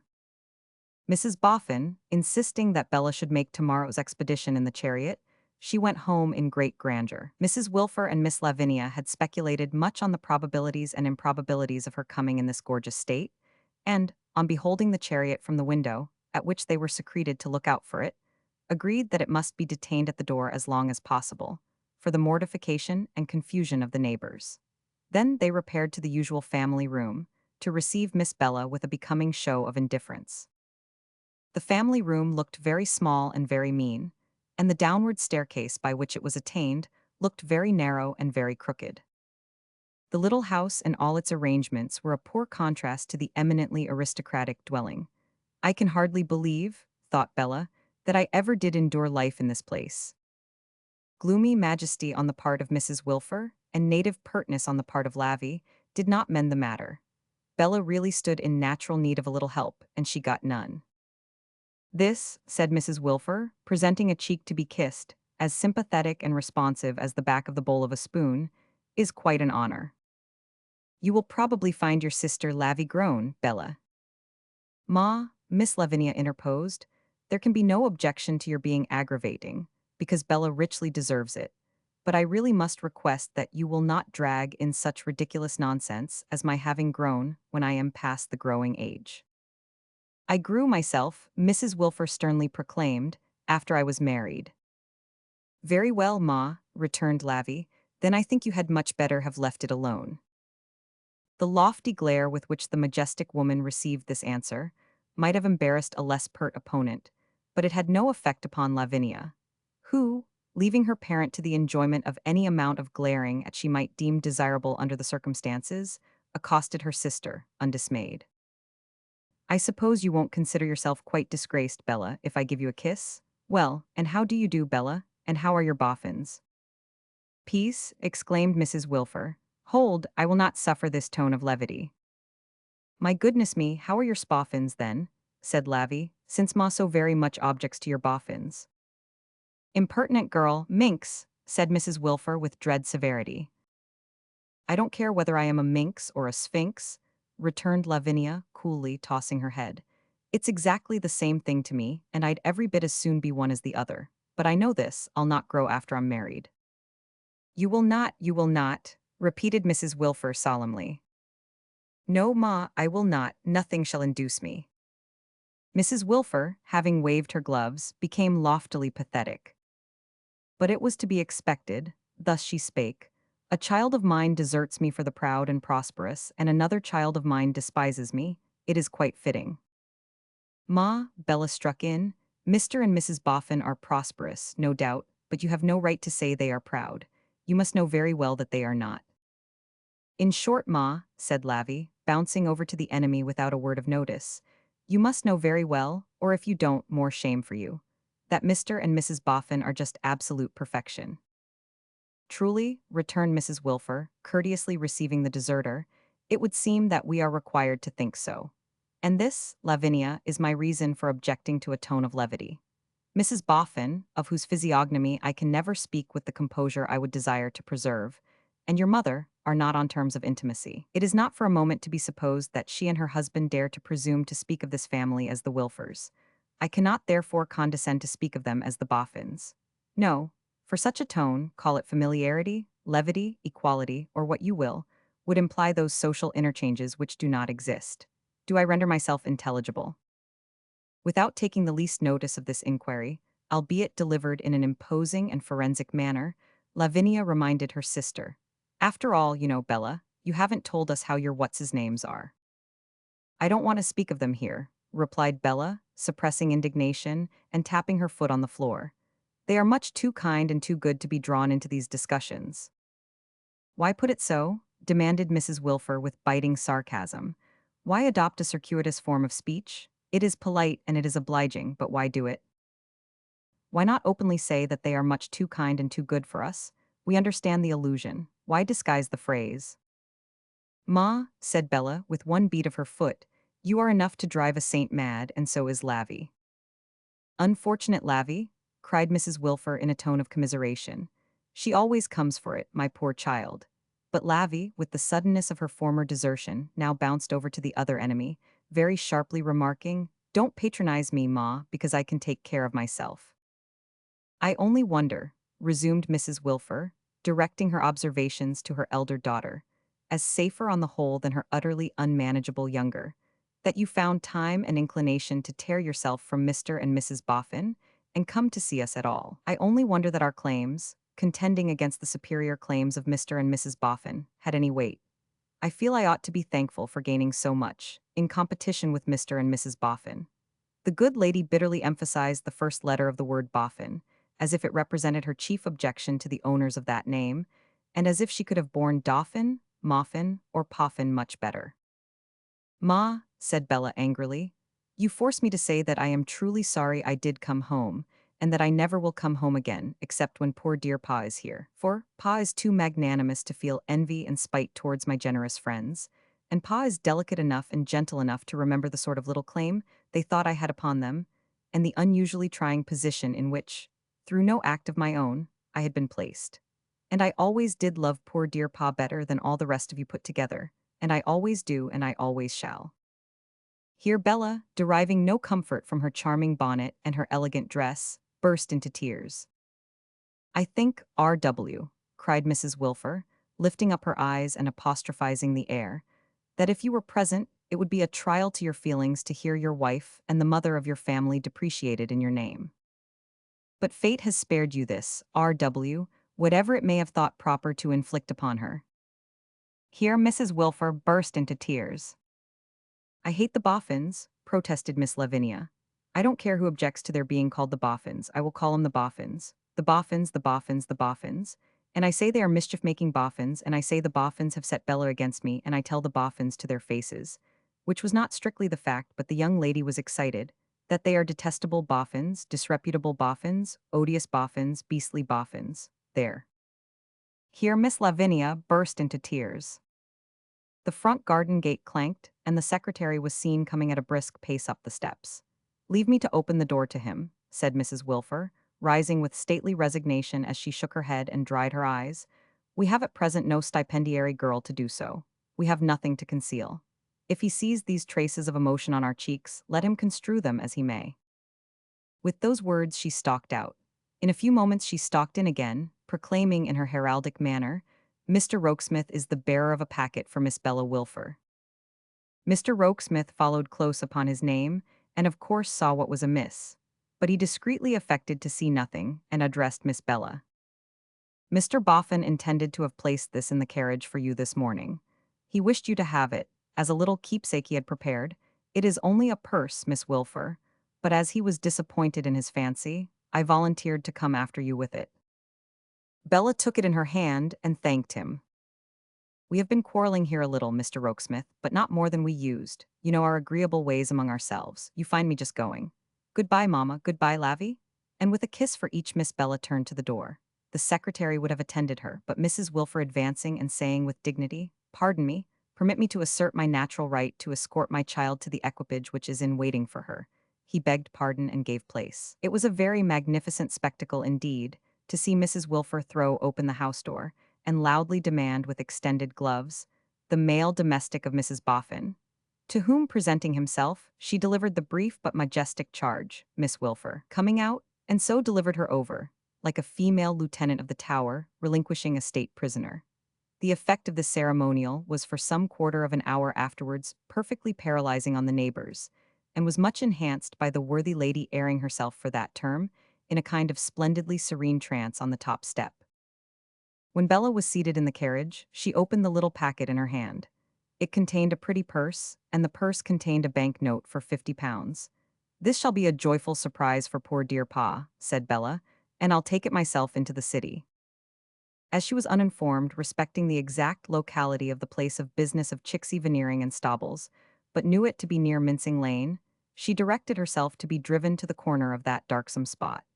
Thence she dispatched the male domestic of Mrs. Boffin, in search of the counting-house of Chicksey Veneering and Stobbles, with a message importing that if R. Wilfer could come out, there was a lady waiting who would be glad to speak with him.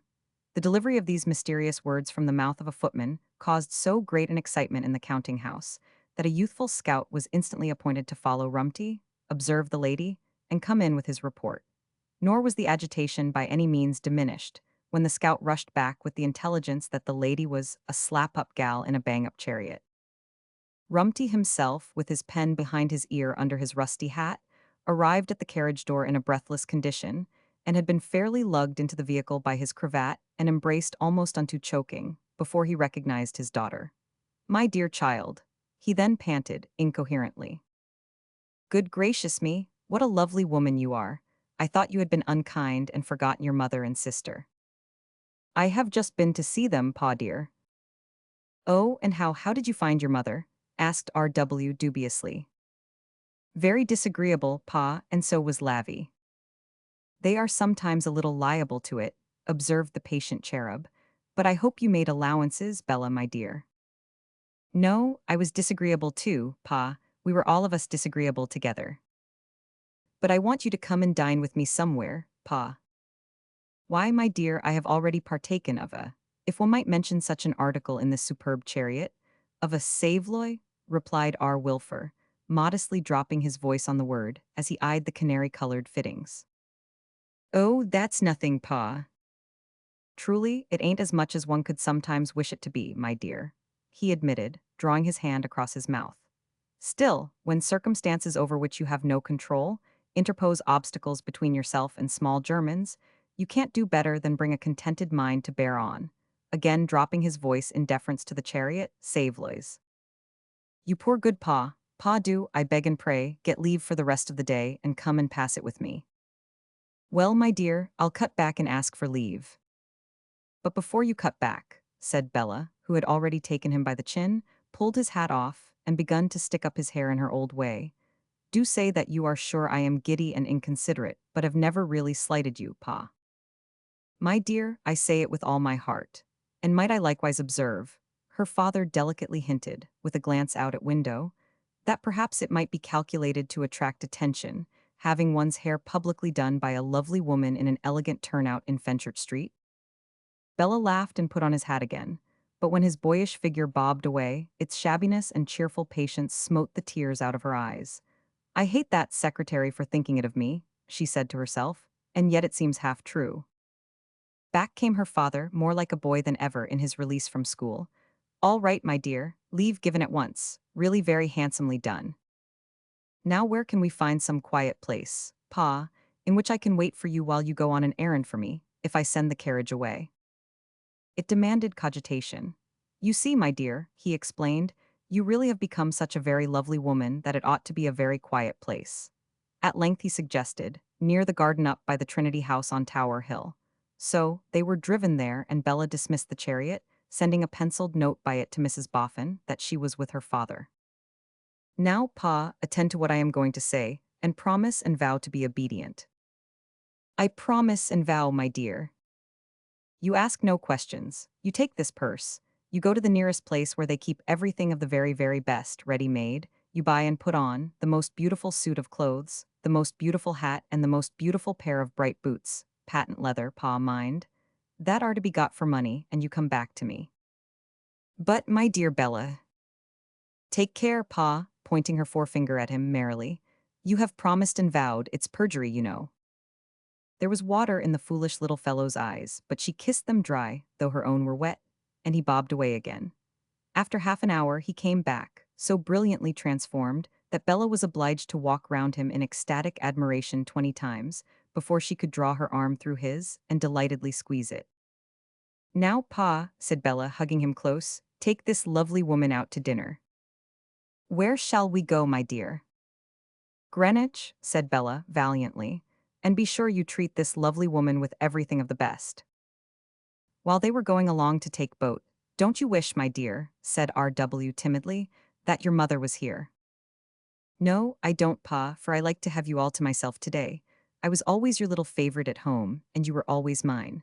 We have run away together often before now, haven't we, pa?" "Ah, to be sure we have. Many a Sunday when your mother was a little liable to it," repeating his former delicate expression after pausing to cough.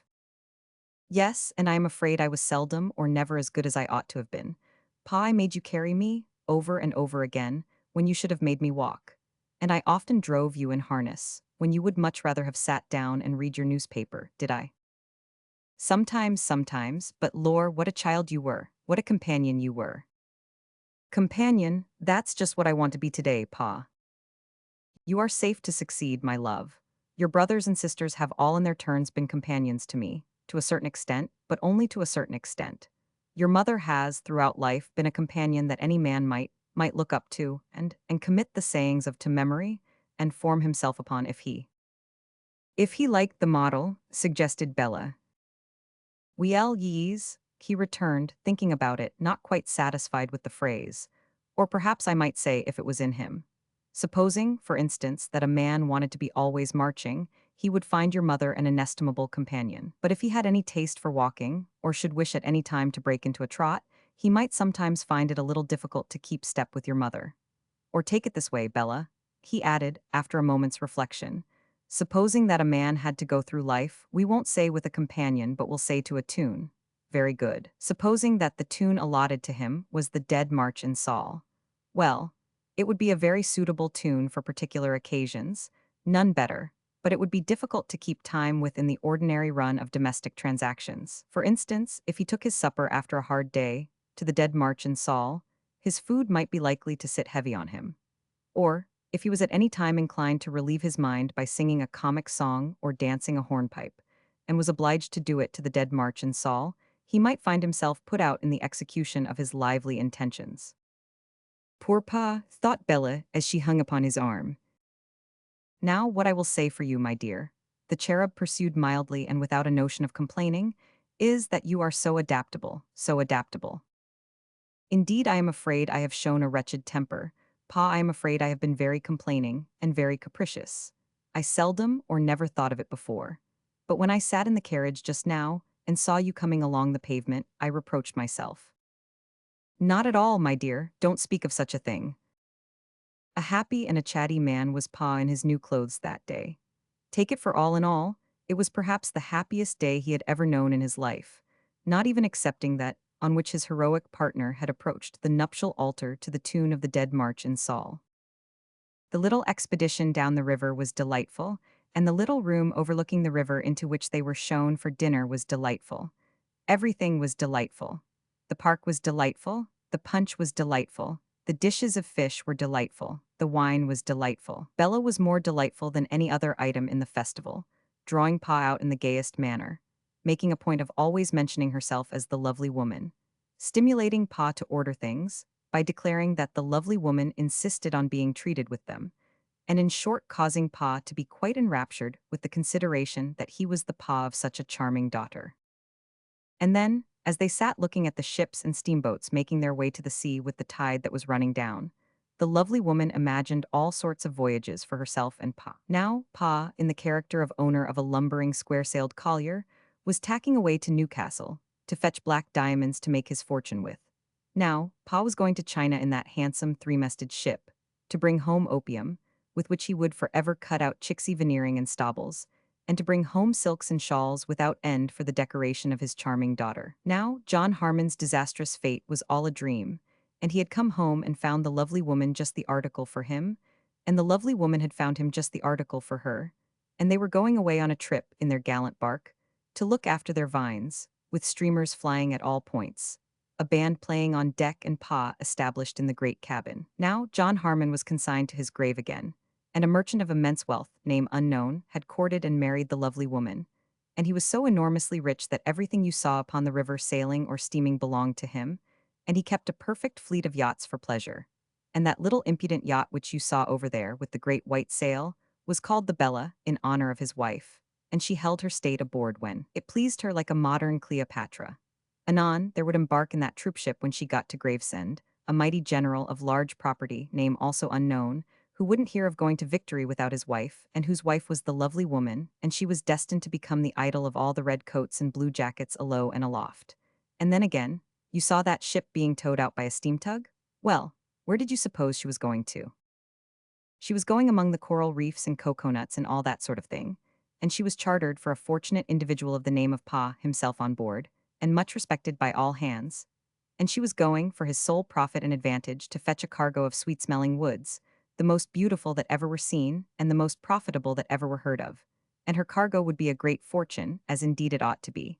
The lovely woman who had purchased her and fitted her expressly for this voyage, being married to an Indian prince, who was a something or other, and who wore cashmere shawls all over himself and diamonds and emeralds blazing in his turban, and was beautifully coffee-colored and excessively devoted, though a little too jealous.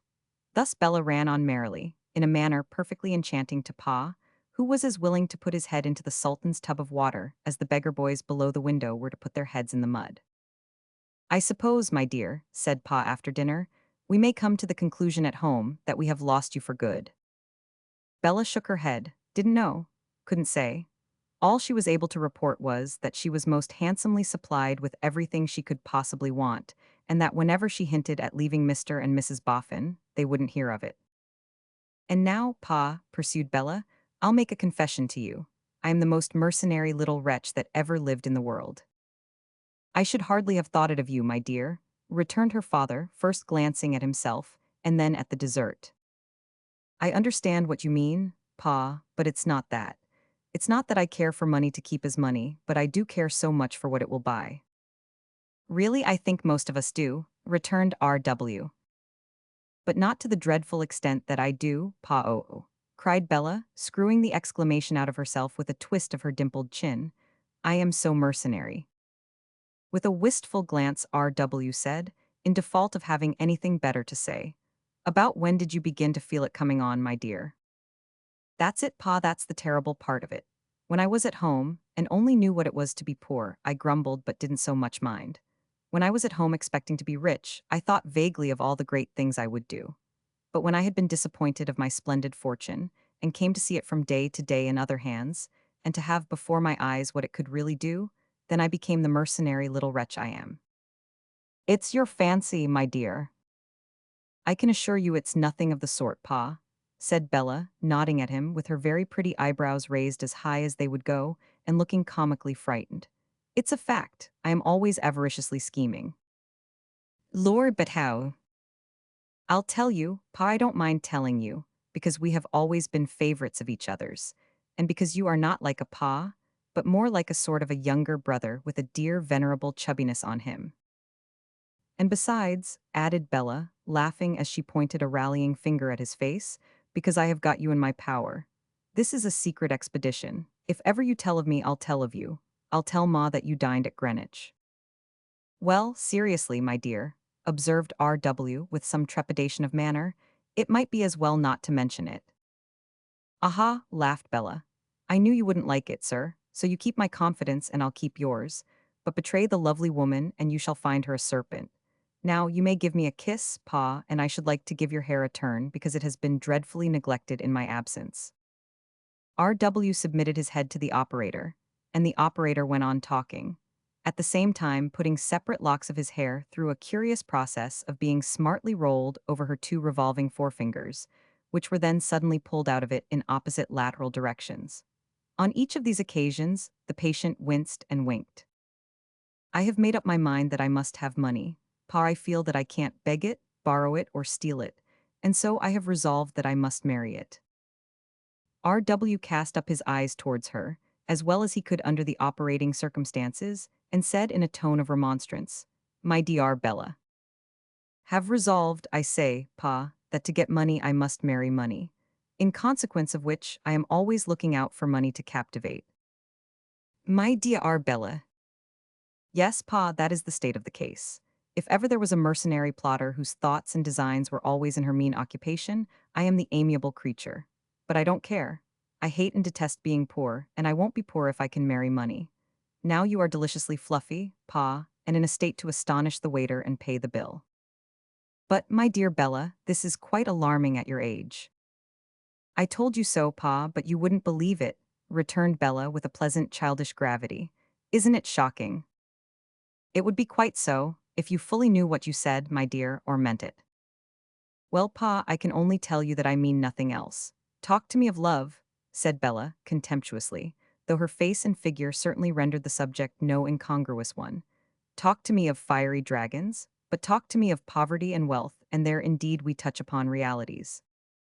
My dear, this is becoming awful, her father was emphatically beginning when she stopped him. Pa, tell me, did you marry money? You know I didn't, my dear. Bella hummed the Dead March in Saul and said, after all it signified very little. But seeing him look grave and downcast, she took him round the neck and kissed him back to cheerfulness again. I didn't mean that last touch, Pa, it was only said in joke, now mind. You are not to tell of me, and I'll not tell of you. And more than that, I promise to have no secrets from you, Pa, and you may make certain that, whatever mercenary things go on, I shall always tell you all about them in strict confidence. Fain to be satisfied with this concession from the lovely woman, R.W. rang the bell and paid the bill. Now, all the rest of this, Pa, said Bella, rolling up the purse when they were alone again, hammering it small with her little fist on the table, and cramming it into one of the pockets of his new waistcoat, is for you to buy presents with for them at home, and to pay bills with, and to divide as you like, and spend exactly as you think proper. Last of all, take notice, Pa, that it's not the fruit of any avaricious scheme. Perhaps if it was, your little mercenary wretch of a daughter wouldn't make so free with it. After which she tugged at his coat with both hands, and pulled him all askew in buttoning that garment over the precious waistcoat pocket, and then tied her dimples into her bonnet strings in a very knowing way, and took him back to London. Arrived at Mr. Boffin's door, she set him with his back against it, tenderly took him by the ears as convenient handles for her purpose, and kissed him until he knocked muffled double knocks at the door with the back of his head. That done, she once more reminded him of their compact, and gaily parted from him. Not so gaily, however, but that tears filled her eyes as he went away down the dark street. Not so gaily, but that she several times said, "Ah, poor little Pa, ah, poor dear struggling shabby little Pa," before she took heart to knock at the door. Not so gaily, but that the brilliant furniture seemed to stare her out of countenance, as if it insisted on being compared with the dingy furniture at home. Not so gaily, but that she fell into very low spirits sitting late in her own room, and very heartily wept, as she wished, now that the deceased old John Harmon had never made a will about her, now that the deceased young John Harmon had lived to marry her. Contradictory things to wish, said Bella, but my life and fortunes are so contradictory altogether that what can I expect myself to be? Chapter 9. The secretary, working in the dismal swamp betimes next morning, was informed that a youth waited in the hall who gave the name of Sloppy. The footman who communicated this intelligence made a decent pause before uttering the name, to express that it was forced on his reluctance by the youth in question, and that if the youth had had the good sense and good taste to inherit some other name, it would have spared the feelings of him the bearer. Mrs. Boffin will be very well pleased, said the secretary in a perfectly composed way. Show him in. Mr. Sloppy, being introduced, remained close to the door, revealing in various parts of his form many surprising, confounding, and incomprehensible buttons. I am glad to see you, said John Rokesmith in a cheerful tone of welcome. I have been expecting you. Sloppy explained that he had meant to come before, but that the orphan, of whom he made mention as our Johnny, had been ailing, and he had waited to report him well. Then he is well now, said the secretary. No, he ain't, said Sloppy. Mr. Sloppy, having shaken his head to a considerable extent, proceeded to remark that he thought Johnny must have took 'em from the minders. Being asked what he meant, he answered, them that come out upon him and particular his chest. Being requested to explain himself, he stated that there was some of 'em what you couldn't kiver with a sixpence. Pressed to fall back upon a nominative case, he opined that they woes about as red as ever red could be. But as long as they strikes out hard, sir, continued Sloppy, they ain't so much. It's their striking inards that's to be kep off. John Rokesmith hoped the child had had medical attendance. Oh yes, said Sloppy, he had been took to the doctor's shop once. And what did the doctor call it? Rokesmith asked him. After some perplexed reflection, Sloppy answered, brightening, he called it something as woes worry long for spots. Rokesmith suggested measles. No, said Sloppy with confidence, ever so much longer than them, sir. Mr. Sloppy was elevated by this fact and seemed to consider that it reflected credit on the poor little patient. Mrs. Boffin will be sorry to hear this, said Rokesmith. Mrs. Higden said so, sir, when she kept it from her, hoping as our Johnny would work round. But I hope he will, said Rokesmith with a quick turn upon the messenger. I hope so, answered Sloppy. It all depends on their striking innards. He then went on to say that whether Johnny had took 'em from the minders, or whether the minders had took 'em from Johnny, the minders had been sent home and had got 'em. Furthermore, that Mrs. Higden's days and nights being devoted to our Johnny, who was never out of her lap, the whole of the mangling arrangements had devolved upon himself, and he had had rather a tight time. The ungainly piece of honesty beamed and blushed as he said it, quite enraptured with the remembrance of having been serviceable. Last night, said Sloppy, when I was a turning at the wheel pretty late, the mangle seemed to go like our Johnny's breathing. It begun beautiful, then as it went out it shook a little and got unsteady. Then as it took the turn to come home it had a rattle like and lumbered a bit. Then it come smooth, and so it went on till I scarce knowed which was mangle and which was our Johnny. Nor our Johnny he scarce knowed either, for sometimes when the mangle lumbers he says, "Me choking, Granny?" And Mrs. Higden holds him up in her lap and says to me, "Bide a bit, Sloppy," and we all stops together.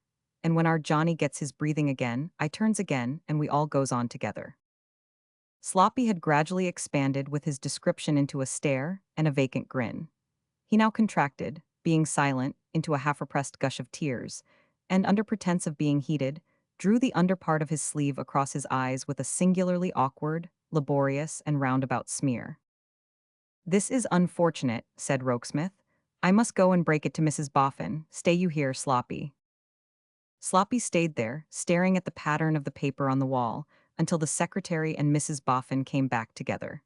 And with Mrs. Boffin was a young lady, Miss Bella Wilfer by name, who was better worth staring at, it occurred to Sloppy, than the best of wallpapering. "Ah, my poor dear pretty little John Harmon," exclaimed Mrs. Boffin. "Yes, mum," said the sympathetic Sloppy. "You don't think he is in a very, very bad way, do you?" asked the pleasant creature with her wholesome cordiality. Put upon his good faith, and finding it in collision with his inclinations, Sloppy threw back his head and uttered a mellifluous howl, rounded off with a sniff. "So bad as that," cried Mrs. Boffin, "and Betty Higden not to tell me of it sooner." "I think she might have been mistrustful, mum," answered Sloppy, hesitating. "Of what, for heaven's sake?" "I think she might have been mistrustful, mum," returned Sloppy with submission, "of standing in our Johnny's light. There's so much trouble and illness and so much expense, and she's seen such a lot of its being objected to." "But she never can have thought," said Mrs. Boffin, "that I would grudge the dear child anything." "No, mum, but she might have thought, as a habit like, of its standing in Johnny's light, and might have tried to bring him through it unbeknownst." Sloppy knew his ground well. To conceal herself in sickness, like a lower animal, to creep out of sight and coil herself away and die, had become this woman's instinct. To catch up in her arms the sick child who was dear to her, and hide it as if it were a criminal, and keep off all ministration but such as her own ignorant tenderness and patience could supply, had become this woman's idea of maternal love, fidelity, and duty. The shameful accounts we read, every week in the Christian year, my lords and gentlemen and honorable boards, the infamous records of small official inhumanity, do not pass by the people as they pass by us. And hence these irrational, blind, and obstinate prejudices, so astonishing to our magnificence and having no more reason in them, God save the Queen and confound their politics. No, than smoke has incoming from fire. "It's not a right place for the poor child to stay in," said Mrs. Boffin. "Tell us, dear Mr. Rokesmith, what to do for the best." He had already thought what to do, and the consultation was very short. He could pave the way, he said, in half an hour, and then they would go down to Brentford. "Pray take me," said Bella. Therefore a carriage was ordered, of capacity to take them all, and in the meantime Sloppy was regaled, feasting alone in the secretary's room, with a complete realization of that fairy vision: meat, beer, vegetables, and pudding. In consequence of which his buttons became more importunate of public notice than before, with the exception of 2 or 3 about the region of the waistband, which modestly withdrew into a creasy retirement. Punctual to the time, appeared the carriage and the secretary. He sat on the box, and Mr. Sloppy graced the rumble. So, to the 3 magpies as before, where Mrs. Boffin and Miss Bella were handed out, and whence they all went on foot to Mrs. Betty Higden's. But, on the way down, they had stopped at a toy shop, and had bought that noble charger, a description of whose points and trappings had on the last occasion conciliated the then worldly-minded orphan, and also a Noah's Ark, and also a yellow bird with an artificial voice in him, and also a military doll so well dressed that if he had only been of life size, his brother officers in the guards might never have found him out. Bearing these gifts, they raised the latch of Betty Higden's door and saw her sitting in the dimmest and furthest corner with poor Johnny in her lap. "And how's my boy, Betty?" asked Mrs. Boffin, sitting down beside her. He's bad," said Betty. "I begin to be afeard he'll not be yours any more than mine. All others belonging to him have gone to the power and the glory, and I have a mind that they're drawing him to them, leading him away." "No, no, no," said Mrs. Boffin. "I don't know why else he clenches his little hand as if it had hold of a finger that I can't see." "Look at it," said Betty, opening the wrappers in which the flushed child lay, and showing his small right hand lying closed upon his breast. "It's always so, it don't mind me." "Is he asleep?" "No, I think not. You're not asleep, my Johnny." "No," said Johnny with a quiet air of pity for himself, and without opening his eyes. "Here's the lady, Johnny, and the horse." Johnny could bear the lady, with complete indifference, but not the horse. Opening his heavy eyes, he slowly broke into a smile on beholding that splendid phenomenon, and wanted to take it in his arms. As it was much too big, it was put upon a chair where he could hold it by the mane and contemplate it, which he soon forgot to do. But Johnny murmuring something with his eyes closed, and Mrs. Boffin not knowing what, old Betty bent her ear to listen and took pains to understand. Being asked by her to repeat what he had said, he did so 2 or 3 times, and then it came out that he must have seen more than they supposed when he looked up to see the horse. For the murmur was, "Who is the boofer lady?" Now, the boofer, or beautiful, lady was Bella, and whereas this notice from the poor baby would have touched her of itself, it was rendered more pathetic by the late melting of her heart to her poor little father, and their joke about the lovely woman. So, Bella's behavior was very tender and very natural when she kneeled on the brick floor to clasp the child, and when the child, with a child's admiration of what is young and pretty, fondled the boofer lady. "Now, my good dear Betty," said Mrs. Boffin, hoping that she saw her opportunity, and laying her hand persuasively on her arm, "we have come to remove Johnny from this cottage to where he can be taken better care of." Instantly, and before another word could be spoken, the old woman started up with blazing eyes and rushed at the door with the sick child. "Stand away from me, every one of ye," she cried out wildly. "I see what ye mean now. Let me go my way, all of ye. I'd sooner kill the pretty and kill myself." "Stay, stay," said Rokesmith, soothing her. "You don't understand." "I understand too well. I know too much about it, sir. I've run from it too many a year. No, never for me, nor for the child, while there's water enough in England to cover us." The terror, the shame, the passion of horror and repugnance, firing the worn face and perfectly maddening it, would have been a quite terrible sight if embodied in one old fellow creature alone. Yet it crops up, as our slang goes, my lords and gentlemen and honorable boards in other fellow creatures rather frequently. "It's been chasing me all my life, but it shall never take me nor mine alive," cried old Betty. "I've done with ye. I'd have fastened door and window and starved out afore I'd ever have let ye in, if I had known what ye came for." But catching sight of Mrs. Boffin's wholesome face, she relented, and crouching down by the door and bending over her burden to hush it, said humbly, "Maybe my fears has put me wrong. If they have so, tell me, and the good Lord forgive me. I'm quick to take this fright, I know, and my head is somewhat light with wearying and watching." "There, there, there," returned Mrs. Boffin. "Come, come, say no more of it, Betty. It was a mistake, a mistake. Any one of us might have made it in your place and felt just as you do." "The Lord bless ye," said the old woman, stretching out her hand. "Now see, Betty," pursued the sweet, compassionate soul, holding the hand kindly, "what I really did mean, and what I should have begun by saying out if I had only been a little wiser and handier. We want to move Johnny to a place where there are none but children, a place set up on purpose for sick children, where the good doctors and nurses pass their lives with children, talk to none but children, touch none but children, comfort and cure none but children." "Is there really such a place?" asked the old woman with a gaze of wonder. "Yes, Betty, on my word, and you shall see it. If my home was a better place for the dear boy, I'd take him to it, but indeed, indeed it's not." "You shall take him," returned Betty, fervently kissing the comforting hand, "where you will, my dearie. I am not so hard but that I believe your face and voice, and I will, as long as I can see and hear." This victory gained, Rokesmith made haste to profit by it, for he saw how woefully time had been lost. He dispatched Sloppy to bring the carriage to the door, caused the child to be carefully wrapped up, bade old Betty get her bonnet on, collected the toys, enabling the little fellow to comprehend that his treasures were to be transported with him, and had all things prepared so easily that they were ready for the carriage as soon as it appeared, and in a minute afterwards were on their way. Sloppy they left behind, relieving his overcharged breast with a paroxysm of mangling. At the children's hospital, the gallant steed, the Noah's Ark, yellow bird, and the officer in the guards were made as welcome as their child owner. But the doctor said aside to Rokesmith, "This should have been days ago. Too late." However, they were all carried up into a fresh airy room, and their Johnny came to himself, out of a sleep or a swoon or whatever it was, to find himself lying in a little quiet bed, with a little platform over his breast, on which were already arranged, to give him heart and urge him to cheer up, the Noah's Ark, the noble steed, and the yellow bird, with the officer and the guards doing duty over the whole, quite as much to the satisfaction of his country as if he had been upon parade. And at the bed's head was a colored picture beautiful to see, representing as it were another Johnny seated on the knee of some angel surely, who loved little children. And, marvelous fact to lie and stare at, Johnny had become one of a little family, all in little quiet beds, except two playing dominoes in little armchairs at a little table on the hearth.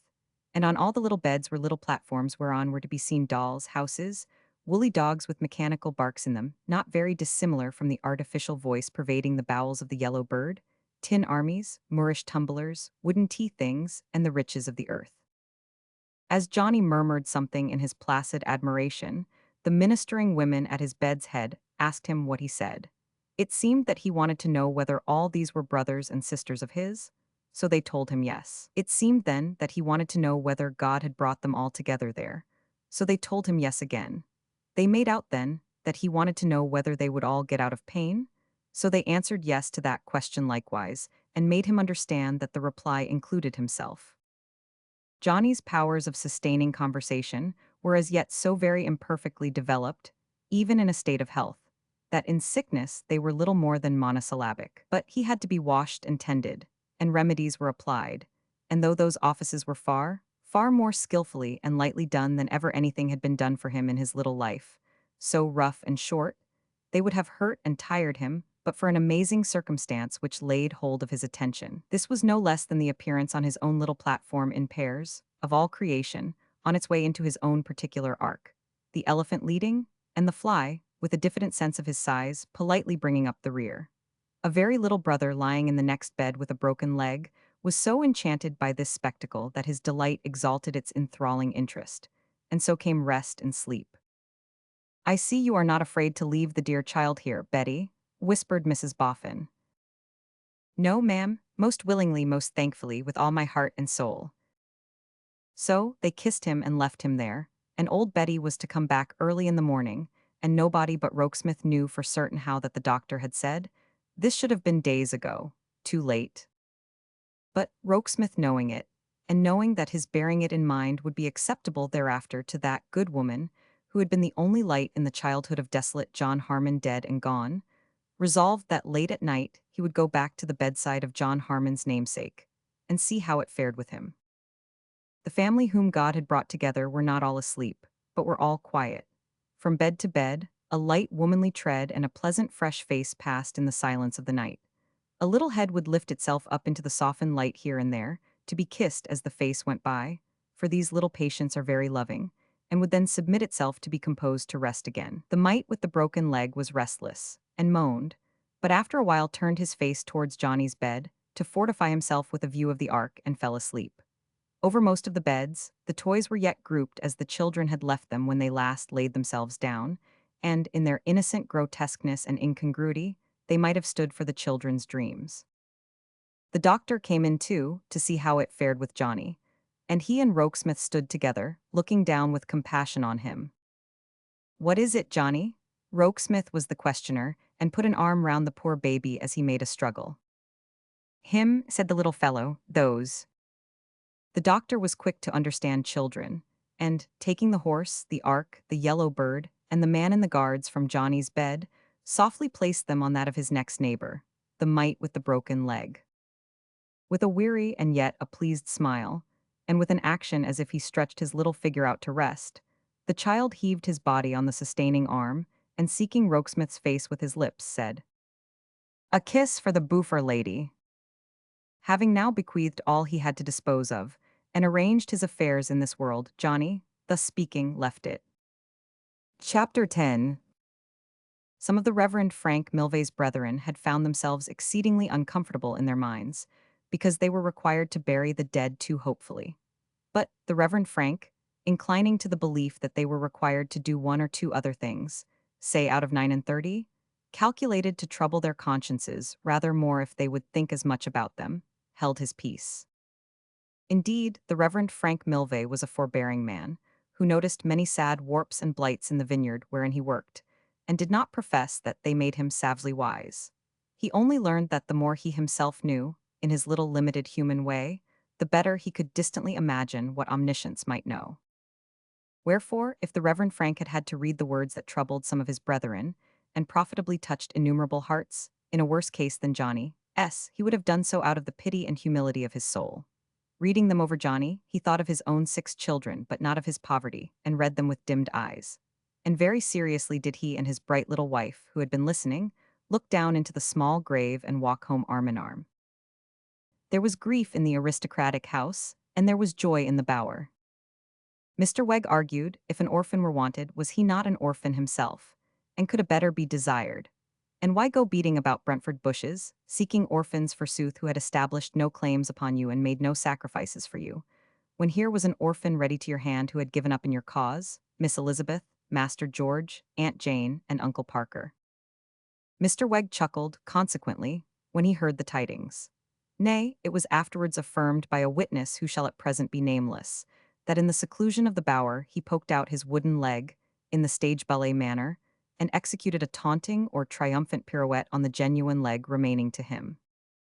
John Rokesmith's manner towards Mrs. Boffin at this time was more the manner of a young man towards a mother, than that of a secretary towards his employer's wife. It had always been marked by a subdued affectionate deference that seemed to have sprung up on the very day of his engagement. Whatever was odd in her dress or her ways had seemed to have no oddity for him. He had sometimes borne a quietly amused face in her company, but still, it had seemed as if the pleasure her genial temper and radiant nature yielded him could have been quite as naturally expressed in a tear as in a smile. The completeness of his sympathy with her fancy for having a little John Harmon to protect and rear, he had shown in every act and word, and now that the kind fancy was disappointed, he treated it with a manly tenderness and respect for which she could hardly thank him enough. "But I do thank you, Mr. Rokesmith," said Mrs. Boffin, "and I thank you most kindly, you love children." "I hope everybody does." "They ought," said Mrs. Boffin, "but we don't all of us do what we ought, do us?" John Rokesmith replied, "Some among us supply the shortcomings of the rest. You have loved children well, Mr. Boffin has told me." "Not a bit better than he has, but that's his way. He puts all the good upon me." "You speak rather sadly, Mr. Rokesmith." "Do I?" "It sounds to me so. Were you one of many children?" He shook his head. "An only child." "No, there was another, dead long ago." "Father or mother alive?" "Dead." "And the rest of your relations?" "Dead, if I ever had any living. I never heard of any." At this point of the dialogue Bella came in with a light step. She paused at the door a moment, hesitating whether to remain or retire, perplexed by finding that she was not observed. "Now, don't mind an old lady's talk," said Mrs. Boffin, "but tell me, are you quite sure, Mr. Rokesmith, that you have never had a disappointment in love?" "Quite sure. Why do you ask me?" "Why, for this reason. Sometimes you have a kind of kept-down manner with you which is not like your age. You can't be 30. "I am not yet 30. Deeming it high time to make her presence known, Bella coughed here to attract attention, begged pardon, and said she would go, fearing that she interrupted some matter of business. "No, don't go," rejoined Mrs. Boffin, "because we are coming to business instead of having begun it, and you belong to it as much now, my dear Bella, as I do. But I want my Noddy to consult with us. Would somebody be so good as find my Noddy for me?" Rokesmith departed on that errand, and presently returned accompanied by Mr. Boffin at his jog-trot. Bella felt a little vague trepidation as to the subject matter of this same consultation, until Mrs. Boffin announced it. Now you come and sit by me, my dear, said that worthy soul, taking her comfortable place on a large ottoman in the center of the room and drawing her arm through Bella's. And Noddy, you sit here, and Mr. Rokesmith, you sit there. Now, you see, what I want to talk about is this. Mr. and Mrs. Milvey have sent me the kindest note possible, which Mr. Rokesmith just now read to me out aloud, for I ain't good at handwritings, offering to find me another little child to name and educate and bring up. Well, this has set me thinking. And she is a steamin' Jane at it, murmured Mr. Boffin in an admiring parenthesis, when she once begins. It mayn't be so easy to start her, but once started, she's a Jane. This has set me thinking, I say, repeated Mrs. Boffin, cordially beaming under the influence of her husband's compliment, and I have thought two things. First of all, that I have grown timid of reviving John Harmon's name. It's an unfortunate name, and I fancy I should reproach myself if I gave it to another dear child, and it proved again unlucky. Now, whether, said Mr. Boffin, gravely propounding a case for his secretary's opinion, whether one might call that a superstition. It is a matter of feeling with Mrs. Boffin, said Rokesmith gently. The name has always been unfortunate. It has now this new unfortunate association connected with it. The name has died out. Why revive it? Might I ask Miss Wilfer what she thinks? It has not been a fortunate name for me, said Bella, coloring, or at least it was not, until it led to my being here. But that is not the point in my thoughts. As we had given the name to the poor child, and as the poor child took so lovingly to me, I think I should feel jealous of calling another child by it. I think I should feel as if the name had become endeared to me, and I had no right to use it so. And that's your opinion? Remarked Mr. Boffin, observant of the secretary's face and again addressing him. I say again, it is a matter of feeling, returned the secretary. I think Miss Wilfer's feeling very womanly and pretty. Now give us your opinion, Noddy, said Mrs. Boffin. My opinion, old lady, returned the Golden Dustman, is your opinion. Then, said Mrs. Boffin, we agree not to revive John Harmon's name, but to let it rest in the grave. It is, as Mr. Rokesmith says, a matter of feeling, but lore how many matters are matters of feeling. Well, and so I come to the second thing I have thought of. You must know, Bella, my dear, and Mr. Rokesmith, that when I first named to my husband my thoughts of adopting a little orphan boy in remembrance of John Harmon, I further named to my husband that it was comforting to think that how the poor boy would be benefited by John's own money, and protected from John's own forlornness. Hear, hear, cried Mr. Boffin. So she did, Angkor. No, not Angkor, Noddy, my dear, returned Mrs. Boffin, because I am going to say something else. I meant that, I am sure, as much as I still mean it. But this little death has made me ask myself the question, seriously, whether I wasn't too bent upon pleasing myself. Else why did I seek out so much for a pretty child, and a child quite to my liking? Wanting to do good, why not do it for its own sake, and put my tastes and likings by? Perhaps, said Bella, and perhaps she said it with some little sensitiveness arising out of those old curious relations of hers towards the murdered man. Perhaps, in reviving the name, you would not have liked to give it to a less interesting child than the original. He interested you very much. Well, my dear, returned Mrs. Boffin, giving her a squeeze, it's kind of you to find that reason out, and I hope it may have been so, and indeed to a certain extent I believe it was so, but I am afraid not to the whole extent. However, that don't come in question now, because we have done with the name. Laid it up as a remembrance, suggested Bella musingly. Much better said, my dear, laid it up as a remembrance. Well then, I have been thinking if I take any orphan to provide for, let it not be a pet and a plaything for me, but a creature to be helped for its own sake. Not pretty then, said Bella. No, returned Mrs. Boffin stoutly. Nor prepossessing then, said Bella. No, returned Mrs. Boffin. Not necessarily so. That's as it may happen. A well-disposed boy comes in my way who may be even a little wanting in such advantages for getting on in life, but is honest and industrious and requires a helping hand and deserves it. If I am very much in earnest and quite determined to be unselfish, let me take care of him. Here the footman, whose feelings had been hurt on the former occasion, appeared, and crossing to Rokesmith apologetically, announced the objectionable Sloppy. The four members of council looked at one another and paused. Shall he be brought here, ma'am? Asked Rokesmith. Yes, said Mrs. Boffin, whereupon the footman disappeared, reappeared presenting Sloppy, and retired much disgusted. The consideration of Mrs. Boffin had clothed Mr. Sloppy in a suit of black, on which the tailor had received personal directions from Rokesmith to expend the utmost cunning of his art, with a view to the concealment of the cohering and sustaining buttons. But so much more powerful were the frailties of Sloppy's form than the strongest resources of tailoring science, that he now stood before the council, a perfect Argus in the way of buttons, shining and winking and gleaming, and twinkling out of 100 of those eyes of bright metal, at the dazzled spectators. The artistic taste of some unknown hatter had furnished him with a hatband of wholesale capacity which was fluted behind, from the crown of his hat to the brim, and terminated in a black bunch, from which the imagination shrunk discomfited and the reason revolted. Some special powers with which his legs were endowed had already hitched up his glossy trousers at the ankles and bagged them at the knees, while similar gifts in his arms had raised his coat sleeves from his wrists and accumulated them at his elbows. Thus set forth, with the additional embellishments of a very little tail to his coat and a yawning gulf at his waistband, Sloppy stood confessed. "And how is Betty, my good fellow?" Mrs. Boffin asked him. "Thank ye, mum," said Sloppy. "She do pretty nicely, and sending her duty and many thanks for the tea and all favors and wishing to know the family's healths." "Have you just come, Sloppy?" "Yes, mum." "Then you have not had your dinner yet?" "No, mum, but I mean to it. For I ain't forgotten your handsome orders that I was never to go away without having had a good off of meat and beer and pudding. No, there was 4 of 'em, for I reckoned 'em up when I had 'em.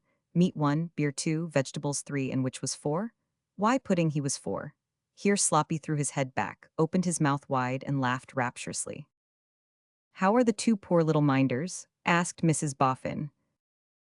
"Striking right out, mum, and coming round beautiful."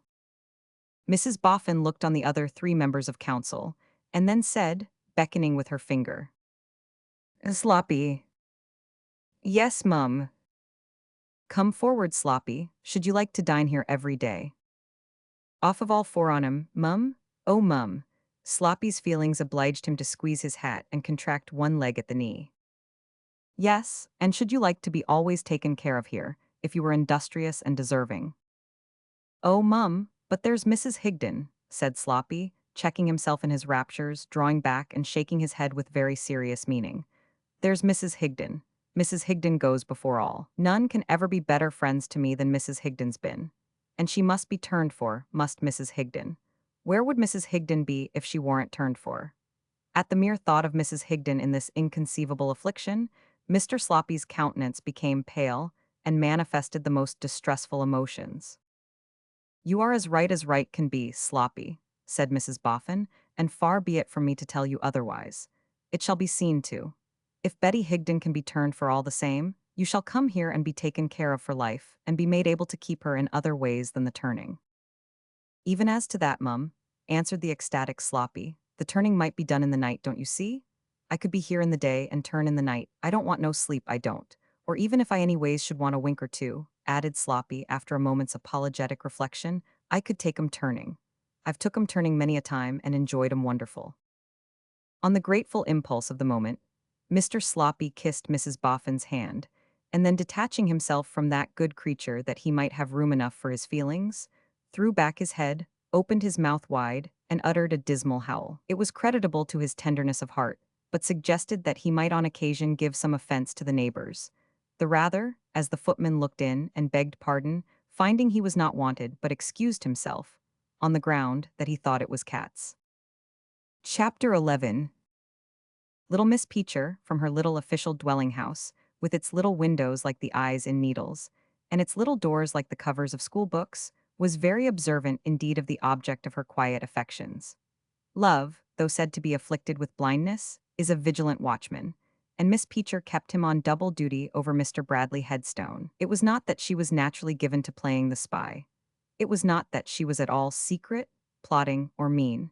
It was simply that she loved the irresponsive Bradley with all the primitive and homely stock of love that had never been examined or certificated out of her. If her faithful slate had had the latent qualities of sympathetic paper, and its pencil those of invisible ink, many a little treatise calculated to astonish the pupils would have come bursting through the dry sums in school time under the warming influence of Miss Peacher's bosom. For, oftentimes when school was not, and her calm leisure and calm little house were her own, Miss Peacher would commit to the confidential slate an imaginary description of how, upon a balmy evening at dusk, two figures might have been observed in the market garden ground round the corner, of whom one, being a manly form, bent over the other, being a womanly form of short stature and some compactness, and breathed in a low voice the words, "Emma Peacher, wilt thou be my own?" After which the womanly form's head reposed upon the manly form's shoulder, and the nightingales tuned up. Though all unseen and unsuspected by the pupils, Bradley Headstone even pervaded the school exercises. Was geography in question? He would come triumphantly flying out of Vesuvius and Etna ahead of the lava, and would boil unharmed in the hot springs of Iceland, and would float majestically down the Ganges and the Nile. Did history chronicle a king of men? Behold him in pepper and salt pantaloons, with his watchguard round his neck. Were copies to be written? In capital B's and H's, most of the girls under Miss Peacher's tuition were half a year ahead of every other letter in the alphabet, and mental arithmetic, administered by Miss Peacher, often devoted itself to providing Bradley Headstone with a wardrobe of fabulous extent. 4 neckties at 2 and 9 pence halfpenny, 2 gross of silver watches at £4 15 and 6 pence, 74 black hats at 18 shillings, and many similar superfluities. The vigilant watchman, using his daily opportunities of turning his eyes in Bradley's direction, soon apprised Miss Peacher that Bradley was more preoccupied than had been his wont, and more given to strolling about with a downcast and reserved face, turning something difficult in his mind that was not in the scholastic syllabus, putting this and that together, combining under the head this, present appearances and the intimacy with Charlie Hexam, and ranging under the head that, the visit to his sister, the watchman reported to Miss Peacher his strong suspicions that the sister was at the bottom of it. "I wonder," said Miss Peacher, as she sat making up her weekly report on a half-holiday afternoon, "what they call Hexam's sister." Mary Ann, at her needlework, attendant and attentive, held her arm up. "Well's Mary Ann. She is named Lizzie, ma'am." "She can hardly be named Lizzie, I think, Mary Ann," returned Miss Peacher in a tunefully instructive voice. "Is Lizzie a Christian name, Mary Ann?" Mary Ann laid down her work, rose, hooked herself behind, as being under catechization, and replied, "No, it is a corruption, Miss Peacher." "Who gave her that name?" Miss Peacher was going on, from the mere force of habit, when she checked herself, on Mary Ann's evincing theological impatience to strike in with her godfathers and her godmothers, and said, "I mean, of what name is it a corruption?" "Elizabeth or Eliza, Miss Peacher." "Right, Mary Ann. Whether there were any Lizes in the early Christian church must be considered very doubtful, very doubtful." Miss Peacher was exceedingly sage here. "Speaking correctly, we say, then, that Hexam's sister is called Lizzie, not that she is named so. Do we not, Mary Ann?"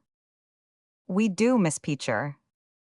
"And where," pursued Miss Peacher, complacent in her little transparent fiction of conducting the examination in a semi-official manner for Mary Ann's benefit, not her own, "where does this young woman, who is called but not named Lizzie, live?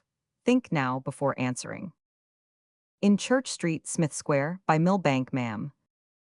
"In Church Street, Smith Square, by Mill Bank," repeated Miss Peacher, as if possessed beforehand of the book in which it was written. "Exactly so." "And what occupation does this young woman pursue, Mary Ann? Take time." "She has a place of trust at an outfitter, in the city, ma'am." "Oh," said Miss Peacher, pondering on it, but smoothly added in a confirmatory tone, "at an outfitter's in the city. Yees." "And Charlie," Mary Ann was proceeding, when Miss Peacher stared. "I mean Hexam, Miss Peacher." "I should think you did, Mary Ann. I am glad to hear you do. And Hexam says," Mary Ann went on, "that he is not pleased with his sister, and that his sister won't be guided by his advice, and persists in being guided by somebody else's, and that—" "Mr. Headstone coming across the garden?" exclaimed Miss Peacher, with a flushed glance at the looking-glass. "You have answered very well, Mary Ann. You are forming an excellent habit of arranging your thoughts clearly. That will do." The discreet Mary Ann resumed her seat and her silence, and stitched, and was stitching when the schoolmaster's shadow came in before him, announcing that he might be instantly expected. "Good evening, Miss Peacher," he said, pursuing the shadow and taking its place. "Good evening, Mr. Headstone. Mary Ann, a chair." "Thank you," said Bradley, seating himself in his constrained manner. This is but a flying visit. I have looked in on my way to ask a kindness of you as a neighbor. Did you say on your way, Mr. Headstone? Asked Miss Peacher. On my way to where I am going. Church Street, Smith Square by Millbank, repeated Miss Peacher in her own thoughts. Charlie Hexam has gone to get a book or two he wants, and will probably be back before me. As we leave my house empty, I took the liberty of telling him I would leave the key here. Would you kindly allow me to do so? Certainly, Mr. Headstone. Going for an evening walk, sir. Partly for a walk and partly for on business. Business in Church Street, Smith Square by Millbank, repeated Miss Peacher to herself. Having said which, pursued Bradley, laying his dorky on the table, I must be already going. There is nothing I can do for you, Miss Peacher. Thank you, Mr. Headstone. In which direction? In the direction of Westminster. Millbank, Miss Peacher repeated in her own thoughts once again. No, thank you, Mr. Headstone, I'll not trouble you. You couldn't trouble me, said the schoolmaster. Ah, returned Miss Peacher, though not aloud, but you can trouble me. And for all her quiet manner and her quiet smile, she was full of trouble as he went his way. She was right touching his destination. He held as straight a course for the house of the dolls, dressmaker, as the wisdom of his ancestors, exemplified in the construction of the intervening streets, would let him, and walked with a bent head hammering at one fixed idea. It had been an immovable idea since he first set eyes upon her. It seemed to him as if all that he could suppress in himself he had suppressed, as if all that he could restrain in himself he had restrained, and the time had come, in a rush, in a moment, when the power of self-command had departed from him. Love at first sight is a trite expression quite sufficiently discussed.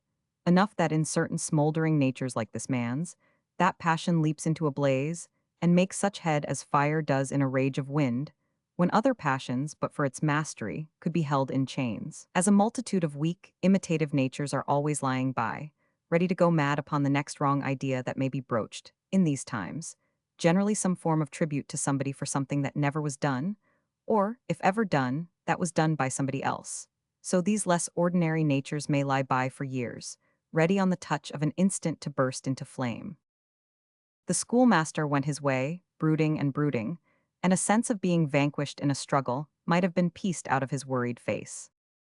Truly, in his breast there lingered a resentful shame to find himself defeated by this passion for Charlie Hexam's sister, though in the very self-same moments, he was concentrating himself upon the object of bringing the passion to a successful issue. He appeared before the doll's dressmaker, sitting alone at her work. "Oh-ho," thought that sharp young personage, "it's you, is it? I know your tricks and your manners, my friend." "Hexam's sister," said Bradley Headstone, "is not come home yet." "You are quite a conjurer," returned Miss Wren. "I will wait, if you please, for I want to speak to her." "Do you?" returned Miss Wren. "Sit down, I hope it's mutual." Bradley glanced distrustfully at the shrewd face again bending over the work and said, trying to conquer doubt and hesitation, "I hope you don't imply that my visit will be unacceptable to Hexam's sister." "There, don't call her that. I can't bear you to call her that," returned Miss Wren, snapping her fingers in a volley of impatient snaps, "for I don't like Hexam." "Indeed." "No," Miss Wren wrinkled her nose to express dislike. "Selfish, thinks only of himself, the way with all of you." "The way with all of us, then you don't like me." So, replied Miss Wren with a shrug and a laugh. "Don't know much about you." "But I was not aware it was the way with all of us," said Bradley, returning to the accusation, a little injured. "Won't you say some of us?" "Meaning," returned the little creature, "every one of you but you, ha.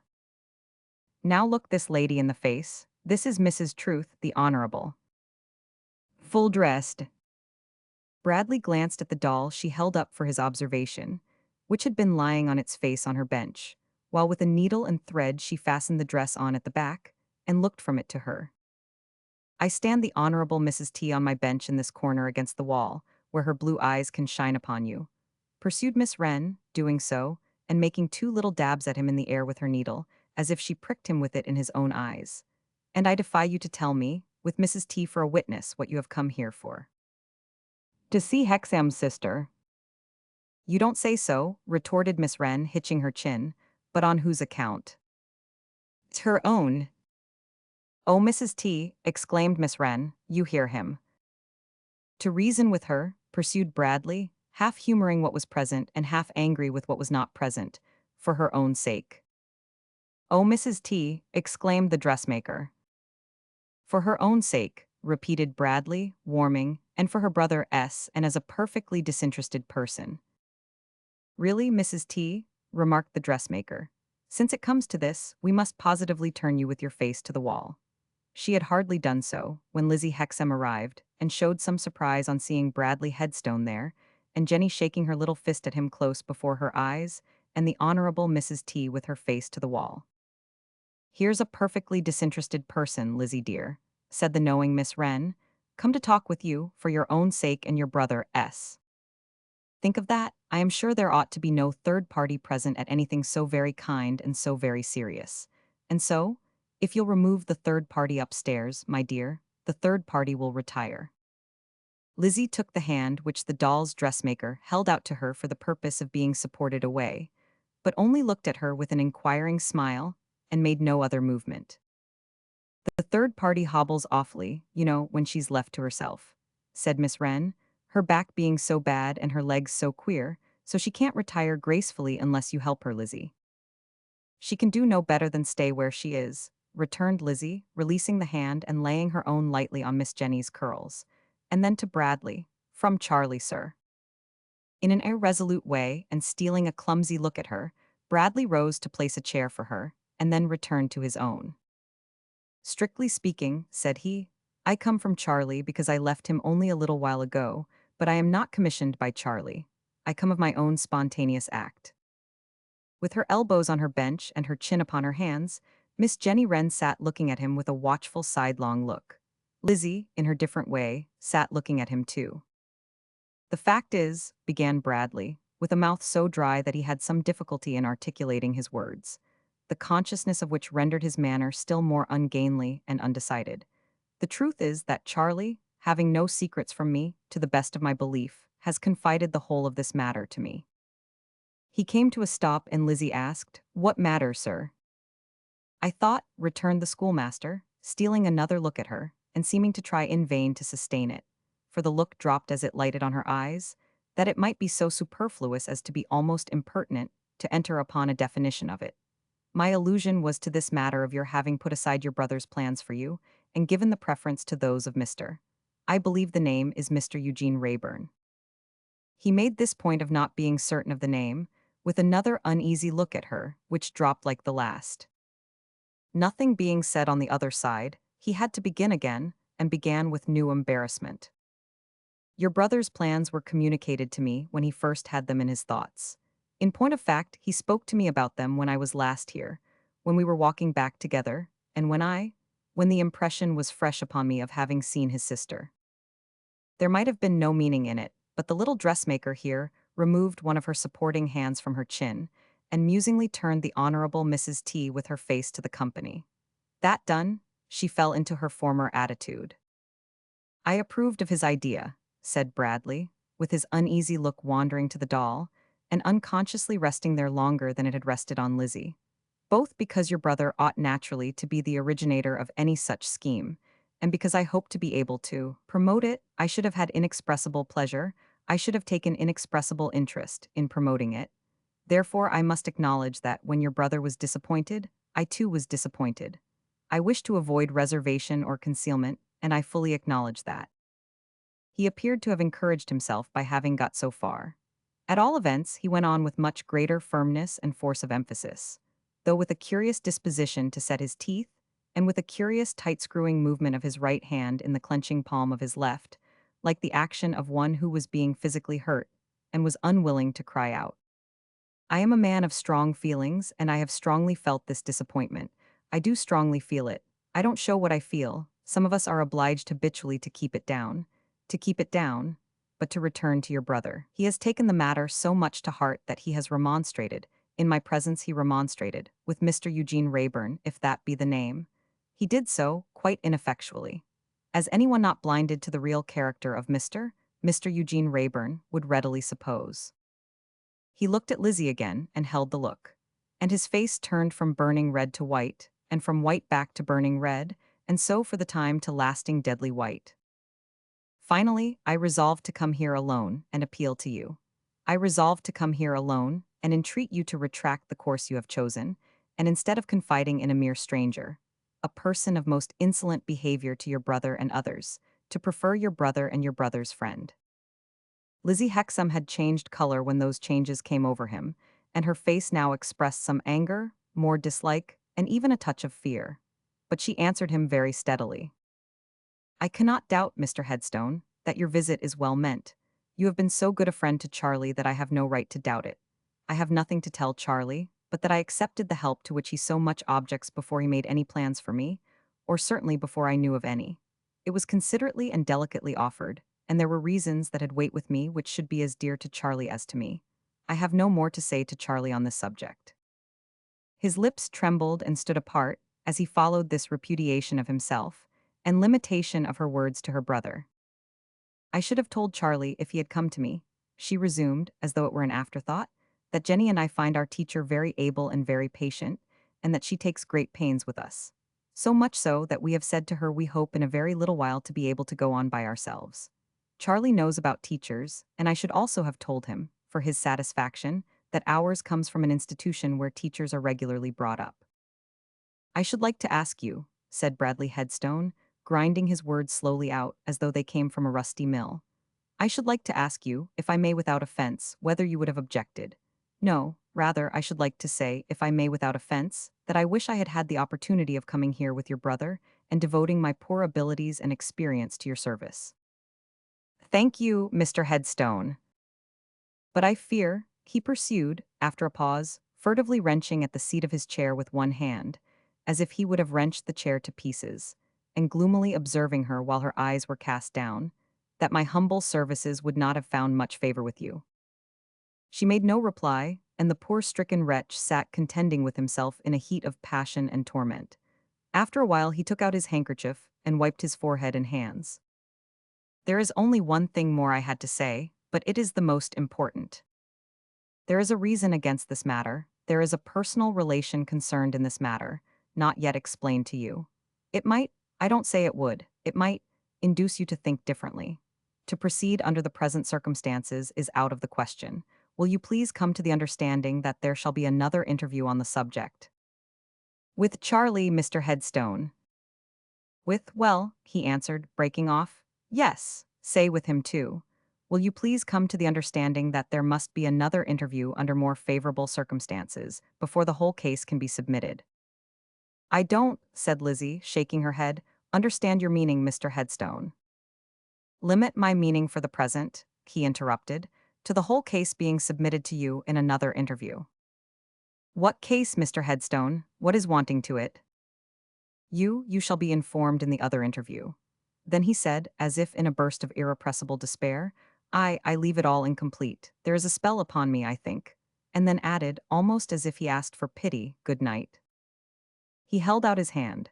As she, with manifest hesitation, not to say reluctance, touched it, a strange tremble passed over him, and his face, so deadly white, was moved as by a stroke of pain. Then he was gone. The doll's dressmaker sat with her attitude unchanged, eyeing the door by which he had departed, until Lizzie pushed her bench aside and sat down near her. Then, eyeing Lizzie as she had previously eyed Bradley and the door, Miss Wren chopped that very sudden and keen chop in which her jaws sometimes indulged, leaned back in her chair with folded arms, and thus expressed herself. Humph, if he, I mean, of course, my dear, the party who is coming to court me when the time comes, should be that sort of man, he may spare himself the trouble. He wouldn't do to be trotted about and made useful. He'd take fire and blow up while he was about it. And so you would be rid of him, said Lizzie, humoring her. Not so easily, returned Miss Wren. He wouldn't blow up alone. He'd carry me up with him. I know his tricks and his manners. Would he want to hurt you, do you mean? Asked Lizzie. Mightn't exactly want to do it, my dear, returned Miss Wren. But a lot of gunpowder among lighted lucifer matches in the next room might almost as well be here. He is a very strange man, said Lizzie thoughtfully. I wish he was so very strange a man as to be a total stranger, answered the sharp little thing. It being Lizzie's regular occupation, when they were alone of an evening to brush out and smooth the long fair hair of the doll's dressmaker, she unfastened a ribbon that kept it back while the little creature was at her work, and it fell in a beautiful shower over the poor shoulders that were much in need of such adorning rain. "Not now, Lizzie, dear," said Jenny. "Let us have a talk by the fire." With those words, she in her turn loosened her friend's dark hair, and it dropped of its own weight over her bosom, in two rich masses. Pretending to compare the colors and admire the contrast, Jenny so managed a mere touch or two of her nimble hands, as that she herself, laying a cheek on one of the dark folds, seemed blinded by her own clustering curls to all but the fire, while the fine handsome face and brow of Lizzie were revealed without obstruction in the somber light. "Let us have a talk," said Jenny, "about Mr. Eugene Wrayburn." Something sparkled down among the fair hair resting on the dark hair, and if it were not a star, which it couldn't be, it was an eye, and if it were an eye, it was Jenny Wren's eye, bright and watchful as the bird, whose name she had taken. "Why about Mr. Wrayburn?" Lizzie asked. "For no better reason than because I'm in the humor. I wonder whether he's rich." "No, not rich. Poor." "I think so, for a gentleman." "Ah, to be sure, yes, he's a gentleman, not of our sort, is he?"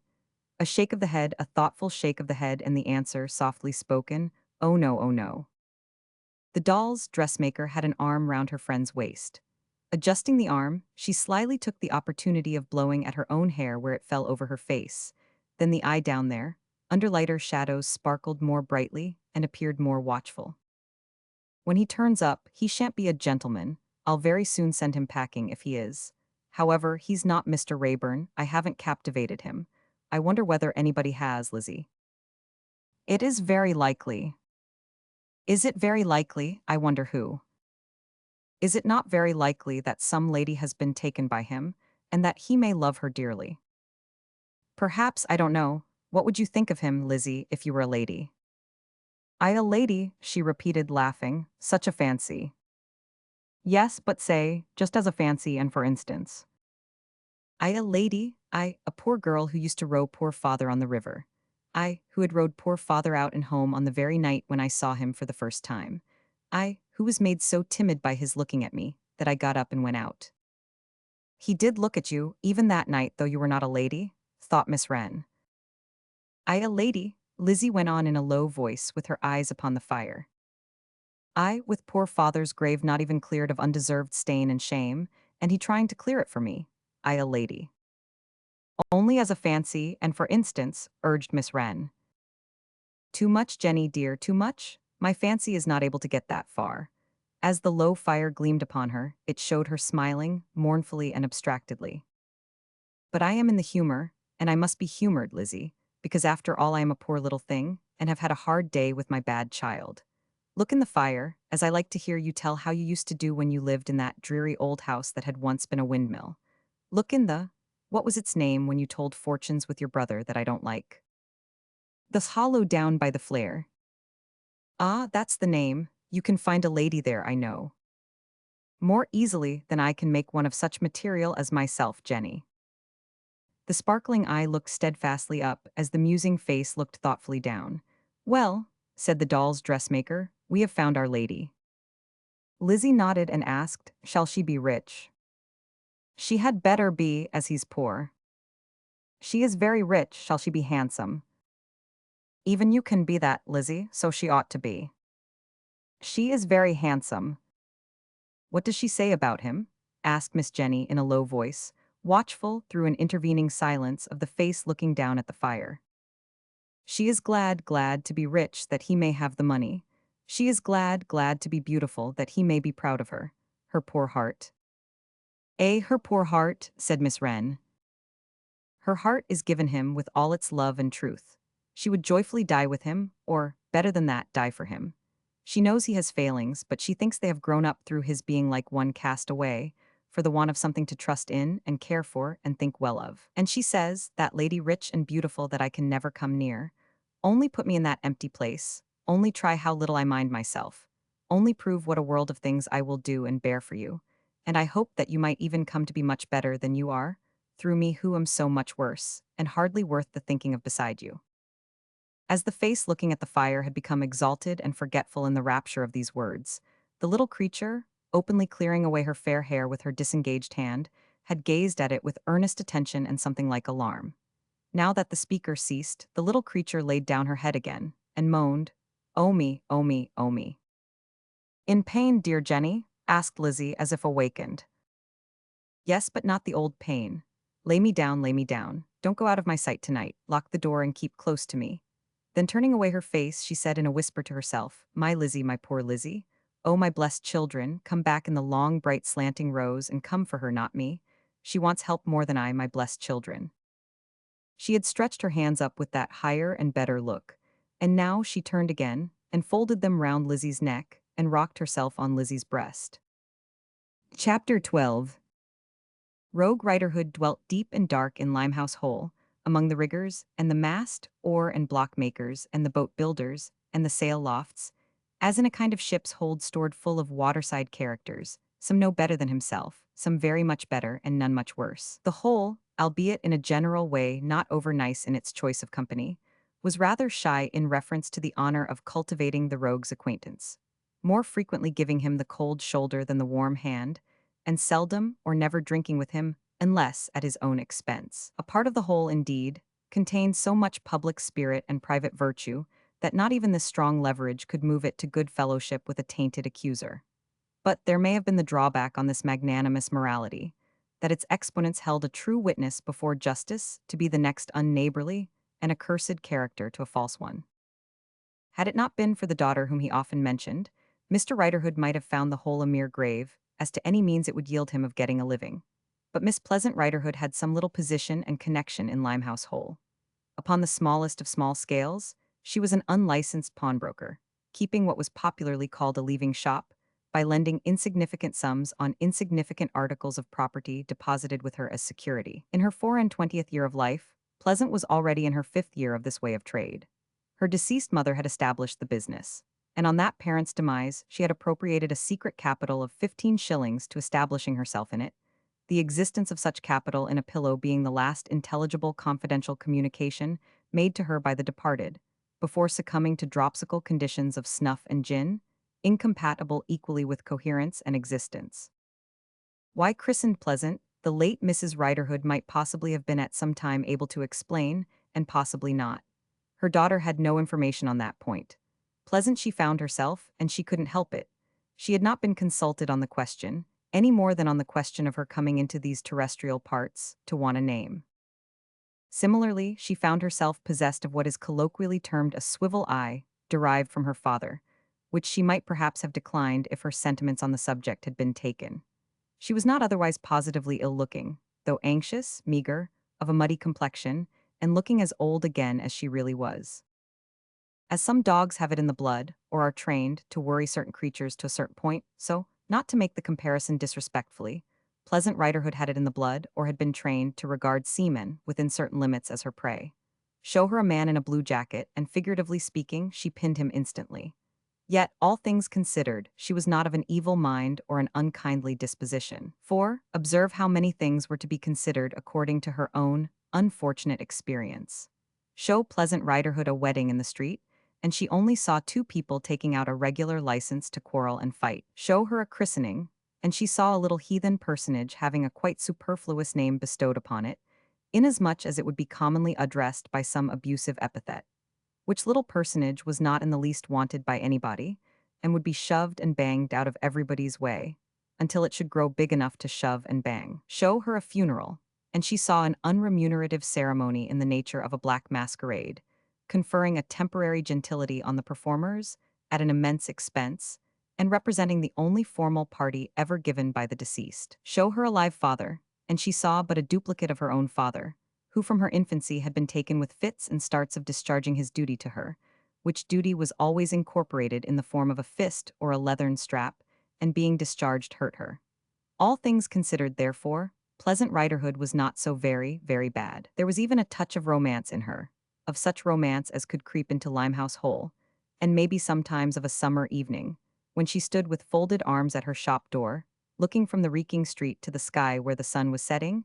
She may have had some vaporous visions of far-off islands in the southern seas or elsewhere, not being geographically particular, where it would be good to roam with a congenial partner among groves of bread fruit, waiting for ships to be wafted from the hollow ports of civilization. For, sailors to be got the better of, were essential to Miss Pleasant's Eden. Not on a summer evening did she come to her little shop door, when a certain man standing over against the house on the opposite side of the street took notice of her. That was on a cold, shrewd, windy evening, after dark. Pleasant Riderhood shared with most of the lady inhabitants of the whole, the peculiarity that her hair was a ragged knot, constantly coming down behind, and that she never could enter upon any undertaking without first twisting it into place. At that particular moment, being newly come to the threshold to take a look out of doors, she was winding herself up with both hands after this fashion. And so prevalent was the fashion, that on the occasion of a fight or other disturbance in the whole, the ladies would be seen flocking from all quarters, universally twisting their back hair as they came along, and many of them, in the hurry of the moment, carrying their back combs in their mouths. It was a wretched little shop, with a roof that any man standing in it could touch with his hand, little better than a cellar or cave down 3 steps. Yet in its ill-lighted window, among a flaring handkerchief or two, an old peacoat or so, a few valueless watches and compasses, a jar of tobacco and 2 crossed pipes, a bottle of walnut ketchup and some horrible sweets, these creature discomforts serving as a blind to the main business of the leaving shop, was displayed the inscription Seamaness Boarding House. Taking notice of Pleasant Riderhood at the door, the man crossed so quickly that she was still winding herself up, when he stood close before her. "Is your father at home?" said he. "I think he is," returned Pleasant, dropping her arms. "Come in." It was a tentative reply, the man having a seafaring appearance. Her father was not at home, and Pleasant knew it. "Take a seat by the fire," were her hospitable words when she had got him in. "Men of your calling are always welcome here." "Thank ye," said the man. His manner was the manner of a sailor, and his hands were the hands of a sailor, except that they were smooth. Pleasant had an eye for sailors, and she noticed the unused color and texture of the hands, sunburnt though they were, as sharply as she noticed their unmistakable looseness and suppleness, as he sat himself down with his left arm carelessly thrown across his left leg a little above the knee, and the right arm as carelessly thrown over the elbow of the wooden chair, with the hand curved, half open and half shut, as if it had just let go a rope. "Might you be looking for a boarding house?" Pleasant inquired, taking her observant stand on one side of the fire. "I don't rightly know my plans yet," returned the man. "You ain't looking for a leaving shop?" "No," said the man. "No," assented Pleasant, "you've got too much of an outfit on you for that, but if you should want either, this is both." "Aye," said the man, glancing round the place. "I know, I've been here before." "Did you leave anything when you were here before?" asked Pleasant, with a view to principle and interest. "No," the man shook his head. "I am pretty sure you never boarded here." "No," the man again shook his head. "What did you do here when you were here before?" asked Pleasant, "for I don't remember you." "It's not at all likely you should. I only stood at the door, one night on the lower step there, while a shipmate of mine looked in to speak to your father. I remember the place well," looking very curiously round it. "Might that have been long ago?" "Aye, a goodish bit ago, when I came off my last voyage." "Then you have not been to sea lately?" "No, been in the sick bay since then and been employed ashore." "Then, to be sure, that accounts for your hands." The man with a keen look, a quick smile, and a change of manner caught her up. "You're a good observer. Yes, that accounts for my hands." Pleasant was somewhat disquieted by his look, and returned it suspiciously. Not only was his change of manner, though very sudden, quite collected, but his former manner, which he resumed, had a certain suppressed confidence and sense of power in it that were half threatening. "Will your father be long?" he inquired. "I don't know, I can't say." "As you supposed he was at home, it would seem that he has just gone out." "How's that?" "I supposed he had come home," Pleasant explained. "Oh, you supposed he had come home, then he has been some time out. How that?" "I don't want to deceive you, father's on the river in his boat." "At the old work?" asked the man. "I don't know what you mean," said Pleasant, shrinking a step back. "What on earth do you want?" "I don't want to hurt your father. I don't want to say I might if I chose. I want to speak to him. Not much in that, is there? There shall be no secrets from you. You shall be by. And plainly, Miss Riderhood, there's nothing to be got out of me or made of me. I am not good for the leaving shop, I am not good for the boarding house, I am not good for anything in your way to the extent of 6 of halfpence. Put the idea aside and we shall get on together. But you're a seafaring man, argued Pleasant, as if that were a sufficient reason for his being good for something in her way. Yes and no, I have been and I may be again, but I am not for you, won't you take my word for it? The conversation had arrived at a crisis to justify Miss Pleasant's hair in tumbling down. It tumbled down accordingly, and she twisted it up, looking from under her bent forehead at the man. In taking stock of his familiarly worn rough-weather nautical clothes, piece by piece, she took stock of a formidable knife in a sheath at his waist ready to his hand, and of a whistle hanging round his neck, and of a short, jagged, knotted club with a loaded head that peeped out of a pocket of his loose outer jacket or frock. He sat quietly looking at her, but with these appendages partially revealing themselves, and with a quantity of bristling oakum-colored head and whisker, he had a formidable appearance. "Won't you take my word for it?" he asked again. Pleasant answered with a short dumb nod. He rejoined with another short dumb nod. Then he got up and stood with his arms folded in front of the fire, looking down into it occasionally, as she stood with her arms folded, leaning against the side of the chimney-piece. "To while away the time till your father comes," he said, "pray is there much robbing and murdering of seamen about the waterside now?" "No," said Pleasant. "Any. Complaints of that sort are sometimes made, about Ratcliffe and Wapping and up that way, but who knows how many are true? To be sure, and it don't seem necessary." "That's what I say," observed Pleasant. "Where's the reason for it? Bless the sailors, it ain't as if they ever could keep what they have without it." "You're right, their money may be soon got out of them, without violence," said the man. "Of course it may," said Pleasant, "and then they ship again and get more. And the best thing for 'em, too, to ship again as soon as ever they can be brought to it. They're never so well off as when they're afloat." "I'll tell you why I ask," pursued the visitor, looking up from the fire. "I was once beset that way myself and left for dead." "No," said Pleasant, "where did it happen?" "It happened," returned the man, with a ruminative air, as he drew his right hand across his chin and dipped the other in the pocket of his rough outer coat. "It happened somewhere about here as I reckon. I don't think it can have been a mile from here." "Were you drunk?" asked Pleasant. "I was muddled, but not with fair drinking. I had not been drinking, you understand. A mouthful did it." Pleasant, with a grave look, shook her head, importing that she understood the process, but decidedly disapproved. "Fair trade is one thing," said she, "but that's another. No one has a right to carry on with Jack in that way." "The sentiment does you credit?" returned the man with a grim smile, and added in a mutter, "the more so, as I believe it's not your father's." "Yes, I had a bad time of it that time. I lost everything and had a sharp struggle for my life, weak as I was."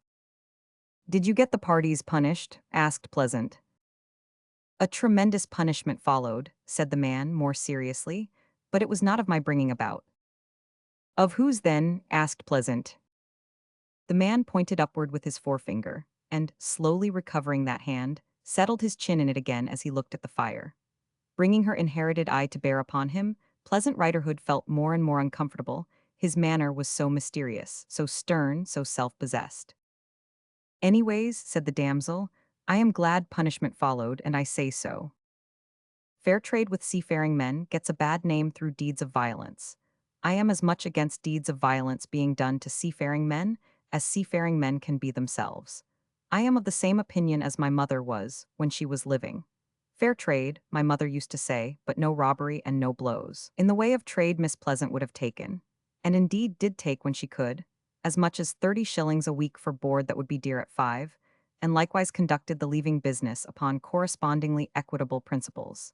Yet she had that tenderness of conscience and those feelings of humanity, that the moment her ideas of trade were overstepped, she became the seaman's champion, even against her father whom she seldom otherwise resisted. But she was here interrupted by her father's voice exclaiming angrily, "Now, Poll Parrot," and by her father's hat being heavily flung from his hand and striking her face.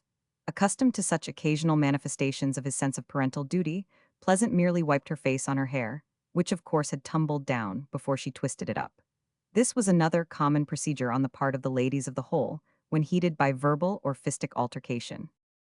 Blessed if I believe such a poll parrot as you was ever learned to speak, growled Mr. Riderhood, stooping to pick up his hat and making a feint at her with his head and right elbow, for he took the delicate subject of robbing seamen in extraordinary dudgeon, and was out of humor too. What are you poll parroting at now? Ain't you got nothing to do but fold your arms and stand a poll parroting all night? Let her alone, urged the man. She was only speaking to me. Let her alone too, retorted Mr. Riderhood, eyeing him all over. Do you know she's my daughter? Yes. And don't you know that I won't have no poll parroting on the part of my daughter? No, nor yet that I won't take no poll parroting from no man? And who may you be, and what may you want? How can I tell you until you are silent? Returned the other fiercely. Well, said Mr. Riderhood, quailing a little, I am willing to be silent for the purpose of hearing. But do poll parrot me. Are you thirsty, you? The man asked in the same fierce short way after returning his look. Why, naturally, said Mr. Riderhood. Ain't I always thirsty? Indignant at the absurdity of the question. What will you drink? Demanded the man. Sherry wine, returned Mr. Riderhood in the same sharp tone, if you're capable of it. The man put his hand in his pocket, took out half a sovereign, and begged the favor of Miss Pleasant that she would fetch a bottle. With the cork undrawn, he added emphatically, looking at her father. I'll take my Alfred David, muttered Mr. Riderhood, slowly relaxing into a dark smile, that you know a move. Do I know you? No, I don't know you. The man replied, no, you don't know me. And so they stood looking at one another surlily enough until Pleasant came back. There's small glasses on the shelf, said Riderhood to his daughter. Give me the one without a foot. I gets my living by the sweat of my brow, and it's good enough for me. This had a modest self-denying appearance, but it soon turned out that as, by reason of the impossibility of standing the glass upright while there was anything in it, it required to be emptied as soon as filled, Mr. Riderhood managed to drink in the proportion of 3-1.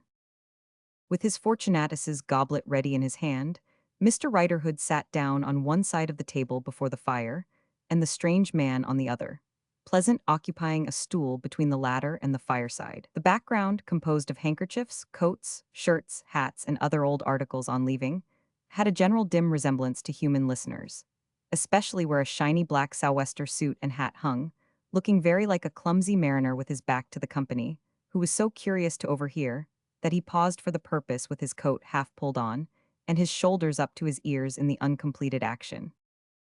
The visitor first held the bottle against the light of the candle, and next examined the top of the cork. Satisfied that it had not been tampered with, he slowly took from his breast pocket a rusty clasp knife, and with a corkscrew in the handle, opened the wine. That done, he looked at the cork, unscrewed it from the corkscrew, laid each separately on the table, and with the end of the sailor's knot of his neckerchief, dusted the inside of the neck of the bottle. All this with great deliberation. At first Riderhood had sat with his footless glass extended at arm's length for filling, while the very deliberate stranger seemed absorbed in his preparations. But gradually his arm reverted home to him, and his glass was lowered and lowered until he rested it upside down upon the table. By the same degrees his attention became concentrated on the knife. And now, as the man held out the bottle to fill all round, Riderhood stood up, leaned over the table to look closer at the knife, and stared from it to him.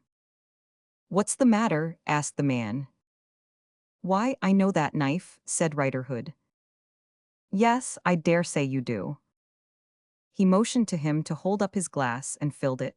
Riderhood emptied it to the last drop and began again. "That there knife's—" "Stop," said the man composedly. "I was going to drink to your daughter." "Your health, Miss Riderhood." That knife was the knife of a seaman named George Radfoot. It was. That seaman was well beknown to me. He was.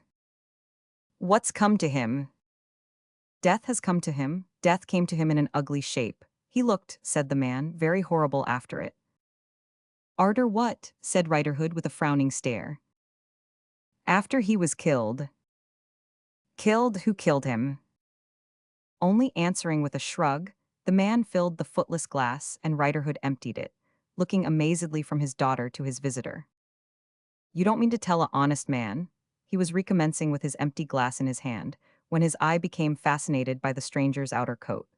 He leaned across the table to see it nearer, touched the sleeve, turned the cuff to look at the sleeve lining, the man, in his perfect composure, offering not the least objection, and exclaimed, "It's my belief as this here coat was George Radfoot's too." "You are right, he wore it the last time you ever saw him, and the last time you ever will see him, in this world." "It's my belief you mean to tell me to my face you killed him?" exclaimed Riderhood, but nevertheless allowing his glass to be filled again. The man only answered with another shrug, and showed no symptom of confusion. "Wish I may die if I know what to be up to with this chap," said Riderhood, after staring at him and tossing his last glassful down his throat. "Let's know what to make of you, say something plain." "I will," returned the other, leaning forward across the table and speaking in a low, impressive voice. "What a liar you are." The honest witness rose, and made as though he would fling his glass in the man's face. The man not wincing, and merely shaking his forefinger half knowingly, half menacingly, the piece of honesty thought better of it and sat down again, putting the glass down too. "And when you went to that lawyer yonder in the temple with that invented story," said the stranger, in an exasperatingly comfortable sort of confidence, "you might have had your strong suspicions of a friend of your own, you know. I think you had, you know." "Me my suspicions, of what friend?" "Tell me again whose knife was this?" demanded the man. "It was possessed by, and was the property of, him as I have made mention on," said Riderhood, stupidly evading the actual mention of the name. "Tell me again whose coat was this?" "That their article of clothing likewise belonged to, and was wore by, him as I have made mention on," was again the dull Old Bailey evasion. "I suspect that you gave him the credit of the deed, and of keeping cleverly out of the way. But there was small cleverness in his keeping out of the way. The cleverness would have been, to have got back for one single instant to the light of the sun." "Things is come to a pretty pass," growled Mr. Riderhood, rising to his feet, goaded to stand at bay. "When bulliers as is wearing dead men's clothes, and bulliers as is armed with dead men's knives, is to come into the houses of honest live men, getting their livings by the sweats of their brows, and is to make these here sort of charges with no rhyme and no reason, neither the one nor yet the other. Why should I have had my suspicions of him?" "Because you knew him," replied the man. "Because you had been one with him, and knew his real character under a fair outside. Because on the night which you had afterwards reason to believe to be the very night of the murder, he came in here, within an hour of his having left his ship in the docks, and asked you in what lodgings he could find room. Was there no stranger with him?" Chapter 13. The wind was blowing so hard when the visitor came out at the shop door into the darkness and dirt of Limehouse Hole that it almost blew him in again. Doors were slamming violently, lamps were flickering or blown out, signs were rocking in their frames, the water of the kennels, wind dispersed, flew about in drops like rain. Indifferent to the weather, and even preferring it to better weather for its clearance of the streets, the man looked about him with a scrutinizing glance. "Thus much I know," he murmured. "I have never been here since that night, and never was here before that night, but thus much I recognize. I wonder which way did we take when we came out of that shop. We turned to the right as I have turned, but I can recall no more. Did we go by this alley, or down that little lane?" He tried both, but both confused him equally, and he came straying back to the same spot. "I remember there were poles pushed out of upper windows on which clothes were drying, and I remember a low public house, and the sound flowing down a narrow passage belonging to it of the scraping of a fiddle and the shuffling of feet. But here are all these things in the lane, and here are all these things in the alley. And I have nothing else in my mind but a wall, a dark doorway, a flight of stairs, and a room." He tried a new direction, but made nothing of it. Walls, dark doorways, flights of stairs and rooms were too abundant. And like most people so puzzled, he again and again described a circle, and found himself at the point from which he had begun. "This is like what I have read in narratives of escape from prison," said he, "where the little track of the fugitives in the night always seems to take the shape of the great round world, on which they wander, as if it were a secret law." Here he ceased to be the oakum-headed, oakum-whiskered man on whom Miss Pleasant Riderhood had looked, and, allowing for his being still wrapped in a nautical overcoat, became as like that same lost wanted Mr. Julius Hanford, as never man was like another in this world. In the breast of the coat he stowed the bristling hair and whisker, in a moment, as the favoring wind went with him down a solitary place that it had swept clear of passengers. Yet in that same moment he was the secretary also, Mr. Boffin's secretary. For John Rokesmith, too, was as like that same lost wanted Mr. Julius Hanford as never man was like another in this world. "I have no clue to the scene of my death," said he. "Not that it matters now. But having risked discovery by venturing here at all, I should have been glad to track some part of the way. With which singular words he abandoned his search, came up out of Limehouse Hole, and took the way past Limehouse Church. At the great iron gate of the churchyard he stopped and looked in. He looked up at the high tower spectrally resisting the wind, and he looked round at the white tombstones, like enough to the dead in their winding sheets, and he counted the 9 tolls of the clock bell. "It is a sensation not experienced by many mortals," said he, "to be looking into a churchyard on a wild, windy night, and to feel that I no more hold a place among the living than these dead do, and even to know that I lie buried somewhere else as they lie buried here. Nothing uses me to it. A spirit that was once a man could hardly feel stranger or lonelier, going unrecognized among mankind, than I feel. But this is the fanciful side of the situation. It has a real side, so difficult that, though I think of it every day, I never thoroughly think it out. Now, let me determine to think it out as I walk home. I know I evade it as many men, perhaps most men, do evade thinking their way through their greatest perplexity. I will try to pin myself to mine. Don't evade it, John Harmon. Don't evade it, think it out. When I came to England, attracted to the country with which I had none but most miserable associations, by the accounts of my fine inheritance that found me abroad, I came back, shrinking from my father's money, shrinking from my father's memory, mistrustful of being forced on a mercenary wife, mistrustful of my father's intention in thrusting that marriage on me, mistrustful that I was already growing, avaricious, mistrustful that I was slackening in gratitude to the 2 dear noble honest friends who had made the only sunlight in my childish life or that of my heartbroken sister. I came back, timid, divided in my mind, afraid of myself and everybody here, knowing of nothing but wretchedness that my father's wealth had ever brought about. Now, stop and so far think it out, John Harmon. Is that so? That is exactly so. On board serving as third mate was George Radfoot. I knew nothing of him. His name first became known to me about a week before we sailed, through my being accosted by one of the ship agent's clerks as Mr. Radfoot. It was one day when I had gone aboard to look to my preparations, and the clerk, coming behind me as I stood on deck, tapped me on the shoulder and said, "Mr. Radfoot, look here," referring to some papers that he had in his hand. And my name first became known to Radfoot, through another clerk within a day or two, and while the ship was yet in port, coming up behind him, tapping him on the shoulder and beginning, "I beg your pardon, Mr. Harmon. I believe we were alike in bulk and stature but not otherwise, and that we were not strikingly alike, even in those respects when we were together and could be compared." However, a sociable word or two on these mistakes became an easy introduction between us, and the weather was hot, and he helped me to a cool cabin on deck alongside his own, and his first school had been at Brussels as mine had been, and he had learnt French as I had learnt it, and he had a little history of himself to relate. God only knows how much of it true, and how much of it false, that had its likeness to mine. I had been a seaman too, so we got to be confidential together, and the more easily yet because he and everyone on board had known by general rumor what I was making the voyage to England for. By such degrees and means, he came to the knowledge of my uneasiness of mind, and of its setting at that time in the direction of desiring to see and form some judgment of my allotted wife, before she could possibly know me for myself. Also to try Mrs. Boffin and give her a glad surprise. So the plot was made out of our getting common sailors' dresses, as he was able to guide me about London, and throwing ourselves in Bella Wilfer's neighborhood, and trying to put ourselves in her way, and doing whatever chance might favor on the spot, and seeing what came of it. If nothing came of it, I should be no worse off, and there would merely be a short delay in my presenting myself to Lightwood. I have all these facts right. Yes, they are all accurately right. His advantage in all this was, that for a time I was to be lost. It might be for a day or for 2 days, but I must be lost sight of on landing, or there would be recognition, anticipation, and failure. Therefore, I disembarked with my valise in my hand, as Potterson the steward and Mr. Jacob Kibble my fellow passenger afterwards remembered, and waited for him in the dark by that very Limehouse church which is now behind me.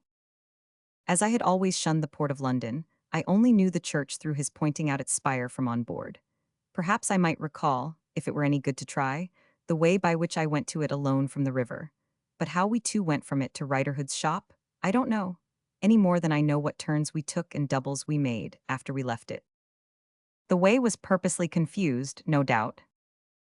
But let me go on thinking the facts out, and avoid confusing them with my speculations.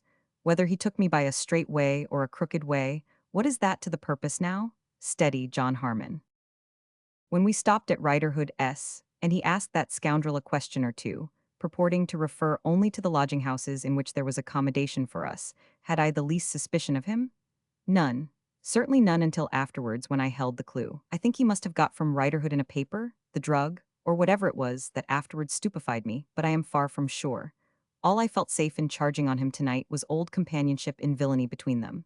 Their undisguised intimacy, and the character I now know writerhood to bear, made that not at all adventurous. But I am not clear about the drug. Thinking out the circumstances on which I found my suspicion, they are only two.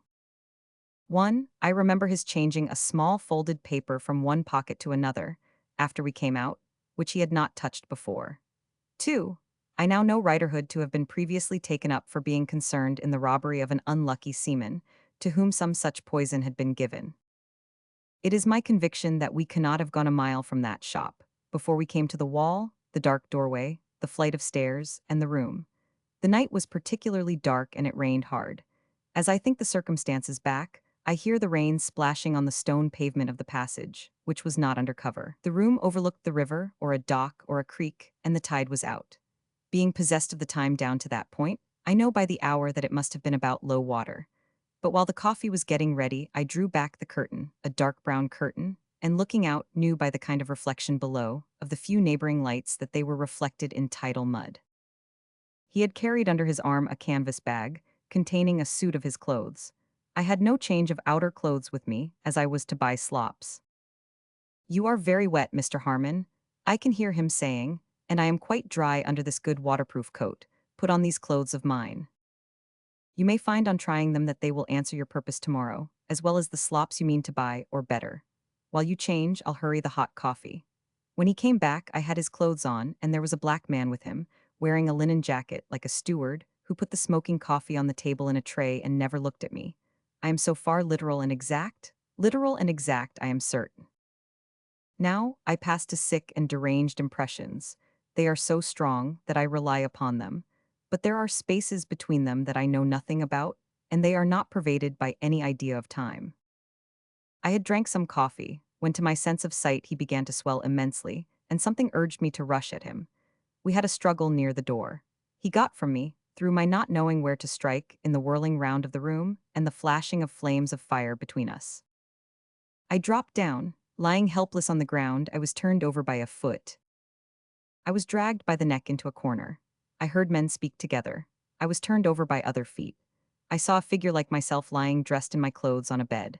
What might have been, for anything I knew, a silence of days, weeks, months, years, was broken by a violent wrestling of men all over the room. The figure like myself was assailed, and my valise was in its hand.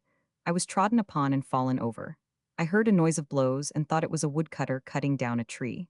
I could not have said that my name was John Harmon. I could not have thought it, I didn't know it. But when I heard the blows, I thought of the woodcutter and his axe, and had some dead idea that I was lying in a forest. This is still correct, with the exception that I cannot possibly express it to myself without using the word I, but it was not I. There was no such thing as I, within my knowledge. It was only after a downward slide through something like a tube, and then a great noise and a sparkling and crackling as of fires, that the consciousness came upon me. This is John Harmon drowning. John Harmon, struggle for your life. John Harmon, call on heaven and save yourself. I think I cried it out aloud in a great agony, and then a heavy, horrid, unintelligible something vanished, and it was I who was struggling there alone in the water. I was very weak and faint, frightfully oppressed with drowsiness, and driving fast with the tide.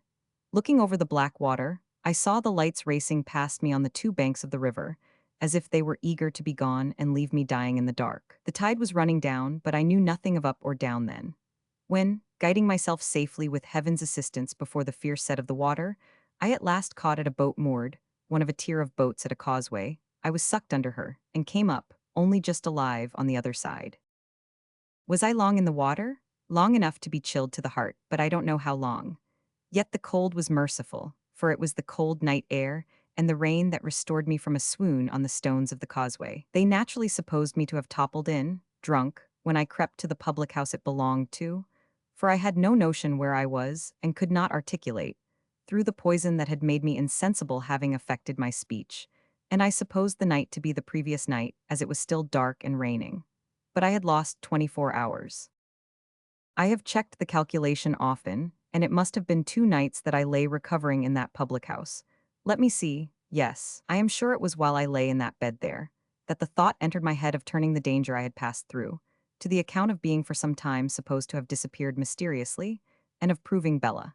The dread of our being forced on one another, and perpetuating the fate that seemed to have fallen on my father's riches, the fate that they should lead to nothing but evil, was strong upon the moral timidity that dates from my childhood with my poor sister. As to this hour, I cannot understand that side of the river where I recovered the shore, being the opposite side to that on which I was ensnared. I shall never understand it now. Even at this moment, while I leave the river behind me, going home, I cannot conceive that it rolls between me and that spot, or that the sea is where it is. But this is not thinking it out, this is making a leap to the present time. I could not have done it but for the fortune in the waterproof belt round my body. Not a great fortune, 40 and odd pounds for the inheritor of 100 and odd thousand. But it was enough. Without it, I must have disclosed myself. Without it, I could never have gone to that Exchequer coffee house or taken Mrs. Wilfer's lodgings. Some 12 days I lived at that hotel, before the night when I saw the corpse of Radfoot at the police station. The inexpressible mental horror that I labored under, as one of the consequences of the poison, makes the interval seem greatly longer, but I know it cannot have been longer. That suffering has gradually weakened and weakened since, and has only come upon me by starts, and I hope I am free from it now.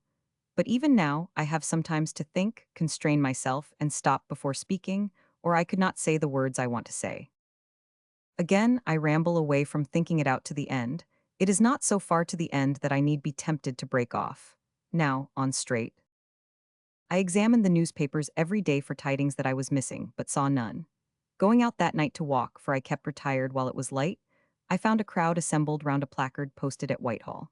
It described myself, John Harmon, as found dead and mutilated in the river under circumstances of strong suspicion, described my dress, described the papers in my pockets, and stated where I was lying for recognition. In a wild, incautious way, I hurried there, and there, with the horror of the death I had escaped, before my eyes in its most appalling shape, added to the inconceivable horror tormenting me at that time, when the poisonous stuff was strongest on me, I perceived that Radfoot had been murdered by some unknown hands for the money for which he would have murdered me, and that probably we had both been shot into the river from the same dark place into the same dark tide, when the stream ran deep and strong. That night I almost gave up my mystery, though I suspected no one, could offer no information, knew absolutely nothing save that the murdered man was not I, but Radfoot. Next day while I hesitated, and next day while I hesitated, it seemed as if the whole country were determined to have me dead. The inquest declared me dead, the government proclaimed me dead. I could not listen at my fireside for 5 minutes to the outer noises, but it was borne into my ears that I was dead. So John Harmon died, and Julius Hanford disappeared, and John Rokesmith was born. John Rokesmith's intent tonight has been to repair a wrong that he could never have imagined possible, coming to his ears through the Lightwood talk related to him, and which he is bound by every consideration to remedy. In that intent, John Rokesmith will persevere, as his duty is. Now is it all thought out, all to this time, nothing omitted, no, nothing, but beyond this time, to think it out through the future is a harder though a much shorter task than to think it out through the past. John Harmon is dead. Should John Harmon come to life? If yes, why? If no, why? Take yes first. To enlighten human justice concerning the offense of one far beyond it who may have a living mother. To enlighten it with the lights of a stone passage, a flight of stairs, a brown window curtain, and a black man. To come into possession of my father's money, and with it sordidly to buy a beautiful creature whom I love. I cannot help it. Reason has nothing to do with it. I love her against reason. But who would as soon love me for my own sake as she would love the beggar at the corner? What a use for the money, and how worthy of its old misuses. Now, take no, the reasons why John Harmon should not come to life. Because he has passively allowed these dear old faithful friends to pass into possession of the property. Because he sees them happy with it, making a good use of it, effacing the old rust and tarnish on the money. Because they have virtually adopted Bella, and will provide for her. Because there is affection enough in her nature, and warmth enough in her heart, to develop into something enduringly good under favorable conditions. Because her faults have been intensified by her place in my father's will, and she is already growing better. Because her marriage with John Harmon, after what I have heard from her own lips, would be a shocking mockery, of which both she and I must always be conscious, and which would degrade her in her mind, and me in mine, and each of us in the others. Because if John Harmon comes to life and does not marry her, the property falls into the very hands that hold it now. What would I have? Dead, I have found the true friends of my lifetime still as true, as tender, and as faithful as when I was alive, and making my memory an incentive to good actions done in my name. Dead, I have found them when they might have slighted my name, and passed greedily over my grave to ease and wealth, lingering by the way, like single-hearted children, to recall their love for me when I was a poor frightened child.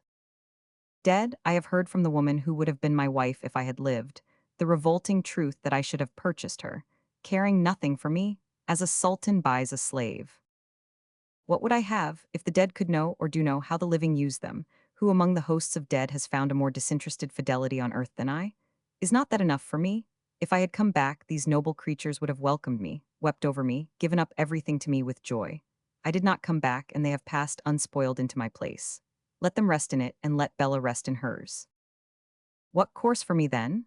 This: to live the same quiet secretary life, carefully avoiding chances of recognition, until they shall have become more accustomed to their altered state, and until the great swarm of swindlers under many names shall have found newer prey. By that time, the method I am establishing through all the affairs, and with which I will every day take new pains to make them both familiar, will be, I may hope, a machine in such working order as that they can keep it going. I know I need but ask of their generosity to have. When the right time comes, I will ask no more than will replace me in my former path of life, and John Rokesmith shall tread it as contentedly as he may, but John Harmon shall come back no more. That I may never, in the days to come afar off, have any weak misgiving that Bella might, in any contingency, have taken me for my own sake if I had plainly asked her, I will plainly ask her, proving beyond all question what I already know too well. And now it is all thought out from the beginning to the end, and my mind is easier. So deeply engaged had the living dead man been, in thus communing with himself, that he had regarded neither the wind nor the way, and had resisted the former instinctively as he had pursued the latter. But being now come into the city, where there was a coach stand, he stood irresolute whether to go to his lodgings, or to go first to Mr. Boffin's house. He decided to go round by the house, arguing, as he carried his overcoat upon his arm, that it was less likely to attract notice if left there, than if taken to Holloway, both Mrs. Wilfer and Miss Lavinia being ravenously curious touching every article of which the lodger stood possessed. Arriving at the house, he found that Mr. and Mrs. Boffin were out, but that Miss Wilfer was in the drawing-room. Miss Wilfer had remained at home, in consequence of not feeling very well, and had inquired in the evening if Mr. Rokesmith were in his room. "Make my compliments to Miss Wilfer, and say I am here now."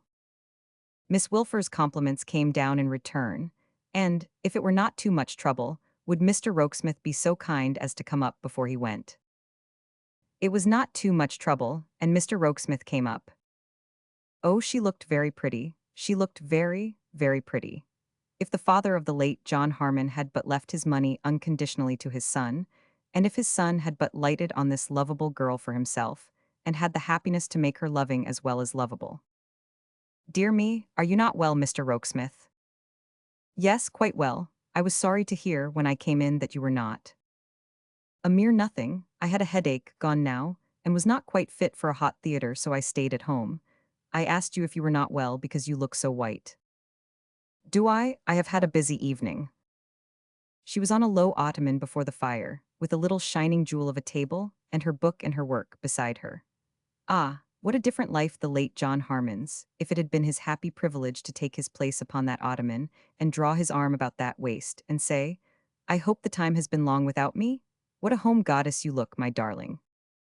But the present John Rokesmith, far removed from the late John Harmon, remained standing at a distance. A little distance in respect of space, but a great distance in respect of separation. "Mr. Rokesmith," said Bella, taking up her work, and inspecting it all round the corners, "I wanted to say something to you when I could have the opportunity, as an explanation why I was rude to you the other day. You have no right to think ill of me, sir." The sharp little way in which she darted a look at him, half sensitively injured and half pettishly, would have been very much admired by the late John Harmon. "You don't know how well I think of you, Miss Wilfer. Truly, you must have a very high opinion of me, Mr. Rokesmith, when you believe that in prosperity I neglect and forget my old home." "Do I believe so?" You did, sir, at any rate, returned Bella. I took the liberty of reminding you of a little omission into which you had fallen, insensibly and naturally fallen. It was no more than that. And I beg leave to ask you, Mr. Rokesmith, said Bella, why you took that liberty? I hope there is no offense in the phrase, it is your own, remember. Because I am truly, deeply, profoundly interested in you, Miss Wilfer. Because I wish to see you always at your best, because shall I go on? No, sir, returned Bella with a burning face. You have said more than enough. I beg that you will not go on. If you have any generosity, any honor, you will say no more.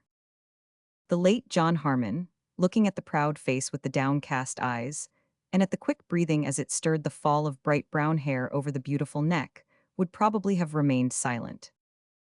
I wish to speak to you, sir, said Bella, once for all, and I don't know how to do it. I have sat here all this evening, wishing to speak to you, and determining to speak to you, and feeling that I must. I beg for a moment's time. He remained silent, and she remained with her face averted, sometimes making a slight movement as if she would turn and speak. At length she did so. You know how I am situated here, sir, and you know how I am situated at home. I must speak to you for myself, since there is no one about me whom I could ask to do so. It is not generous in you, it is not honorable in you, to conduct yourself towards me as you do.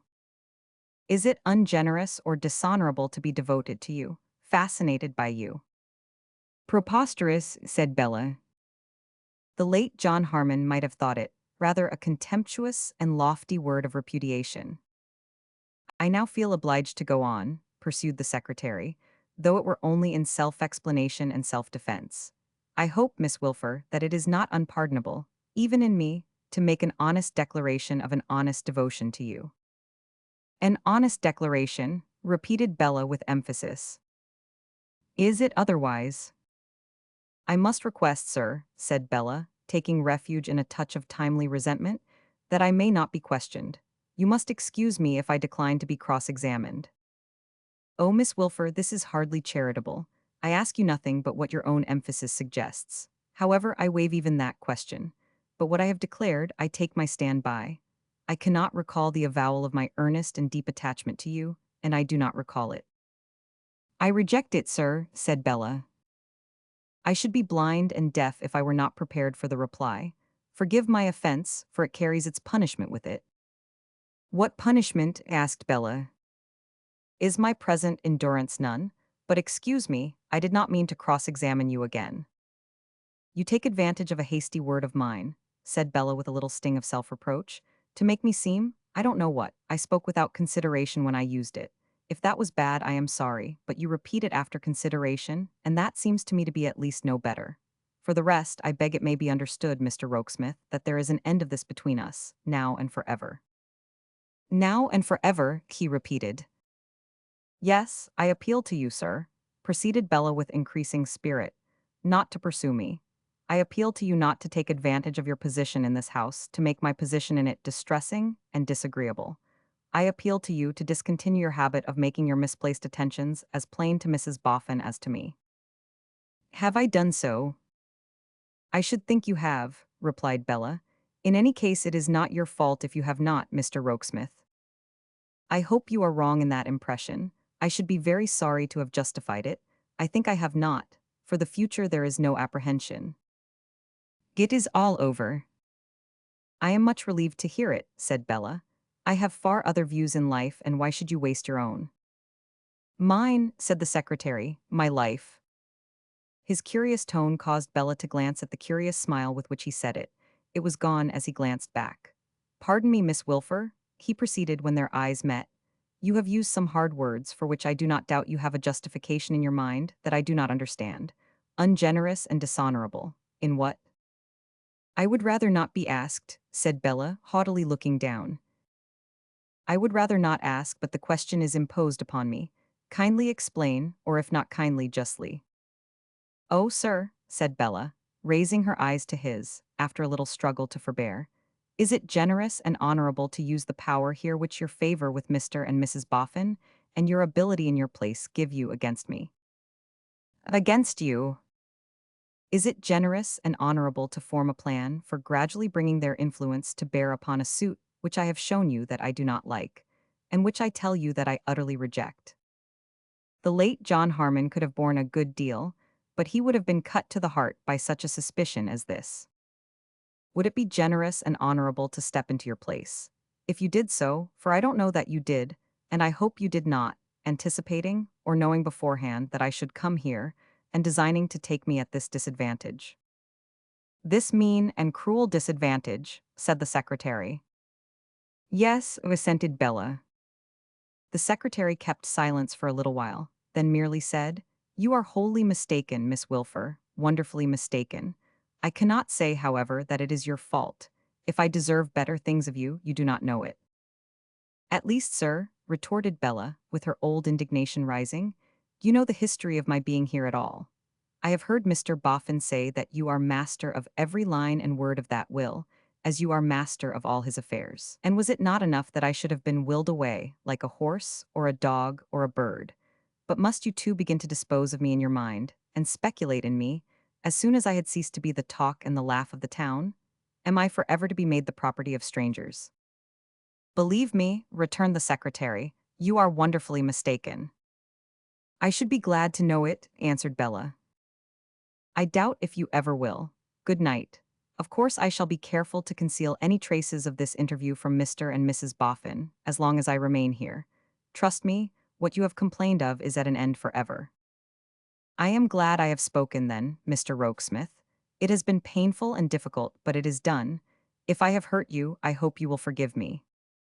I am inexperienced and impetuous, and I have been a little spoilt, but I really am not so bad as I dare say I appear, or as you think me." He quitted the room when Bella had said this, relenting in her willful, inconsistent way. Left alone, she threw herself back on her ottoman and said, "I didn't know the lovely woman was such a dragon." Then, she got up and looked in the glass and said to her image, "You have been positively swelling your features, you little fool." Then, she took an impatient walk to the other end of the room and back and said, "I wish Pa was here to have a talk about an avaricious marriage, but he is better away, poor dear, for I know I should pull his hair if he was here." And then she threw her work away, and threw her book after it, and sat down and hummed a tune, and hummed it out of tune, and quarreled with it. And John Rokesmith, what did he? He went down to his room, and buried John Harmon many additional fathoms deep.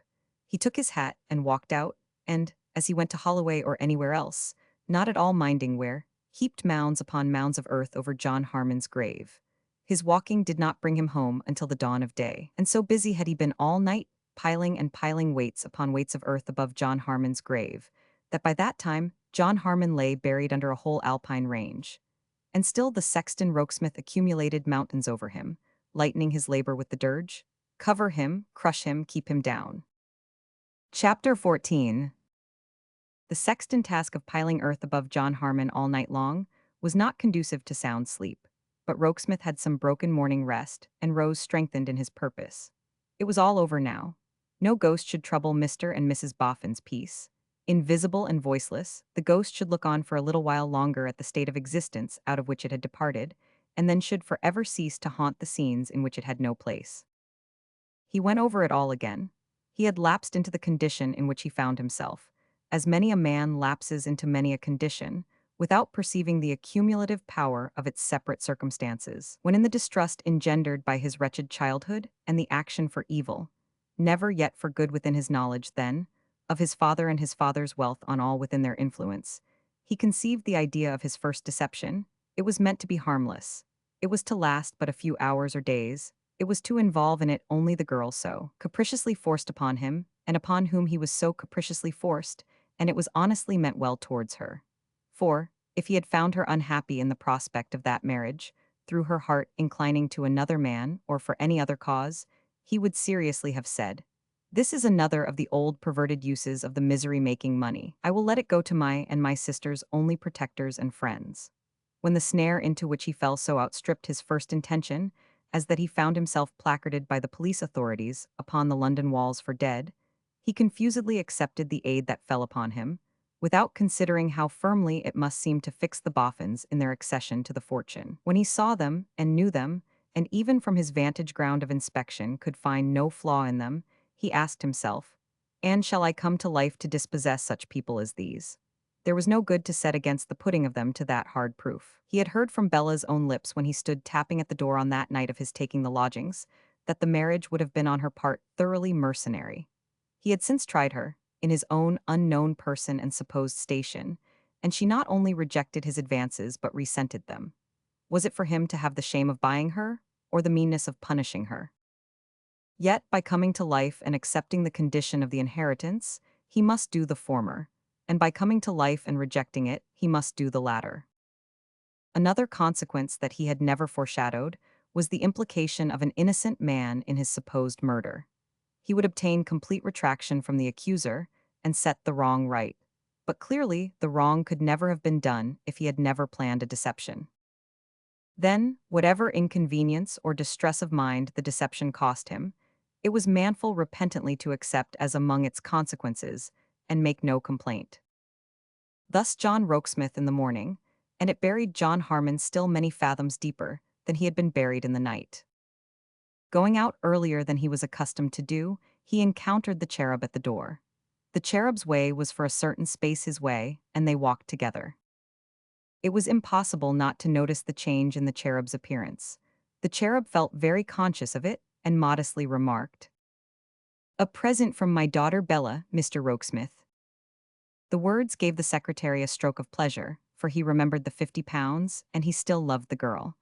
No doubt it was very weak. It always is very weak, some authorities hold, but he loved the girl. "I don't know whether you happen to have read many books of African travel, Mr. Rokesmith?" said R.W. "I have read several." "Well, there's usually a King George, or a King Boy, or a King Sambo, or a King Bill, or Bull, or Rum, or Junk, or whatever name the sailors may have happened to give him." "Where?" asked Rokesmith. Anywhere in Africa, I mean. Pretty well everywhere, I may say, for black kings are cheap, and I think," said R.W. with an apologetic air, "nasty." "I am much of your opinion, Mr. Wilfer. You were going to say—" "I was going to say, the king is generally dressed in a London hat only, or a Manchester pair of braces, or one epaulette, or an uniform coat with his legs in the sleeves, or something of that kind." "Just so," said the secretary. "In confidence, I assure you, Mr. Rokesmith," observed the cheerful cherub, "that when more of my family were at home and to be provided for, I used to remind myself immensely of that king.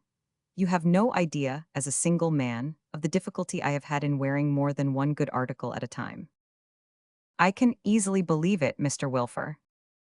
"I only mention it," said R.W. in the warmth of his heart, "as a proof of the amiable, delicate, and considerate affection of my daughter Bella.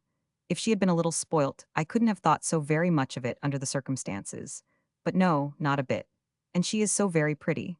I hope you agree with me in finding her very pretty, Mr. Rokesmith." "Certainly I do, everyone must." "I hope so," said the cherub. "Indeed, I have no doubt of it. This is a great advancement for her in life, Mr. Rokesmith, a great opening of her prospects. Miss Wilfer could have no better friends than Mr. and Mrs. Boffin." "Impossible," said the gratified cherub. "Really, I begin to think things are very well as they are, if Mr. John Harmon had lived." "He is better dead," said the secretary. "No, I won't go so far as to say that," urged the cherub, a little remonstrant against the very decisive and unpitying tone. "But he mightn't have suited Bella, or Bella mightn't have suited him, or 50 things, whereas now I hope she can choose for herself." "Has she, as you place the confidence in me of speaking on the subject, you will excuse my asking, has she perhaps chosen?" faltered the secretary. "Oh dear no," returned R.W.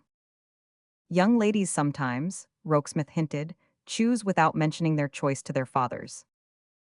"Not in this case, Mr. Rokesmith. Between my daughter Bella and me there is a regular league and covenant of confidence. It was ratified only the other day.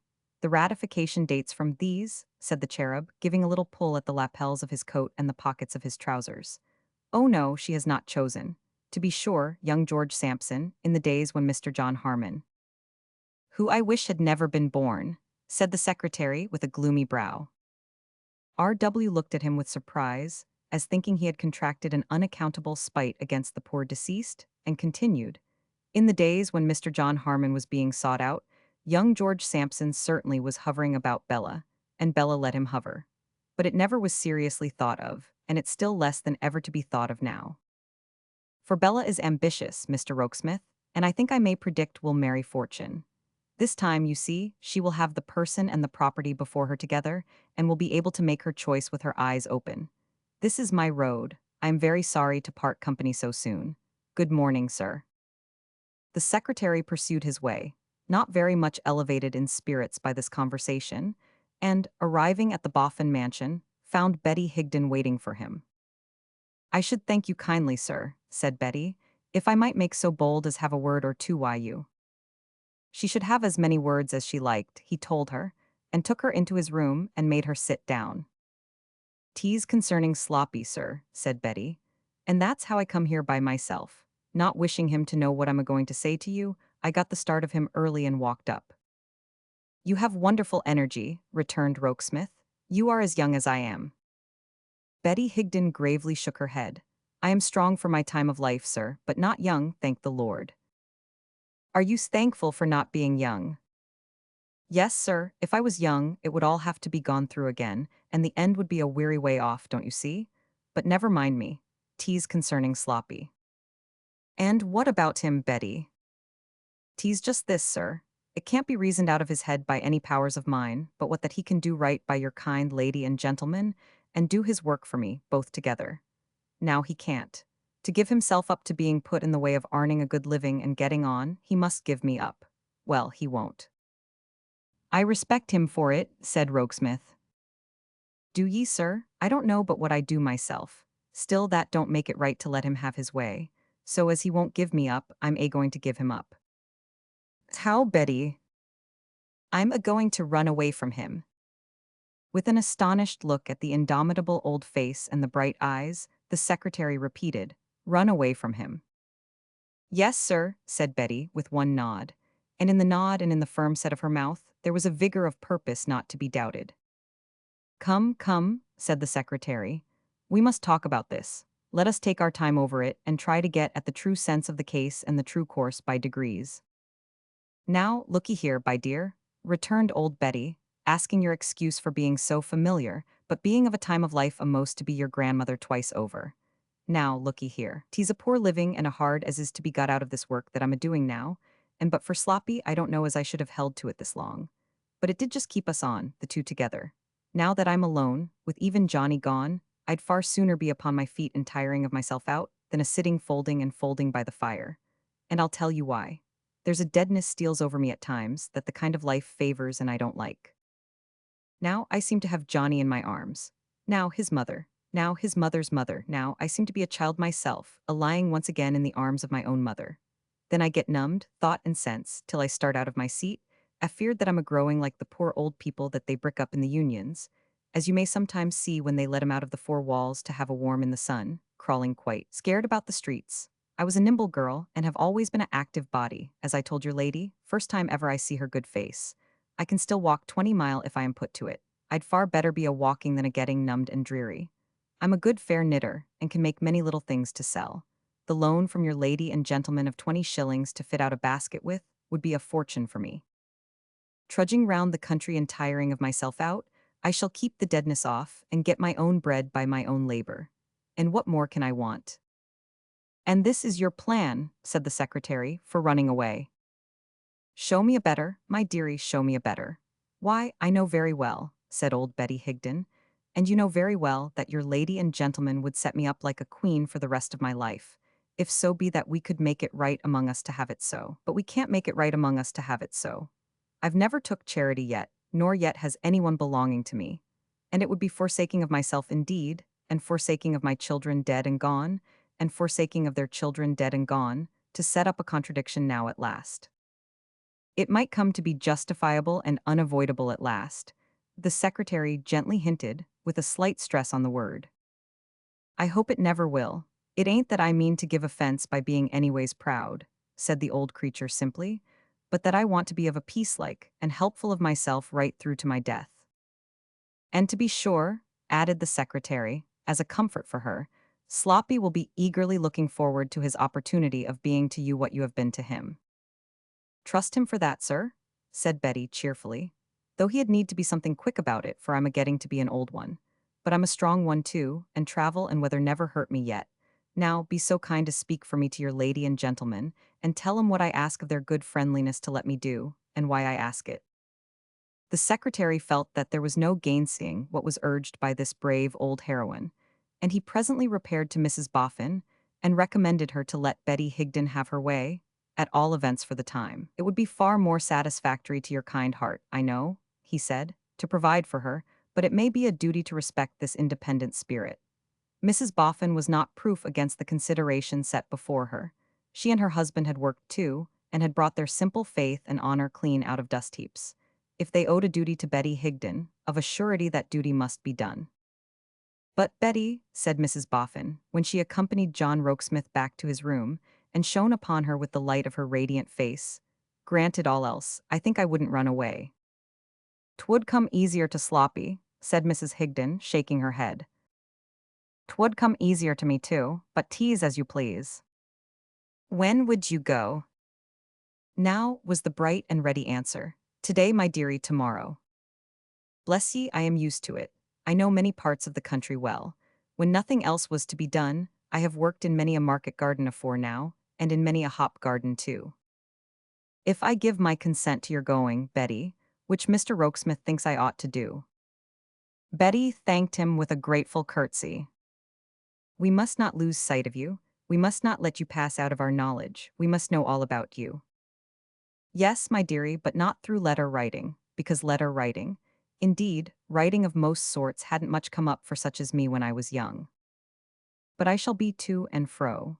No fear of my missing a chance of giving myself a sight of your reviving face. Besides," said Betty, with logical good faith, "I shall have a debt to pay off by littles, and naturally that would bring me back if nothing else would." "Must it be done?" asked Mrs. Boffin, still reluctant of the secretary. "I think it must."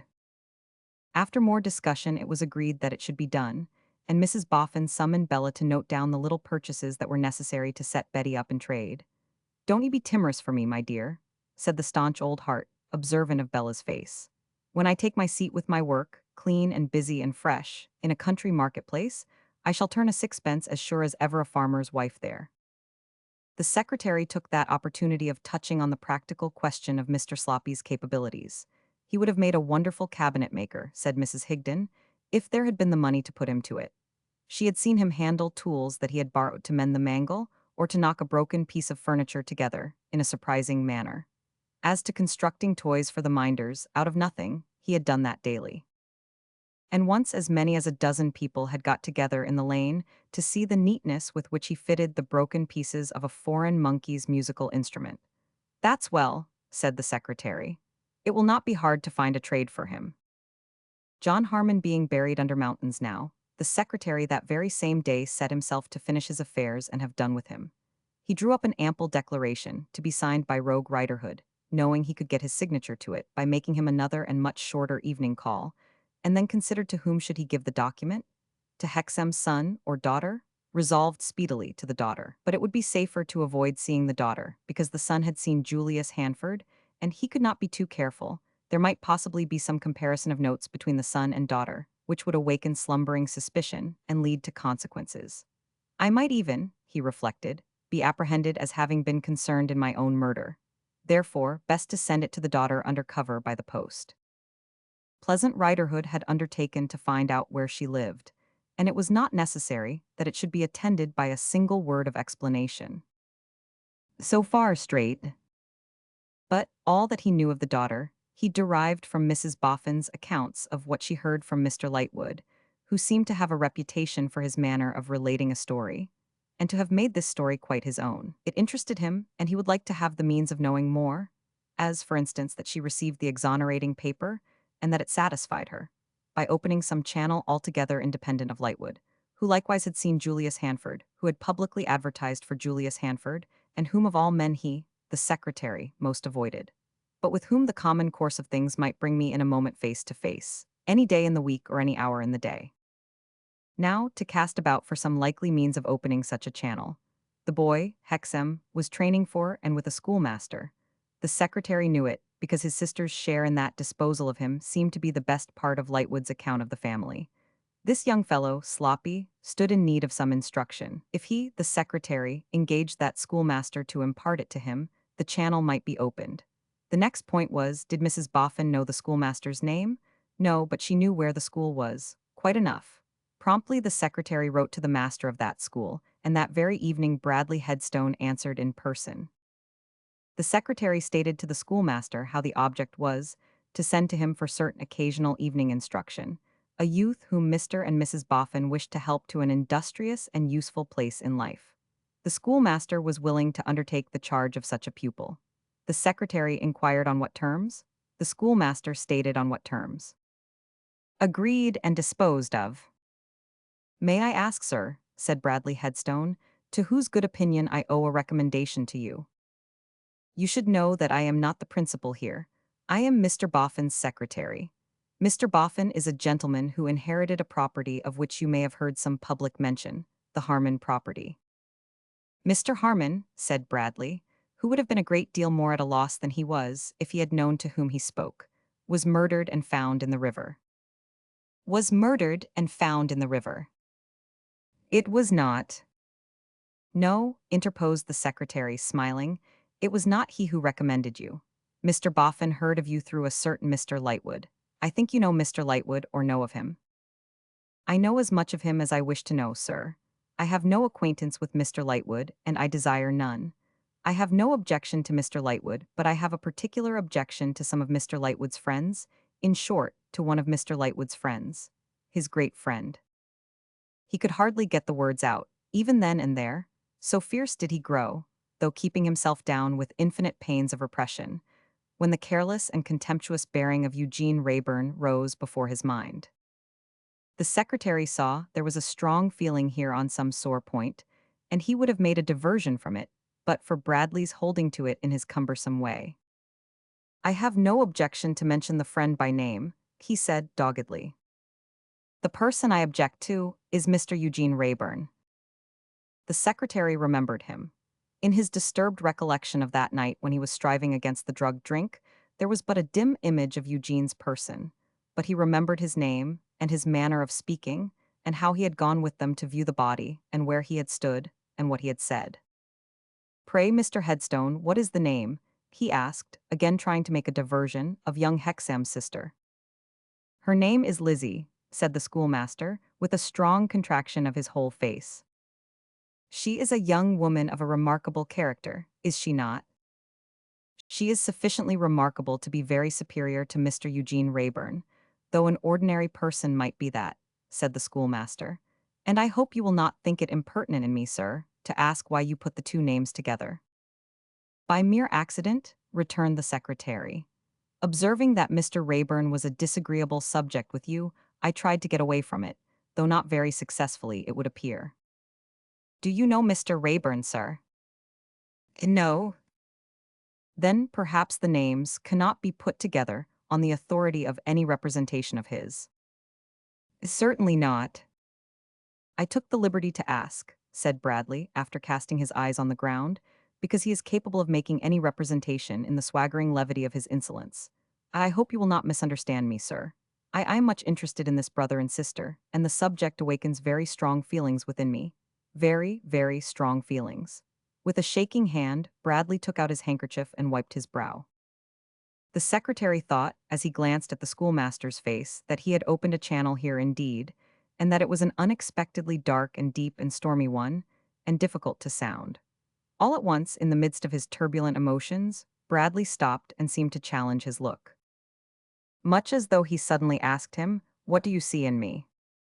The brother, young Hexam, was your real recommendation here, said the secretary, quietly going back to the point. Mr. and Mrs. Boffin happening to know, through Mr. Lightwood, that he was your pupil. Anything that I ask respecting the brother and sister, or either of them, I ask for myself out of my own interest in the subject, and not in my official character, or on Mr. Boffin's behalf. How I come to be interested, I need not explain. You know the father's connection with the discovery of Mr. Harmon's body. Sir, replied Bradley, very restlessly indeed, I know all the circumstances of that case. Pray tell me, Mr. Headstone, said the secretary. Does the sister suffer under any stigma because of the impossible accusation, Groundless would be a better word. That was made against the father and substantially withdrawn. No, sir, returned Bradley with a kind of anger. I am very glad to hear it.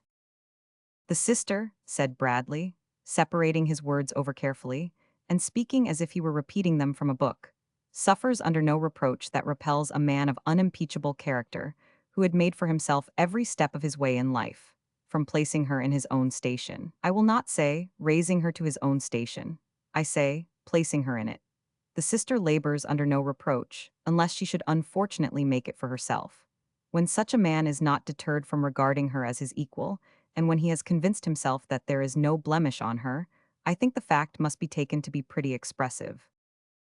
And there is such a man, said the secretary. Bradley Headstone knotted his brows, and squared his large lower jaw, and fixed his eyes on the ground with an air of determination that seemed unnecessary to the occasion, as he replied, and there is such a man. The secretary had no reason or excuse for prolonging the conversation, and it ended here. Within 3 hours, the oakum-headed apparition once more dived into the leaving shop, and that night Rogue Riderhood's recantation lay in the post office, addressed under cover to Lizzie Hexam at her right address. All these proceedings occupied John Rokesmith so much that it was not until the following day that he saw Bella again. It seemed then to be tacitly understood between them that they were to be as distantly easy as they could, without attracting the attention of Mr. and Mrs. Boffin to any marked change in their manner.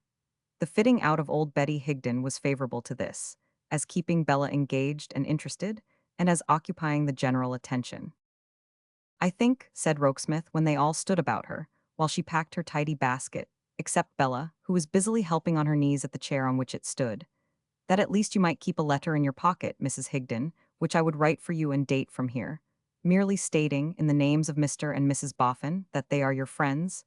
I won't say patrons, because they wouldn't like it. No, no, no, said Mr. Boffin. No patronizing, let's keep out of that whatever we come to. There's more than enough of that about without us, ain't there, Naughty? Said Mrs. Boffin.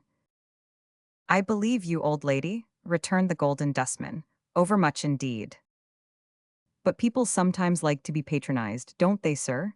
Asked Bella, looking up. I don't, and if they do, my dear, they ought to learn better, said Mr. Boffin. Patrons and patronesses, and vice-patrons and vice-patronesses, and deceased patrons and deceased patronesses, and ex-vice-patrons and ex-vice-patronesses. What does it all mean in the books of the charities that come pouring in on Rokesmith as he sits, among 'em pretty well up to his neck? If Mr. Tom Noakes gives his 5 shillings, ain't he a patron?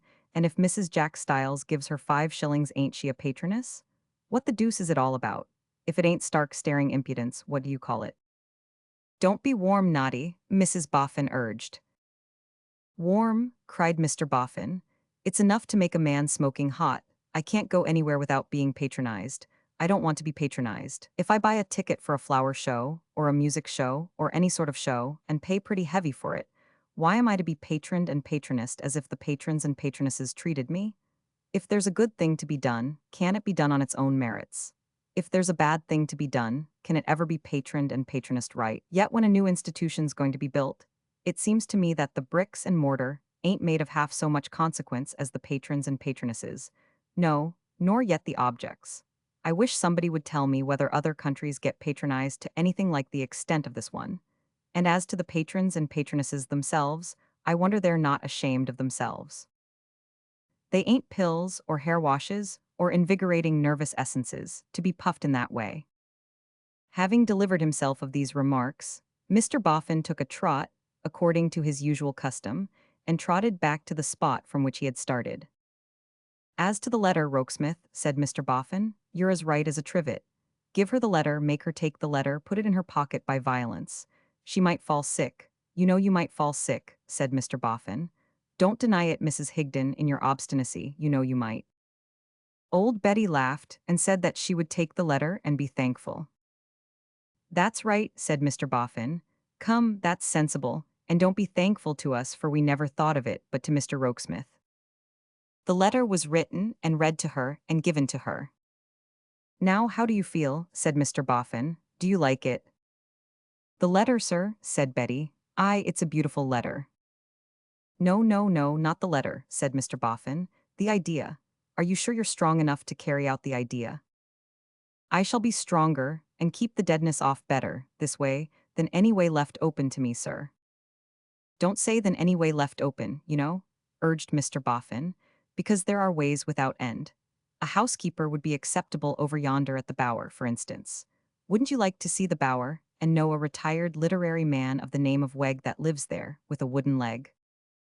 Old Betty was proof even against this temptation, and fell to adjusting her black bonnet and shawl.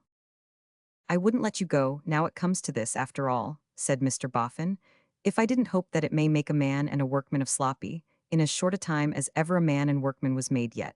Why, what have you got there, Betty? Not a doll. It was the man in the guards who had been on duty over Johnny's bed. The solitary old woman showed what it was, and put it up quietly in her dress. Then she gratefully took leave of Mrs. Boffin, and of Mr. Boffin, and of Rokesmith, and then put her old withered arms round Bella's young and blooming neck, and said, repeating Johnny's words, "A kiss for the Boofer lady." The secretary looked on from a doorway at the Boofer lady thus encircled, and still looked on at the Boofer lady standing alone there, when the determined old figure with its steady bright eyes was trudging through the streets, away from paralysis and pauperism. Chapter 15. Bradley Headstone held fast by that other interview he was to have with Lizzie Hexam. In stipulating for it, he had been impelled by a feeling little short of desperation, and the feeling abided by him. It was very soon after his interview with the secretary that he and Charlie Hexam set out one leaden evening, not unnoticed by Miss Peacher, to have this desperate interview accomplished. "That doll's dressmaker," said Bradley, "is favorable neither to me nor to you, Hexam. A pert, crooked little chit, Mr. Headstone. I knew she would put herself in the way, if she could, and would be sure to strike in with something impertinent.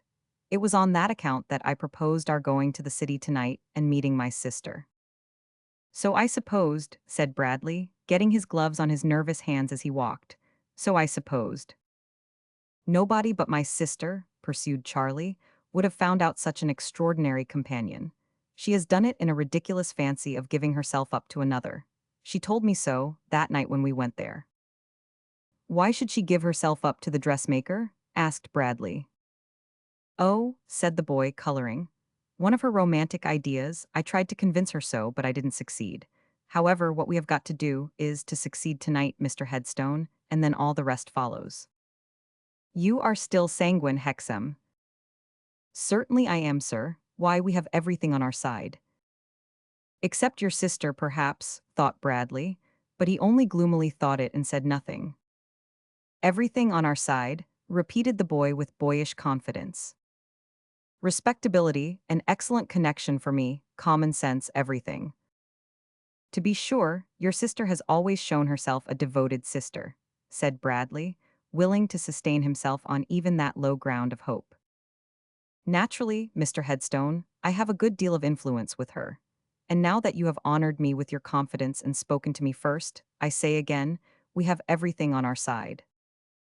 And Bradley thought again, "Except your sister, perhaps."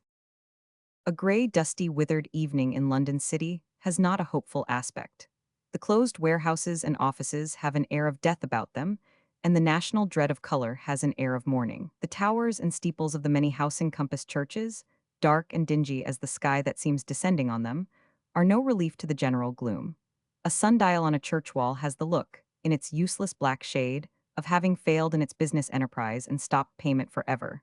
Melancholy waifs and strays of housekeepers and porters sweep melancholy waifs and strays of papers and pins into the kennels, and other more melancholy waifs and strays explore them, searching and stooping and poking for anything to sell. The set of humanity outward from the city is as a set of prisoners departing from jail, and dismal Newgate seems quite as fit a stronghold for the mighty Lord Mayor as his own state dwelling. On such an evening, when the city grit gets into the hair and eyes and skin, and when the fallen leaves of the few unhappy city trees grind down in corners under wheels of wind, the schoolmaster and the pupil emerged upon the Leadenhall Street region, spying eastward for Lizzie. Being something too soon in their arrival, they lurked at a corner, waiting for her to appear. The best-looking among us will not look very well, lurking at a corner, and Bradley came out of that disadvantage very poorly indeed. "Here she comes, Mr. Headstone. Let us go forward and meet her." As they advanced, she saw them coming and seemed rather troubled, but she greeted her brother with the usual warmth and touched the extended hand of Bradley. "Why, where are you going, Charlie dear?" she asked him then. "Nowhere, we came on purpose to meet you." "To meet me, Charlie?" "Yes, we are going to walk with you.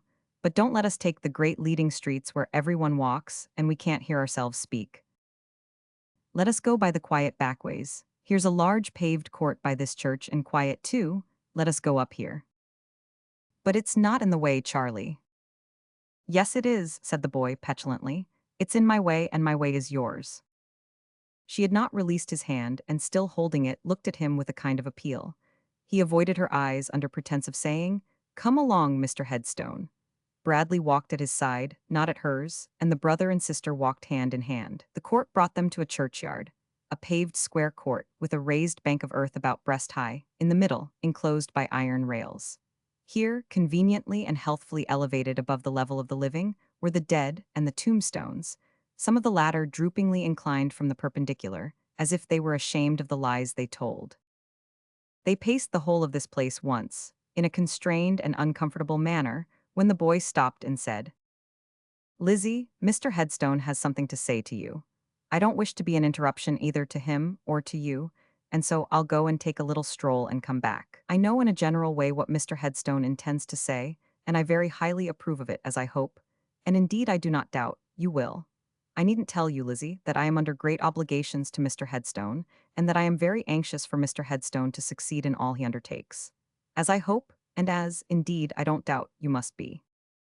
"Charlie," returned his sister, detaining his hand as he withdrew it, "I think you had better stay.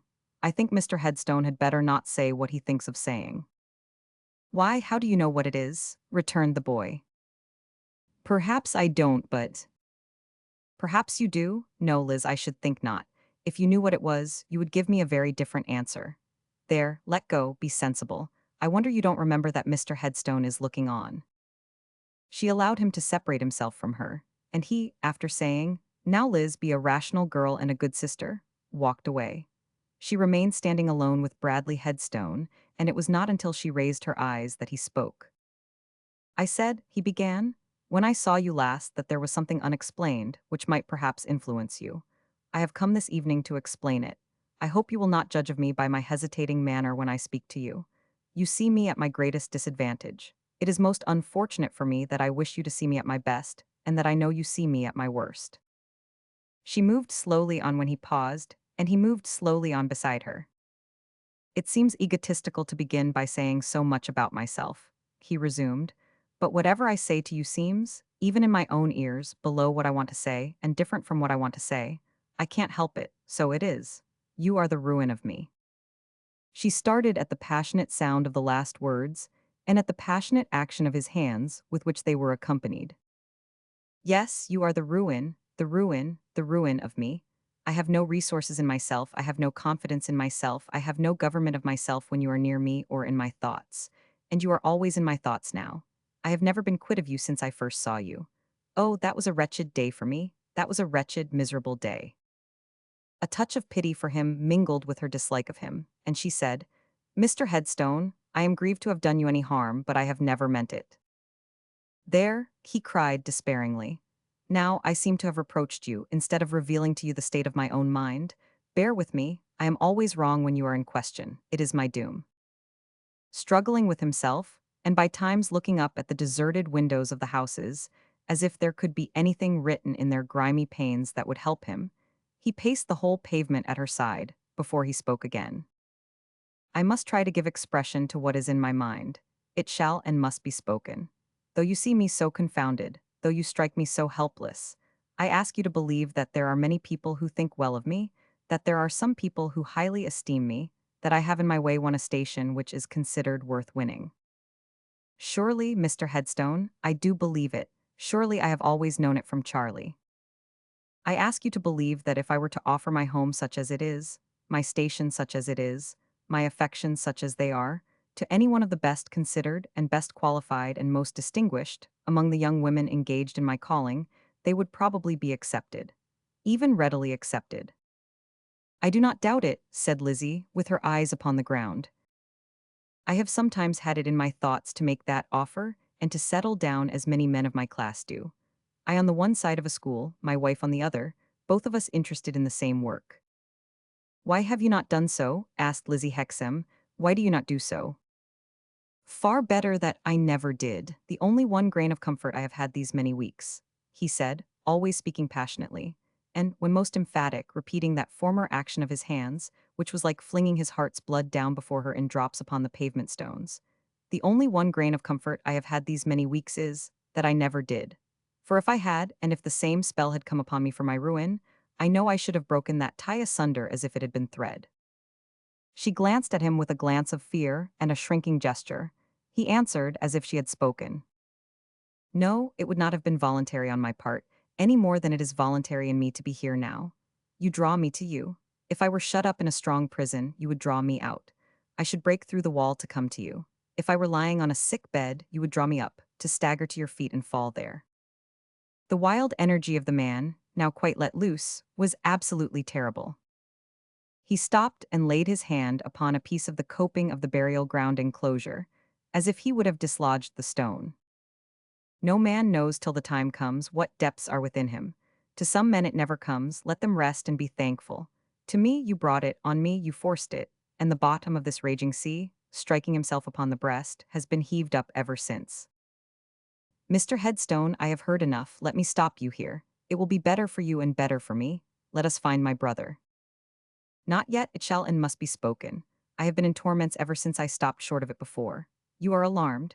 It is another of my miseries that I cannot speak to you or speak of you without stumbling at every syllable, unless I let the check go altogether and run mad. Here is a man lighting the lamps. He will be gone directly. I entreat of you let us walk round this place again. You have no reason to look alarmed. I can restrain myself, and I will. She yielded to the entreaty. How could she do otherwise? And they paced the stones in silence. One by one the lights leaped up, making the cold gray church tower more remote, and they were alone again. He said no more until they had regained the spot where he had broken off. There he again stood still, and again grasped the stone. In saying what he said then, he never looked at her, but looked at it and wrenched at it. You know what I am going to say, I love you. What other men may mean when they use that expression, I cannot tell. What I mean is that I am under the influence of some tremendous attraction which I have resisted in vain, and which overmasters me. You could draw me to fire, you could draw me to water, you could draw me to the gallows, you could draw me to any death, you could draw me to anything I have most avoided, you could draw me to any exposure and disgrace. This, and the confusion of my thoughts, so that I am fit for nothing, is what I mean by your being the ruin of me. But if you would return a favorable answer to my offer of myself in marriage, you could draw me to any good, every good, with equal force. My circumstances are quite easy, and you would want for nothing. My reputation stands quite high and would be a shield for yours. If you saw me at my work, able to do it well and respected in it, you might even come to take a sort of pride in me. I would try hard that you should. Whatever considerations I may have thought of against this offer, I have conquered, and I make it with all my heart. Your brother favors me to the utmost, and it is likely that we might live and work together. Anyhow, it is certain that he would have my best influence and support. I don't know what I could say more if I tried. I might only weaken what is ill enough said as it is. I only add that if it is any claim on you to be in earnest, I am in thorough earnest, dreadful earnest. The powdered mortar from under the stone at which he wrenched rattled on the pavement to confirm his words. Mr. Headstone, stop, I implore you, before you answer me, to walk round this place once more. It will give you a minute's time to think, and me a minute's time to get some fortitude together. Again she yielded to the entreaty, and again they came back to the same place, and again he worked at the stone. Is it, he said, with his attention apparently engrossed by it, yes or no? Mr. Headstone, I thank you sincerely, I thank you gratefully, and hope you may find a worthy wife before long and be very happy. But it is no. Is no short time necessary for reflection, no weeks or days? He asked in the same half-suffocated way. None whatever. Are you quite decided, and is there no chance of any change in my favor? I am quite decided, Mr. Headstone, and I am bound to answer I am certain there is none. Then, said he, suddenly changing his tone and turning to her, and bringing his clenched hand down upon the stone with a force that laid the knuckles raw and bleeding, then I hope that I may never kill him. The dark look of hatred and revenge with which the words broke from his livid lips, and with which he stood holding out his smeared hand, as if it held some weapon and had just struck a mortal blow, made her so afraid of him that she turned to run away. But he caught her by the arm. "Mr. Headstone, let me go. Mr. Headstone, I must call for help." "It is I who should call for help," he said. "You don't know yet how much I need it." The working of his face as she shrank from it, glancing round for her brother and uncertain what to do, might have extorted a cry from her in another instant. But all at once he sternly stopped it and fixed it, as if death itself had done so. "There, you see I have recovered myself, hear me out." With much of the dignity of courage, as she recalled her self-reliant life and her right to be free from accountability to this man, she released her arm from his grasp and stood looking full at him. She had never been so handsome, in his eyes. A shade came over them while he looked back at her, as if she drew the very light out of them to herself. "This time, at least, I will leave nothing unsaid," he went on, folding his hands before him, clearly to prevent his being betrayed into any impetuous gesture. "This last time, at least, I will not be tortured with afterthoughts of a lost opportunity. Mr. Eugene Wrayburn. Was it of him you spoke in your ungovernable rage and violence?" Lizzie Hexam demanded with spirit. He bit his lip and looked at her, and said never a word. "Was it Mr. Wrayburn that you threatened?" He bit his lip again and looked at her, and said never a word. "You asked me to hear you out, and you will not speak. Let me find my brother." "Stay, I threaten no one." Her look dropped for an instant to his bleeding hand. He lifted it to his mouth, wiped it on his sleeve, and again folded it over the other. "Mr. Eugene Wrayburn," he repeated. "Why do you mention that name again and again, Mr. Headstone?" "Because it is the text of the little I have left to say. Observe, there are no threats in it. If I utter a threat, stop me and fasten it upon me." "Mr. Eugene Wrayburn." A worse threat than was conveyed in his manner of uttering the name could hardly have escaped him. "He haunts you, you accept favors from him, you are willing enough to listen to him, I know it as well as he does." "Mr. Wrayburn has been considerate and good to me, sir," said Lizzie, proudly, "in connection with the death and with the memory of my poor father." "No doubt, he is of course a very considerate and a very good man, Mr. Eugene Wrayburn." "He is nothing to you, I think," said Lizzie, with an indignation she could not repress. "Oh yes, he is, there you mistake, he is much to me." "What can he be to you?" "He can be a rival to me among other things," said Bradley. "Mr. Headstone," returned Lizzie, with a burning face, "it is cowardly in you to speak to me in this way. But it makes me able to tell you that I do not like you, and that I never have liked you from the first, and that no other living creature has anything to do with the effect you have produced upon me for yourself." His head bent for a moment, as if under a weight, and he then looked up again, moistening his lips. "I was going on with the little I had left to say. I knew all this about Mr. Eugene Wrayburn, all the while you were drawing me to you. I strove against the knowledge, but quite in vain. It made no difference in me. With Mr. Eugene Wrayburn in my mind, I went on. With Mr. Eugene Wrayburn in my mind, I spoke to you just now. With Mr. Eugene Wrayburn in my mind, I have been set aside and I have been cast out. If you give those names to my thanking you for your proposal and declining it, is it my fault, Mr. Headstone?" said Lizzie, compassionating the bitter struggle he could not conceal, almost as much as she was repelled and alarmed by it. "I am not complaining," he returned. "I am only stating the case. I had to wrestle with my self-respect when I submitted to be drawn to you in spite of Mr. Wrayburn. You may imagine how low my self-respect lies now." She was hurt and angry, but repressed herself in consideration of his suffering and of his being her brother's friend. "And it lies under his feet," said Bradley, unfolding his hands in spite of himself, and fiercely motioning with them both towards the stones of the pavement. "Remember that, it lies under that fellow's feet, and he treads upon it and exults above it." "He does not," said Lizzie. "He does," said Bradley. "I have stood before him face to face, and he crushed me down in the dirt of his contempt and walked over me. Why? Because he knew with triumph what was in store for me tonight." "Oh, Mr. Headstone, you talk quite wildly." "Quite collectedly. I know what I say too well, now I have said all. I have used no threat, remember. I have done no more than show you how the case stands. How the case stands so far." At this moment her brother sauntered into view close by. She darted to him and caught him by the hand. Bradley followed and laid his heavy hand on the boy's opposite shoulder. Charlie Hexam, I am going home. I must walk home by myself tonight and get shut up in my room without being spoken to. Give me half an hour's start, and let me be, till you find me at my work in the morning.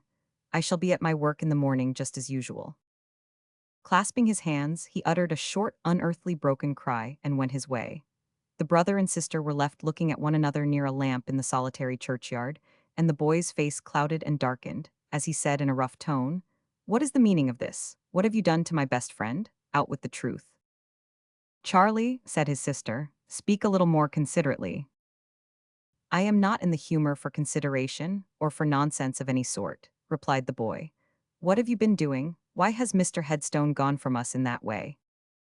"He asked me, he asked me to be his wife, Charlie."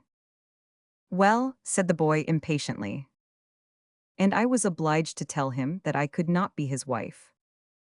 "You were obliged to tell him," repeated the boy angrily, between his teeth and rudely pushing her away. "You were obliged to tell him. Do you know that he is worth 50 of you?" "It may easily be so, Charlie, but I cannot marry him." "You mean that you are conscious that you can't appreciate him, and don't deserve him, I suppose." "I mean that I do not like him, Charlie, and that I will never marry him." "Upon my soul," exclaimed the boy, "you are a nice picture of a sister. Upon my soul, you are a pretty piece of disinterestedness. And so all my endeavors to cancel the past and to raise myself in the world, and to raise you with me, are to be beaten down by your low whims, are they?" "I will not reproach you, Charlie." "Hear her?" exclaimed the boy, looking round at the darkness. "She won't reproach me. She does her best to destroy my fortunes and her own, and she won't reproach me. Why, you'll tell me next that you won't reproach Mr. Headstone for coming out of the sphere to which he is an ornament, and putting himself at your feet to be rejected by you." "No, Charlie, I will only tell you, as I told himself, that I thank him for doing so, that I am sorry he did so, and that I hope he will do much better and be happy."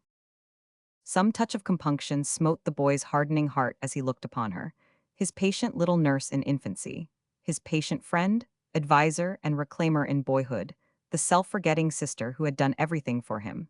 His tone relented, and he drew her arm through his. "Now come, Liz, don't let us quarrel. Let us be reasonable and talk this over like brother and sister. Will you listen to me?" "Oh, Charlie," she replied through her starting tears, "do I not listen to you and hear many hard things?" "Then I am sorry. There, Liz, I am unfeignedly sorry. Only you do put me out so. Now see, Mr. Headstone is perfectly devoted to you.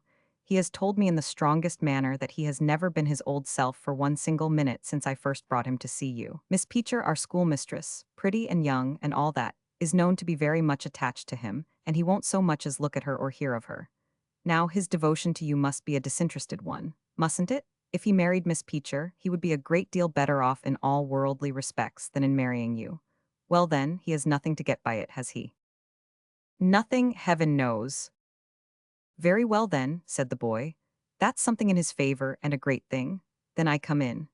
Mr. Headstone has always got me on, and he has a good deal in his power, and of course if he was my brother-in-law he wouldn't get me on less, but would get me on more. Mr. Headstone comes and confides in me, in a very delicate way, and says, 'I hope my marrying your sister would be agreeable to you, Hexam, and useful to you.' I say, 'There's nothing in the world, Mr. Headstone, that I could be better pleased with.' Mr. Headstone says, 'Then I may rely upon your intimate knowledge of me for your good word with your sister, Hexam?' And I say, 'Certainly, Mr. Headstone, and naturally I have a good deal of influence with her.' So I have, haven't I, Liz?" "Yes, Charlie." "Well said. Now, you see, we begin to get on, the moment we begin to be really talking it over like brother and sister. Very well, then you come in. As Mr. Headstone's wife you would be occupying a most respectable station, and you would be holding a far better place in society than you hold now, and you would at length get quit of the riverside and the old disagreeables belonging to it, and you would be rid for good of dolls, dressmakers, and their drunken fathers and the like of that. Not that I want to disparage Miss Jenny Wren. I dare say she is all very well in her way, but her way is not your way as Mr. Headstone's wife. Now, you see, Liz, on all three accounts, on Mr. Headstone's, on mine, on yours, nothing could be better or more desirable." They were walking slowly as the boy spoke, and here he stood still, to see what effect he had made. His sister's eyes were fixed upon him, but as they showed no yielding, and as she remained silent, he walked her on again. There was some discomfiture in his tone as he resumed, though he tried to conceal it. Having so much influence with you, Liz, as I have, perhaps I should have done better to have had a little chat with you in the first instance, before Mr. Headstone spoke for himself. But really all this in his favor seemed so plain and undeniable, and I knew you to have always been so reasonable and sensible, that I didn't consider it worthwhile. Very likely that was a mistake of mine. However, it's soon set right. All that need be done to set it right is for you to tell me at once that I may go home and tell Mr. Headstone that what has taken place is not final, and that it will all come round by and by. He stopped again. The pale face looked anxiously and lovingly at him, but she shook her head. "Can't you speak?" said the boy sharply. "I am very unwilling to speak, Charlie. If I must, I must. I cannot authorize you to say any such thing to Mr. Headstone. I cannot allow you to say any such thing to Mr. Headstone. Nothing remains to be said to him from me, after what I have said for good and all tonight." "And this girl," cried the boy, contemptuously throwing her off again, "calls herself a sister. Charlie, dear, that is the second time that you have almost struck me. Don't be hurt by my words. I don't mean, heaven forbid, that you intended it, but you hardly know with what a sudden swing you removed yourself from me." "However," said the boy, taking no heed of the remonstrance and pursuing his own mortified disappointment, "I know what this means, and you shall not disgrace me. It means what I have told you, Charlie, and nothing more." "That's not true," said the boy in a violent tone, "and you know it's not. It means your precious Mr. Wrayburn, that's what it means. Charlie, if you remember any old days of ours together, forbear.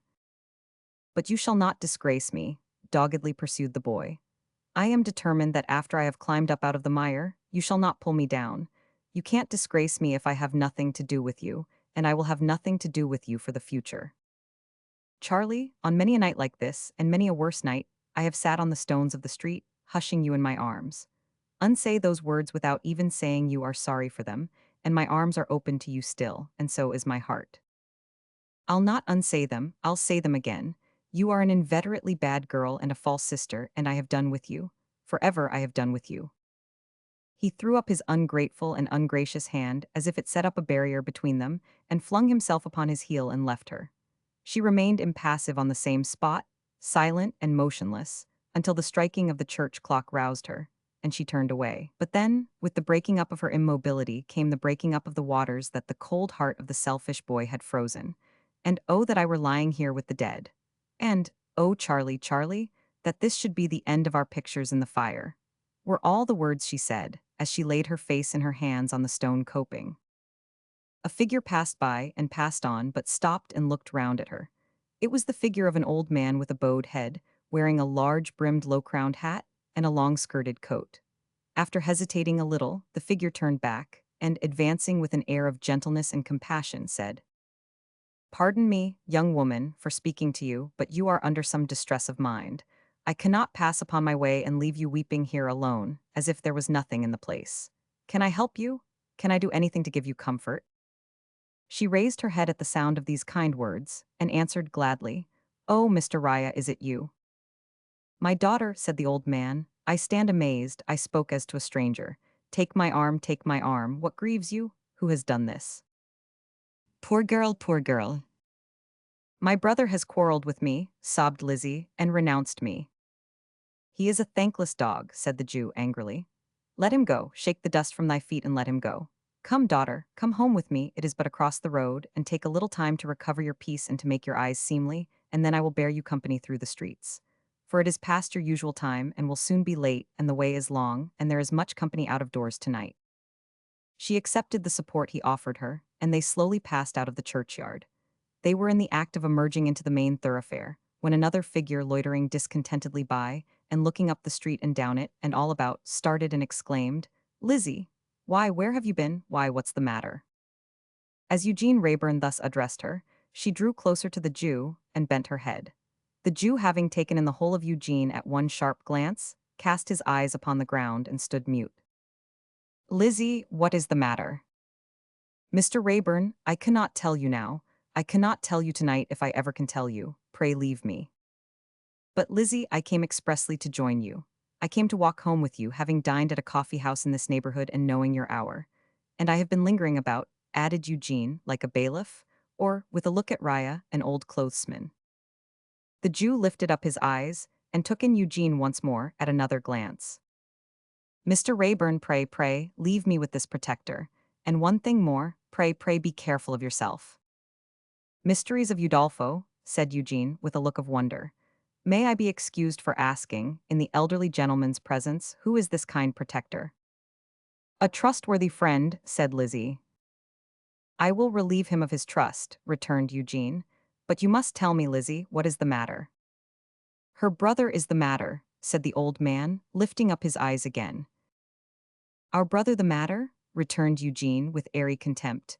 Our brother is not worth a thought, far less a tear. What has our brother done? The old man lifted up his eyes again, with one grave look at Wrayburn, and one grave glance at Lizzie, as she stood looking down. Both were so full of meaning that even Eugene was checked in his light career, and subsided into a thoughtful humph. With an air of perfect patience, the old man, remaining mute and keeping his eyes cast down, stood, retaining Lizzie's arm, as though in his habit of passive endurance, it would be all one to him if he had stood there motionless all night. If Mr. Aaron, said Eugene, who soon found this fatiguing, will be good enough to relinquish his charge to me, he will be quite free for any engagement he may have at the synagogue. Mr. Aaron, will you have the kindness? But the old man stood stock still. Good evening, Mr. Aaron, said Eugene politely. We need not detain you. Then turning to Lizzie, is our friend Mr. Aaron a little deaf? My hearing is very good, Christian gentleman, replied the old man calmly. But I will hear only one voice tonight, desiring me to leave this damsel before I have conveyed her to her home. If she requests it, I will do it. I will do it for no one else. May I ask why so, Mr. Aaron? Said Eugene, quite undisturbed in his ease. Excuse me, if she asks me I will tell her, replied the old man. I will tell no one else. I do not ask you, said Lizzie, and I beg you to take me home. Mr. Wrayburn, I have had a bitter trial tonight, and I hope you will not think me ungrateful or mysterious or changeable. I am neither, I am wretched. Pray remember what I said to you. Pray, take care. My dear Lizzie, he returned in a low voice, bending over her on the other side. Of what? Of whom? Of anyone you have lately seen and made angry. He snapped his fingers and laughed. Come, said he, since no better may be, Mr. Aaron and I will divide this trust and see you home together. Mr. Aaron on that side, I on this. If perfectly agreeable to Mr. Aaron, the escort will now proceed. He knew his power over her. He knew that she would not insist upon his leaving her. He knew that, her fears for him being aroused, she would be uneasy if he were out of her sight. For all his seeming levity and carelessness, he knew whatever he chose to know of the thoughts of her heart.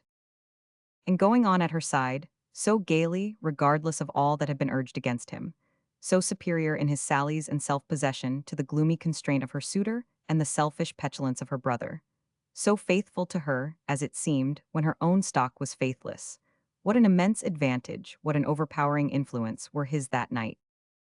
Add to the rest, poor girl, that she had heard him vilified for her sake, and that she had suffered for his, and where the wonder that his occasional tones of serious interest, setting off his carelessness, as if it were assumed to calm her, that his lightest touch, his lightest look, his very presence beside her in the dark common street, were like glimpses of an enchanted world, which it was natural for jealousy and malice and all meanness to be unable to bear the brightness of, and to gird at as bad spirits might. Nothing more being said of repairing to Raya's, they went direct to Lizzie's lodging. A little short of the house door she parted from them, and went in alone. Mr. Aaron, said Eugene, when they were left together in the street, with many thanks for your company, it remains for me unwillingly to say farewell. Sir, returned the other, I give you good night, and I wish that you were not so thoughtless. Mr. Aaron, returned Eugene, I give you good night, and I wish, for you are a little dull, that you were not so thoughtful. But now that his part was played out for the evening, and when in turning his back upon the Jew he came off the stage, he was thoughtful himself. How did Lightwood's catechism run? He murmured as he stopped to light his cigar. What is to come of it? What are you doing? Where are you going? We shall soon know now. Ah, with a heavy sigh. The heavy sigh was repeated as if by an echo, an hour afterwards, when Raya, who had been sitting on some dark steps in a corner over against the house, arose and went his patient way, stealing through the streets in his ancient dress like the ghost of a departed time. Chapter 16. The estimable Twemlow, dressing himself in his lodgings over the stable-yard in Duke Street, St. James's, and hearing the horses at their toilette below, finds himself on the whole in a disadvantageous position as compared with the noble animals at livery. For whereas, on the one hand, he has no attendant to slap him soundingly and require him in gruff accents to come up and come over, still, on the other hand, he has no attendant at all, and the mild gentleman's finger joints and other joints working rustily in the morning, he could deem it agreeable even to be tied up by the countenance at his chamber door. So he were there skillfully rubbed down and slushed and sluiced and polished and clothed, while himself taking merely a passive part in these trying transactions. How the fascinating Tippins gets on, when arraying herself for the bewilderment of the senses of men, is known only to the Graces and her maid. But perhaps even that engaging creature, though not reduced to the self-dependence of Twemlow, could dispense with a good deal of the trouble attendant on the daily restoration of her charms, seeing that as to her face and neck this adorable divinity is, as it were, a diurnal species of lobster, throwing off a shell every forenoon, and needing to keep in a retired spot until the new crust hardens. Howbeit, Twemlow doth at length invest himself with collar and cravat and wristbands to his knuckles, and goeth forth to breakfast. And to breakfast with whom but his near neighbours, the Lamels of Sackville Street, who have imparted to him that he will meet his distant kinsman, Mr. Fledgley. The awful Snigsworth might taboo and prohibit Fledgley, but the peaceable Twemlow reasons, if he is my kinsman I didn't make him so, and to meet a man is not to know him. It is the first anniversary of the happy marriage of Mr. and Mrs. Lamel, and the celebration is a breakfast, because a dinner on the desired scale of sumptuosity cannot be achieved within less limits than those of the non-existent palatial residence of which so many people are madly envious. So, Twemlow trips with not a little stiffness across Piccadilly, sensible of having once been more upright in figure and less in danger of being knocked down by swift vehicles. To be sure, that was in the days when he hoped for leave from the dread Snigsworth to do something, or be something in life, and before that magnificent Tartar issued the ukase, as he will never distinguish himself, he must be a poor gentleman pensioner of mine, and let him hereby consider himself pensionied. Ah, my Twemlow, say, little feeble grey personage, what thoughts are in thy breast today of the fancy? So still to call her who bruised thy heart when it was green and thy head brown. And whether it be better or worse, more painful or less, to believe in the fancy to this hour, than to know her for a greedy armor-plated crocodile, with no more capacity of imagining the delicate and sensitive and tender spot behind thy waistcoat, than of going straight at it with a knitting needle. Say likewise, my Twemlow, whether it be the happier lot to be a poor relation of the great, or to stand in the wintry slush giving the hack horses to drink out of the shallow tub at the coach-stand, into which thou hast so nearly set thy uncertain foot. Twemlow says nothing, and goes on. As he approaches the Lamel's door, drives up a little one-horse carriage, containing Tippins the divine. Tippins, letting down the window, playfully extols the vigilance of her cavalier in being in waiting there to hand her out. Twemlow hands her out with as much polite gravity as if she were anything real, and they proceed upstairs. Tippins all abroad about the legs, and seeking to express that those unsteady articles are only skipping in their native buoyancy. And dear Mrs. Lamel and dear Mr. Lamel, how do you do, and when are you going down to what's-its-name place? Guy, Earl of Warwick, you know, what is it? Duncow to claim the flitch of bacon? And Mortimer, whose name is forever blotted out from my list of lovers by reason first of fickleness and then of base desertion. How do you do, wretch? And Mr. Wrayburn, you here? What can you come for, because we are all very sure beforehand that you are not going to talk? And Veneering, MP, how are things going on down at the house? And when will you turn out those terrible people for us? And Mrs. Veneering, my dear, can it positively be true that you go down to that stifling place night after night, to hear those men prose? Talking of which, Veneering, why don't you prose, for you haven't opened your lips there yet, and we are dying to hear what you have got to say to us. Miss Podsnap, charmed to see you. Pa here? No, Ma neither? Oh, Mr. Boots, delighted. Mr. Brewer, this is a gathering of the clans. Thus Tippins, and surveys Fledgeby and outsiders through golden glass, murmuring as she turns about and about, in her innocent giddy way, anybody else I know? No, I think not. Nobody there, nobody there, nobody anywhere. Mr. Lamel, all a-glitter, produces his friend Fledgeby, as dying for the honor of presentation to Lady Tippins. Fledby presented, has the air of going to say something, has the air of going to say nothing, has an air successively of meditation, of resignation, and of desolation, backs on Brewer, makes the tour of boots and fades into the extreme background, feeling for his whisker, as if it might have turned up since he was there 5 minutes ago. But Lamel has him out again before he has so much as completely ascertained the bareness of the land. He would seem to be in a bad way, Fledgeby, for Lamel represents him as dying again. He is dying now, of want of presentation to Twemlow. Twemlow offers his hand, glad to see him. Your mother, sir, was a connection of mine. I believe so, says Fledgeby, but my mother and her family were too. Are you staying in town? Asks Twemlow. I always am, says Fledgeby. You like town, says Twemlow, but is felled flat by Fledgeby's taking it quite ill, and replying, no, he don't like town. Lamel tries to break the force of the fall by remarking that some people do not like town. Fledgeby retorting that he never heard of any such case but his own, Twemlow goes down again heavily. There is nothing new this morning, I suppose, says Twemlow, returning to the mark with great spirit. Fledgeby has not heard of anything. No, there's not a word of news, says Lamel. Not a particle, adds Boots. Not an atom, chimes in Brewer. Somehow the execution of this little concerted piece appears to raise the general spirits as with a sense of duty done, and sets the company a-going. Everybody seems more equal than before, to the calamity of being in the society of everybody else. Even Eugene standing in a window, moodily swinging the tassel of a blind, gives it a smarter jerk now, as if he found himself in better case. Breakfast announced. Everything on table showy and gaudy, but with a self-assertingly temporary and nomadic air on the decorations, as boasting that they will be much more showy and gaudy in the palatial residence. Mr. Lamel's own particular servant behind his chair, the analytical behind Veneering's chair, instances in point that such servants fall into two classes, one mistrusting the master's acquaintances, and the other mistrusting the master. Mr. Lamel's servant of the second class. Appearing to be lost in wonder and low spirits, because the police are so long in coming to take his master up on some charge of the first magnitude. Veneering, MP, on the right of Mrs. Lamel, Twemlow on her left, Mrs. Veneering, WMP, wife of Member of Parliament, and Lady Tippins on Mr. Lamel's right and left. But be sure that well within the fascination of Mr. Lamel's eye and smile sits little Georgiana. And be sure that close to little Georgiana, also under inspection by the same gingerous gentleman, sits Fledgeby.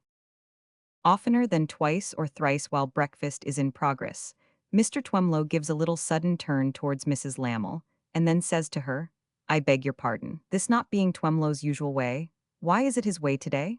Why, the truth is, Twemlow repeatedly labors under the impression that Mrs. Lamel is going to speak to him, and turning finds that it is not so, and mostly that she has her eyes upon Veneering.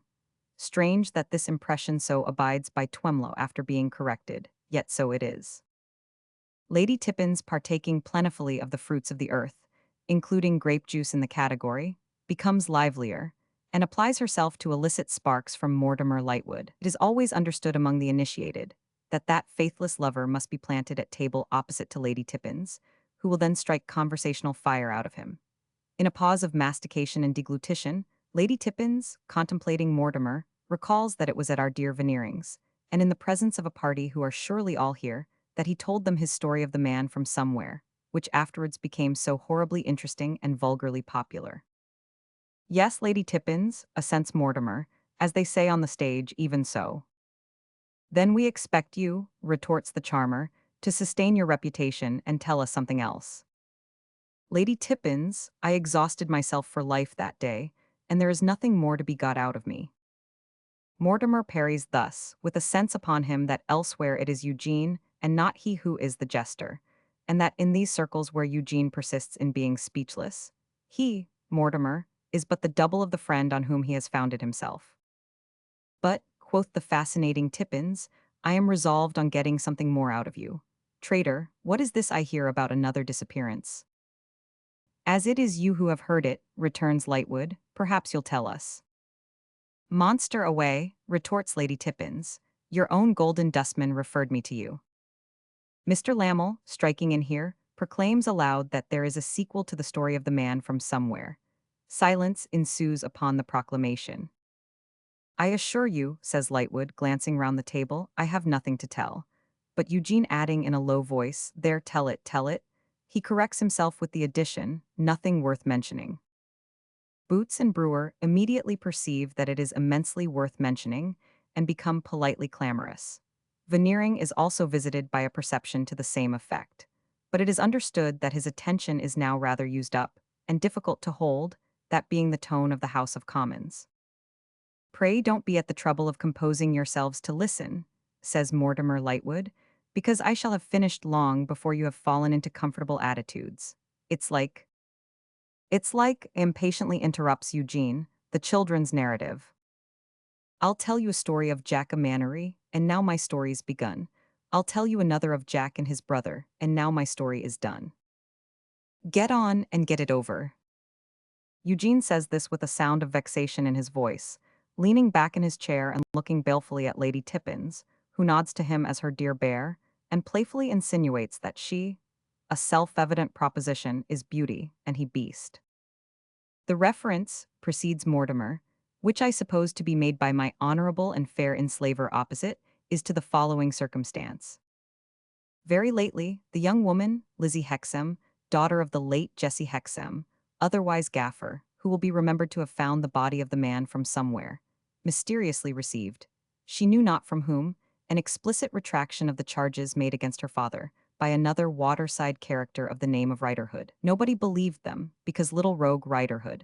I am tempted into the paraphrase by remembering the charming wolf who would have rendered society a great service if he had devoured Mr. Riderhood's father and mother in their infancy, had previously played fast and loose with the said charges, and, in fact, abandoned them. However, the retraction I have mentioned found its way into Lizzie Hexam's hands, with a general flavor on it of having been favored by some anonymous messenger in a dark cloak and slouched hat, and was by her forwarded in her father's vindication, to Mr. Boffin, my client.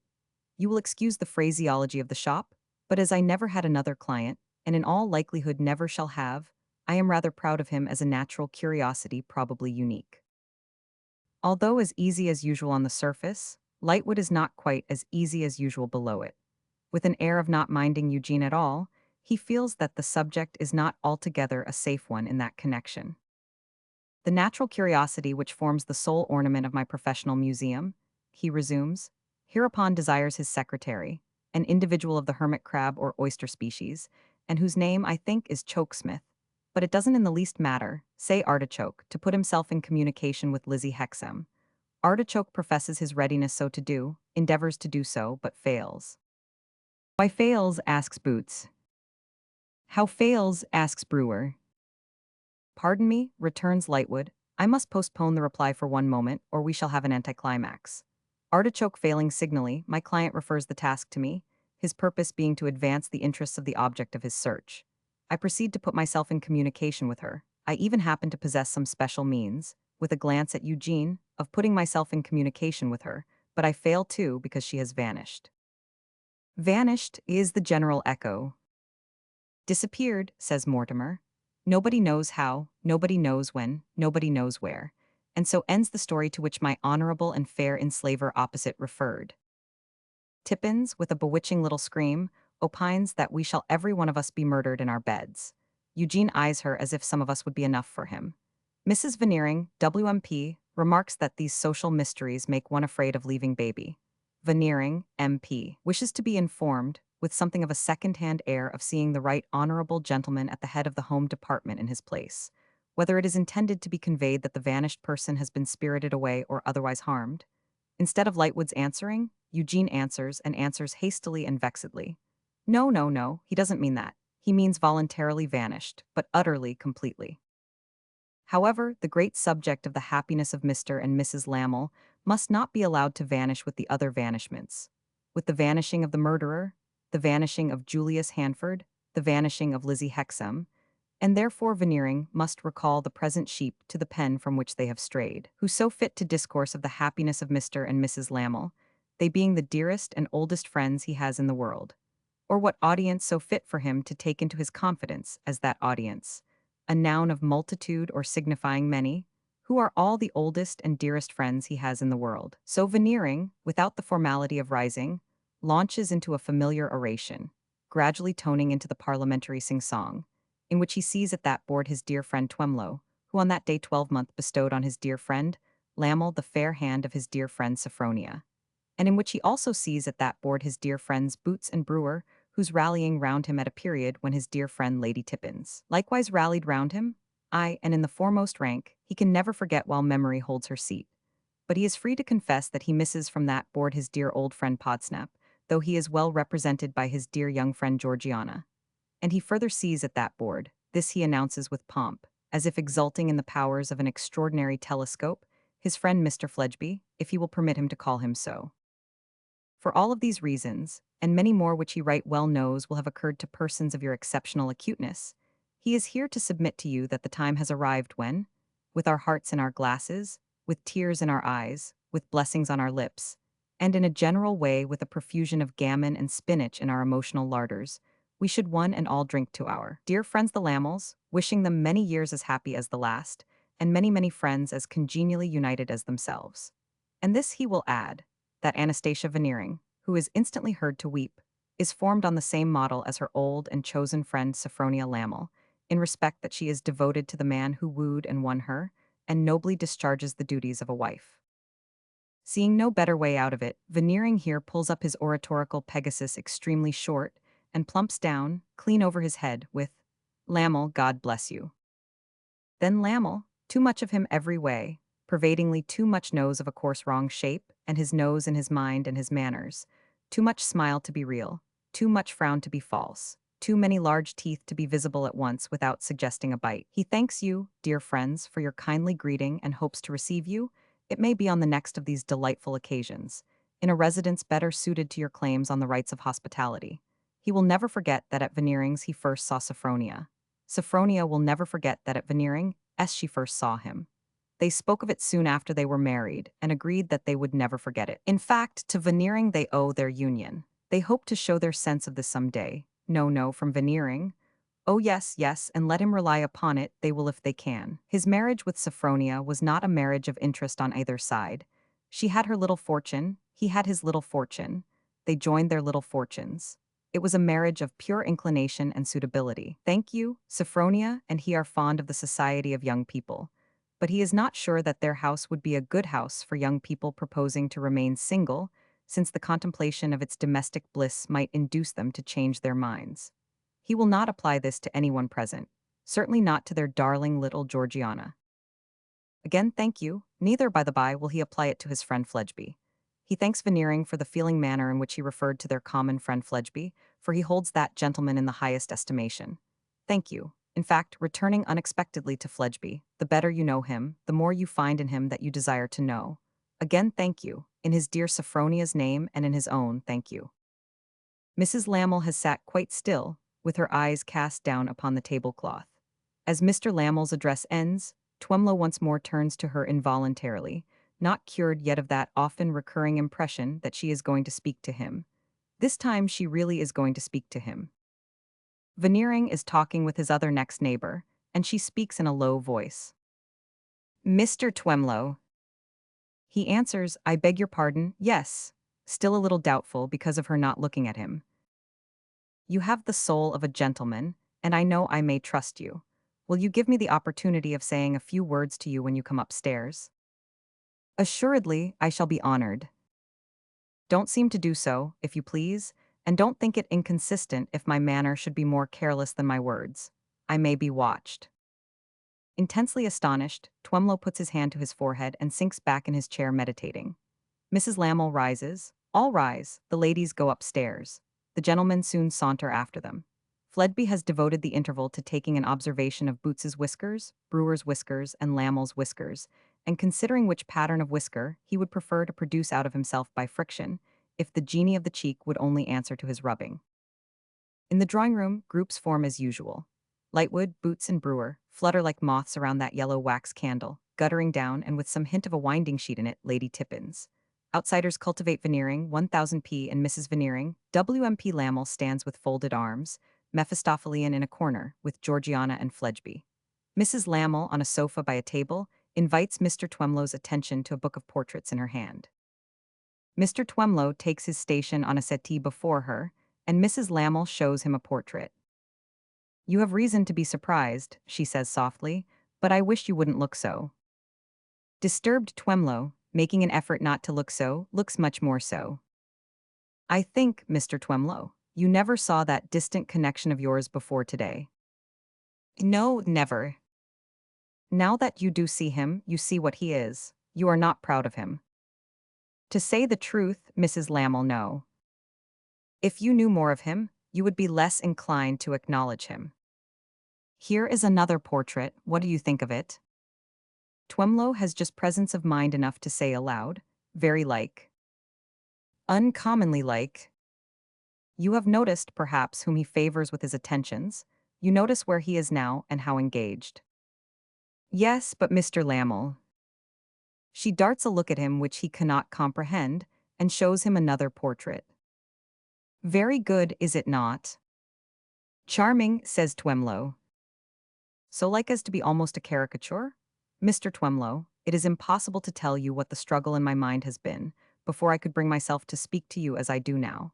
It is only in the conviction that I may trust you never to betray me that I can proceed.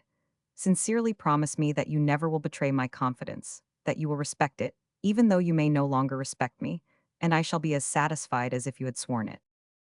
"Madam, on the honor of a poor gentleman." "Thank you, I can desire no more. Mr. Twemlow, I implore you to save that child." "That child." "Georgiana, she will be sacrificed. She will be inveigled and married to that connection of yours. It is a partnership affair, a money speculation.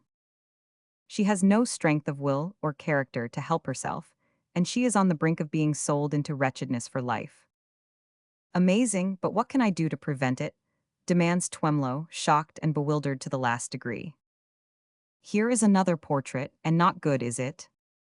Aghast at the light manner of her throwing her head back to look at it critically, Twemlow still dimly perceives the expediency of throwing his own head back, and does so, though he no more sees the portrait than if it were in china.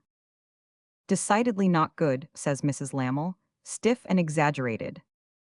And but Twemlow, in his demolished state, cannot command the word and trails off into, "Actly so." "Mr. Twemlow, your word will have weight with her pompous, self-blinded father. You know how much he makes of your family. Lose no time, warn him." "But warn him against whom?" "Against me." By great good fortune Twemlow receives a stimulant at this critical instant. The stimulant is Lamel's voice. "Sophronia, my dear, what portraits are you showing Twemlow?" "Public characters, Alfred." "Show him the last of me." "Yes, Alfred." She puts the book down, takes another book up, turns the leaves, and presents the portrait to Twemlow. "That is the last of Mr. Lamel. Do you think it good? Warn her father against me. I deserve it, for I have been in the scheme from the first. It is my husband's scheme, your connection, and mine. I tell you this only to show you the necessity of the poor little foolish affectionate creature, being befriended and rescued. You will not repeat this to her father. You will spare me so far and spare my husband. For though this celebration of today is all a mockery, he is my husband and we must live. Do you think it like?"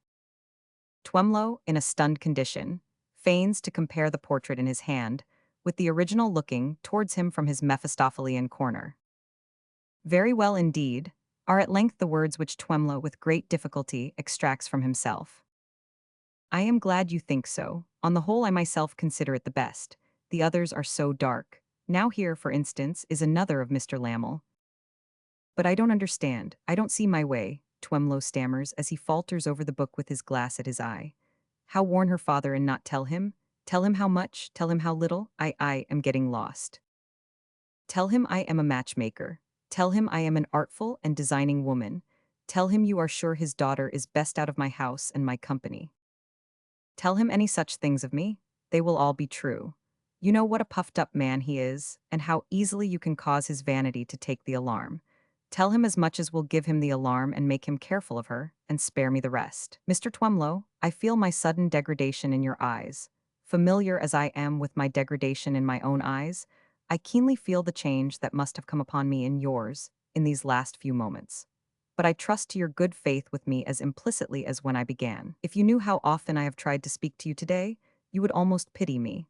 I want no new promise from you on my own account, for I am satisfied, and I always shall be satisfied, with the promise you have given me. I can venture to say no more, for I see that I am watched. If you would set my mind at rest with the assurance that you will interpose with the Father and save this harmless girl, close that book before you return it to me, and I shall know what you mean, and deeply thank you in my heart. Alfred, Mr. Twemlow thinks the last one the best, and quite agrees with you and me. Alfred advances. The groups break up. Lady Tippins rises to go, and Mrs. Veneering follows her leader. For the moment, Mrs. Lamel does not turn to them, but remains looking at Twemlow, looking at Alfred's portrait through his eyeglass. The moment passed, Twemlow drops his eyeglass at its ribbon's length, rises, and closes the book with an emphasis which makes that fragile nursling of the fairies, Tippins, start. Then goodbye, and charming occasion worthy of the golden age, and more about the flitch of bacon, and the like of that. And Twemlow goes staggering across Piccadilly with his hand to his forehead, and is nearly run down by a flushed letter cart, and at last drops safe in his easy chair, innocent good gentleman, with his hand to his forehead still, and his head in a whirl.